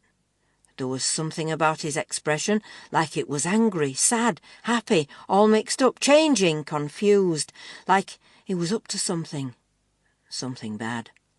Watching Paul, trying to work it out, was making Simon feel weak, faint. The tiredness, the dizziness, coming in waves every few seconds, worse than when he'd come off his bike, like being drunk, drugged up, hung over, all at once. The tablets should be helping by now, but they weren't. "Them tablets," said Simon. "You sure they were okay?" "Yeah," said Paul. "Well, summat's got to me." "You sure you haven't taken something yourself?" "Huh?" "Well, the state you've been in recently," said Paul. "You could have done, couldn't you? Tried to overdose, another way of attention-seeking." "I haven't," said Simon. "I told you, I haven't done nothing to myself." What was Paul on about? Why wouldn't he just let it drop, take him home? But he didn't. He just sat there, shaking his head slightly, his eyes hard, steely but misty at the same time, as though he was about to cry. "But people think you have," Paul was saying, as if talking to himself. "I've made sure of that. So they wouldn't be surprised if you tried to OD, would they? And if I couldn't get you to hospital in time..." Paul's cloudy eyes rested momentarily on the almost empty Coke bottle. Page 130. "The drink," said Simon, struggling to focus, struggling to think. Overdose, tablets, drink. Paul had given them to him. "There was something in the drink. Them tablets weren't just painkillers." Simon laughed as he said it. He didn't mean to. It just happened. It was silly. Like a film or something. Funny, crazy, unreal. "I'll get rid of the bottle," Paul said. "Say you started acting strange, then passed out on me. Yeah." Simon blinked as the words sliced through the fog. The dizziness. It wasn't funny or crazy anymore. A sudden surge of energy shot through him, as if his body was acting all on its own, pushing open the van door, half scrambling, half falling out, before he had time to think what he was doing or why he was doing it. He dropped onto his knees, pushing his fingers into his mouth, deep into the back of his throat, making himself vomit, knowing it was too late. He couldn't stand, couldn't get up again, couldn't even stay on his knees. As he slumped forward onto the damp ground, he was vaguely aware of Paul crouching beside him. Simon managed to roll onto his side, resting his good arm, trying to breathe, trying to stay awake. "What have you given me?" he managed to say. "Why?" His own voice sounded faint, distant, drawn out, like it was barely there at all, but Paul's sounded loud, far too loud. "Bit of a cocktail, I'm afraid, Si. Stuff I managed to get a hold of. I had to do it. You wouldn't listen. You wouldn't see reason. I tried everything. Tried to talk to you, tried to frighten you, but you wouldn't give up." What was Paul on about? What was he saying? Frighten? Didn't make sense. Focus, think. Not happening. Couldn't be happening. Frighten? Page 131. "The bike," Simon said. "Other stuff." "Warnings. But you wouldn't take no notice. Going on with your bloody dreams, digging around, stirring up trouble." "I don't get it." "Doesn't matter now," said Paul, rubbing at his hands, so hard that Simon could hear the rough skin scratching against Paul's rings. Simon forced his eyes open wide, tried to look at Paul, but it didn't help. The face was just a blur, a hazy whiteness, like it wasn't really a face at all. Dream. It was like the dream. Face melting, distorting. "Don't shout, Mum! Don't do that! I didn't see anything! I didn't see it! I'm sorry! Leave me alone!" Did I see? Did I know? Did I always know? Memories, not dreams. Blotting them out. Things I didn't want to see. Didn't want to remember. Paul and Mum. Mum and Paul. "No! It wasn't you! You with Mum! I saw someone! Couldn't be! Say it wasn't!" Words disjointed, dripping from his mouth, floating away. "Was a mistake, Simon. It was all a bloody mistake." Everything floating away. Don't sleep, don't lose it. Got to listen, got to try, got to ask him. Mistake, not real. Mouth won't work. Hands touching me head, stroking me hair. Can't move away, can't get him off me. "Simon!" Quiet now. Hands moving away, rustling, doing something. What? Try to see. Jacket. Taking jacket off. Why? Folding it, looking at me again. Close. Too close. Not happening. Dreams. Dreams feel real. I'm sorry, Si. Had to do it. Had to stop you. I couldn't let you wreck everything for Ros and me. Not after all this time. Not after 10 years. She was going to do that, your Mum. She was going to tell Ros and your Dad. She was going to tell everyone, wreck everything. I couldn't let her do it. I loved Ros. Your Mum was just a cheap little... Page 132. Don't listen to him. Don't let him say that. She offered it, Simon, after your Dad left. She wouldn't leave me alone. I wanted to stop. You were getting older. You were going to notice something. I told her we had to stop, but she just started screaming at me, threatening to tell. The knife was there on the side. Don't tell me. Won't listen. Not true. Not real. A bit of luck he'd had turning up. It was so easy, Si. Once the cops got hold of him, I tried to make it up to you. Why couldn't you see you were better off without them? Why couldn't you leave it alone? They were scum, both of them, just scum. Stop him. Got to stop him. Simon tried to reach out, but his arm only twitched, uselessly, lifelessly. He could feel Paul's breath on his face. Then something else, something heavier, soft, pressing, jacket, pressing into his face, pain in his eyes, his ears, his throat, his brain bulging, bursting. They couldn't have gone down there, Kirsty said, pointing to the track on the right as they retraced their route. It doesn't look hopeful, said Jazz, but I'll turn round, give it a shot. Then if we don't catch up with them, we're going to stop playing cops and robbers. Give Paul a ring. Find out where the hell they are, what's going on. Yeah, all right, said Kirsty. But what were you going to tell me about what happened the other day?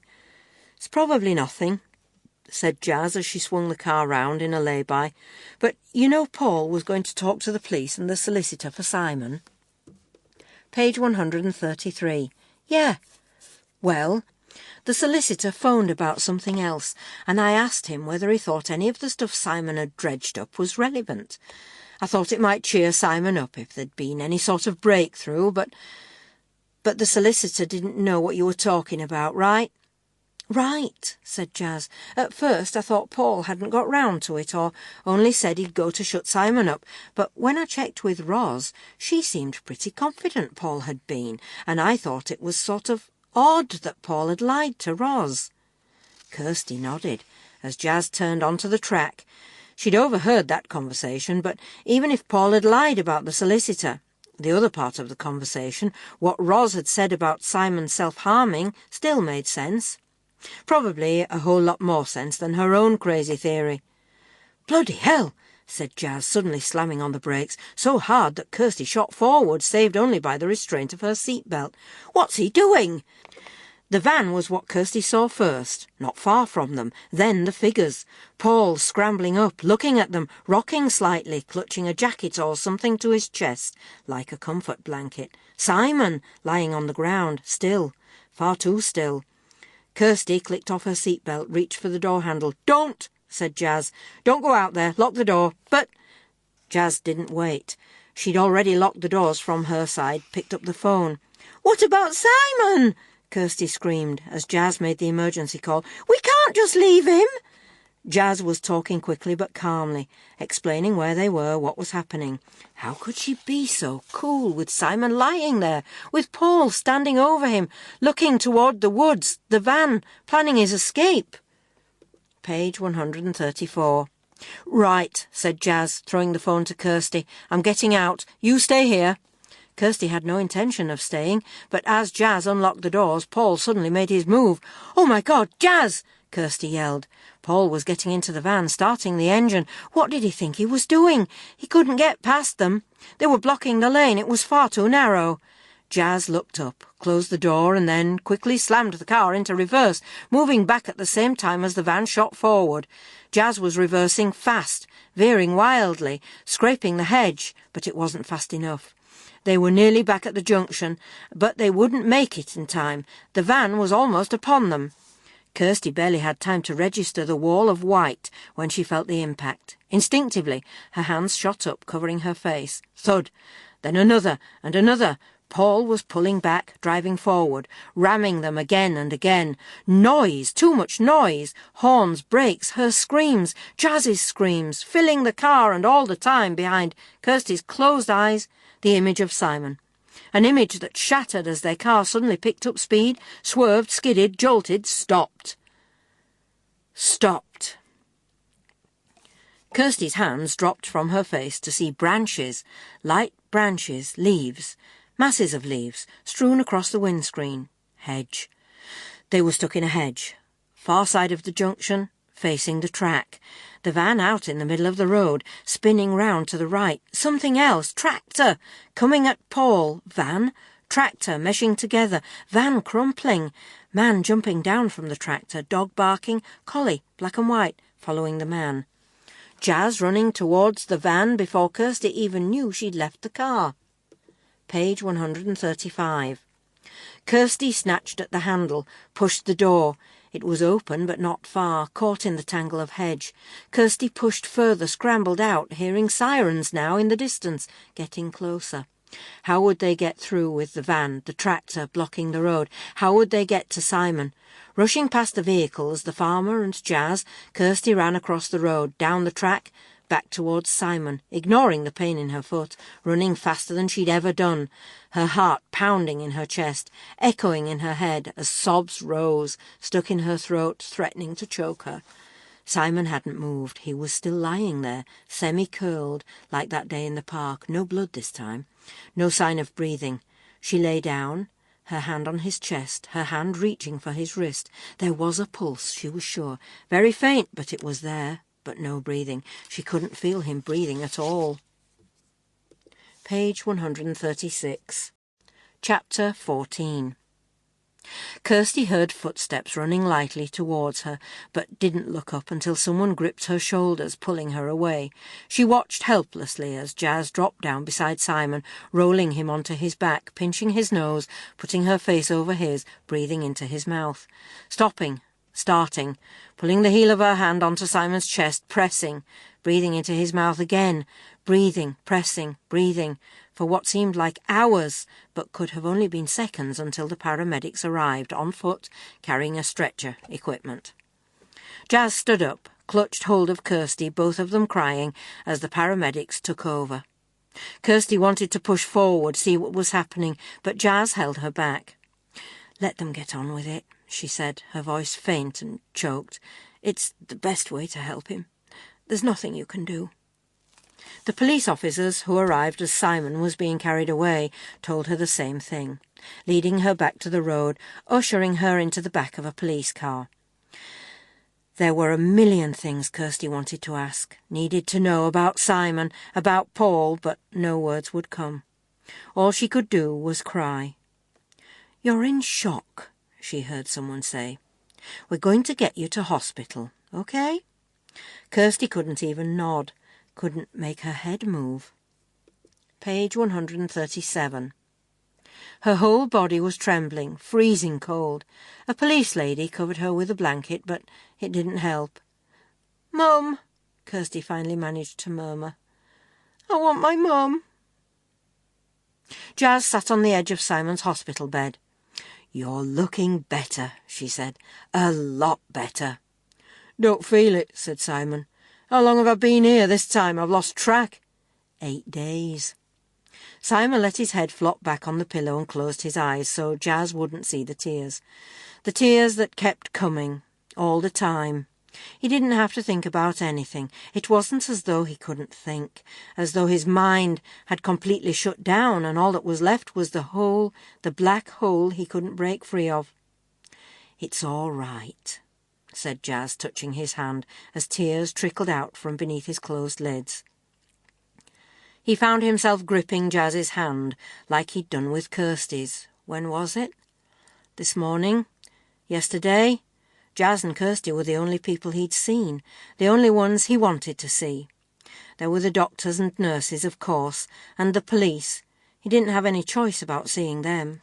Roz. He wanted to see Roz, but she wouldn't come. They'd told him Roz was ill, too shocked to leave the house, but he knew it wasn't that. She was blaming him for what had happened to Paul. Paul.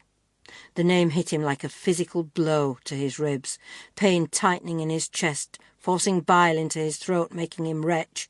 "Hey," said Jazz, passing him the grey cardboard bowl. "Come on. Try to breathe. Deep breaths." "I can't get my head round it," Simon said. "What he did to me mum, to me dad, 10 years. 10 years he carried on like nothing was wrong." Page 138. "Maybe not quite," said Jazz quietly. "I think it was always with him, eating away, corrupting, like these things do, blurring the line between sanity and madness until he thought it was logical, reasonable to try to do what he almost did to you." "You mean he's going to get off by saying he's nuts?" "No," said Jazz. "He won't get off, but he'll probably claim diminished responsibility." "But he planned it," said Simon, the words, the images exploding in his head all at once. "The screws on the bike, the drugs in the drink, making out like I was doing it all to myself, getting people on his side. How can that be diminished anything? He knew what he was doing, and me mum. He knew what he was doing to her too."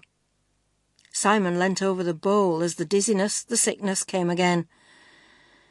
"Is it always going to be like this?" he asked Jazz, as she helped him sit back again. "Throwing up every time I hear his name, every time I think about it?"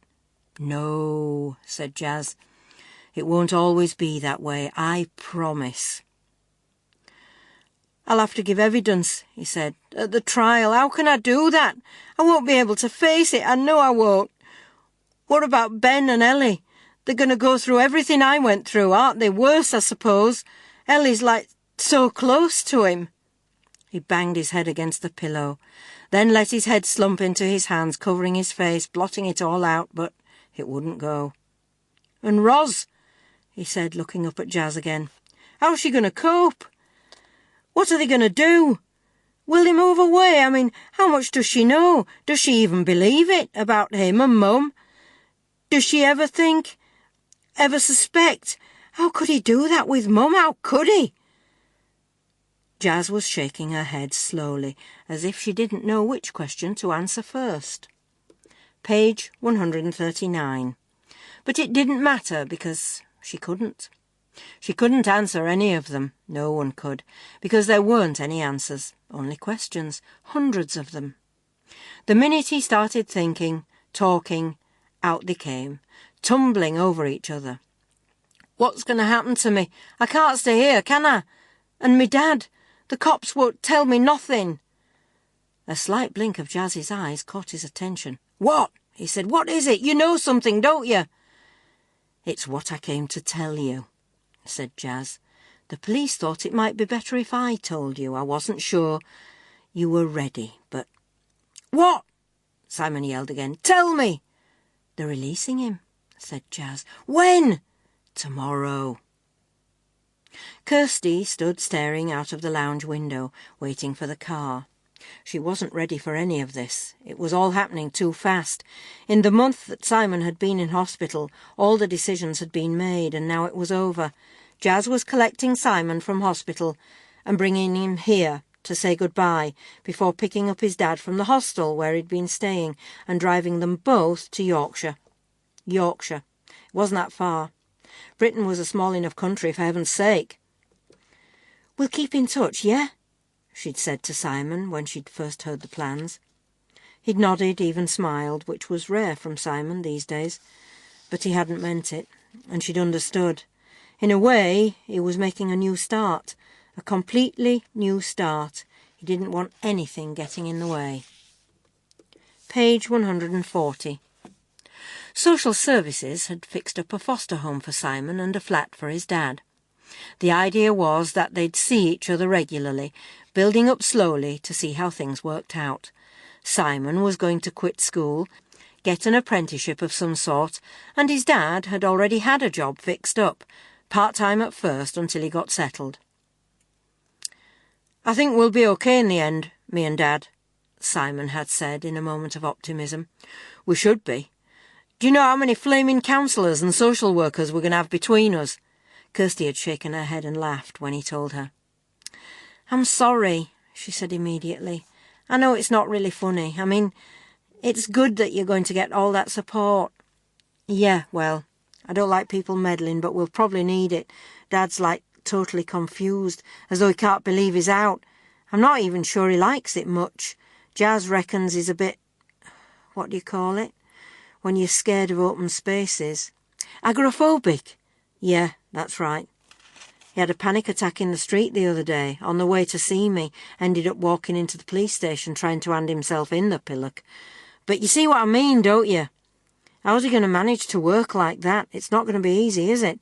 But we're getting on really well, so that's a start, isn't it? It was a start. But would it be enough? Kirsty's hands gripped the windowsill as Jazz's car pulled up. Amazingly, it hadn't suffered that much damage, and the garage had mended it within a week. Machines were obviously a whole lot easier to fix than people. Simon was getting out of the car. He'd lost weight, quite a lot. He'd been slim to start with, but now he was skinny, his face so angular it looked as if it might have been chiselled. Page 141. The swelling, the bruising from the bike accident had gone, and what was left was pallor. He didn't really look well enough to be out of hospital, but the doctors had said he'd be fit enough physically for a couple of weeks now. What had kept Simon there had been the depression, the night terrors. The hospital wanted to get his psyche under control before they released him, and now they reckoned they had. Kirsty wasn't sure. Even 2 days ago, when she'd seen him, he'd been really uptight, shouting at her, telling her she didn't understand. He was right in a way, she didn't. She'd been over it so many times in her own head, with Simon, with her parents, with the police, with Jazz, and it still barely made any sense. Paul seemed so ordinary, she'd said to Jazz. Just a regular bloke. Most killers are, Jazz had said. And most murders are domestic. Statistically, you're in more danger from people you know, people you love, than you ever are from strangers. I'm not talking about statistics. Neither am I, really, said Jazz. I'm talking about the kids I work with. They've all been hurt by people close to them. Not always deliberately, not like Paul did to Simon. Paul felt trapped, Jazz had said. But what had happened before, I think he'd have done anything to cover up, anything. But he didn't have to hurt Simon, Kirsty had said. Simon hadn't sussed anything definite. There was only a faint chance that the therapy would help him remember. Any chance was too much of a risk for Paul. And the more Simon went on about it all, the more paranoid Paul became. Page 142. The slam of a car door jolted Kirsty into action. She waved at Jazz and Simon before heading for the front door to let them in. But she was too late. Mum was already there, fussing, ushering them in, offering coffee. Jazz followed Mum into the kitchen, but Simon veered off into the lounge and Kirsty followed. "Close the door," he said. "Why?" "I just want to talk to you, on your own, without no one listening in." "Sounds serious." "No," said Simon, perching on the arm of one of the chairs. "'Tisn't. I just wanted to say thanks, I guess." "Why? Wasn't me that gave you the kiss of life, you know, it was Jazz." "Yeah," said Simon. "The only time Jazz is ever going to kiss me, and I missed it." "Oh," said Kirsty. "Didn't know you fancied Jazz." "Not really," said Simon. "It's just a sort of fantasy thing, innit?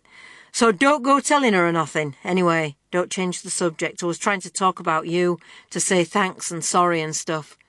"Don't be daft," said Kirsty. "I'm not being daft," said Simon, getting up, moving towards her, pulling something out of his pocket. "I got you this." Kirsty stared at the small bag he'd thrust into her hand. "Well, Jazz got them for me, but she said you'd like 'em." Simon mumbled, looking towards the floor. Kirsty opened the bag, took out the earrings, green, long, dangly but delicate. "You didn't have to," Kirsty found herself saying. "I mean, I haven't got you anything. I didn't think." "Yeah, well," said Simon, looking up at her. "I know it sounds weird, but I just wanted you to remember something nice about me instead of all the shit." Page 143. "We don't have to lose touch," she tried. "We do," said Simon, looking round the lounge. "'Cause I'll still be dealing with all the shit months, years from now, and you don't have to. Except for Paul's trial, I suppose. They'll want you to give evidence, won't they?" "I'm not sure," said Kirsty. "My written statement might be enough. It depends. I don't suppose you've seen Ros at all." Simon shook his head. "She's still not well enough to see anyone much. Paul's mum and dad are sorting things out, looking after Ben and Ellie, but they're in a state too. Paul's parents. It's all such a mess, such a bloody mess." Simon's body tensed as he spoke, then started to sway. He stretched out, clutched the arm of the sofa and sat down. "Hey!" Kirsty said, hastily taking out her studs and putting the green earrings in, desperate to distract him. "What do you reckon?" "Nice," he said vacantly. He was looking at her but not really seeing. He was somewhere else. With his dad? With Paul? With Ros? This was what he was dealing with, would always be dealing with. "He'll get through it," Jazz had told her a couple of days ago. "It's amazing what people learn to cope with. Horrendous stuff you'd barely believe. And Simon's stronger than he thinks." Kirsty sat down next to him and hugged him. She hadn't known him long, barely a couple of months, but she'd missed him. She felt the pain tightening in her throat, trying to multiply it, tried to imagine the pain of loss that Simon must feel all the time, but she couldn't. It was impossible. She felt him gently push her away as the door opened and Jazz came in. Page 144. "Ready?" Jazz asked. "We're a bit late. Your dad's just phoned wondering where we are." Simon was already up, walking into the hall, anxious to be gone. He left the house, got into the car without once looking back. Maybe one day, Kirsty thought, if things work with his dad, if he gets himself sorted out, maybe he'll get in touch. And he would get sorted. Like Jazz said, Simon was tough, a survivor. He'd be all right. He had to be. Page 145.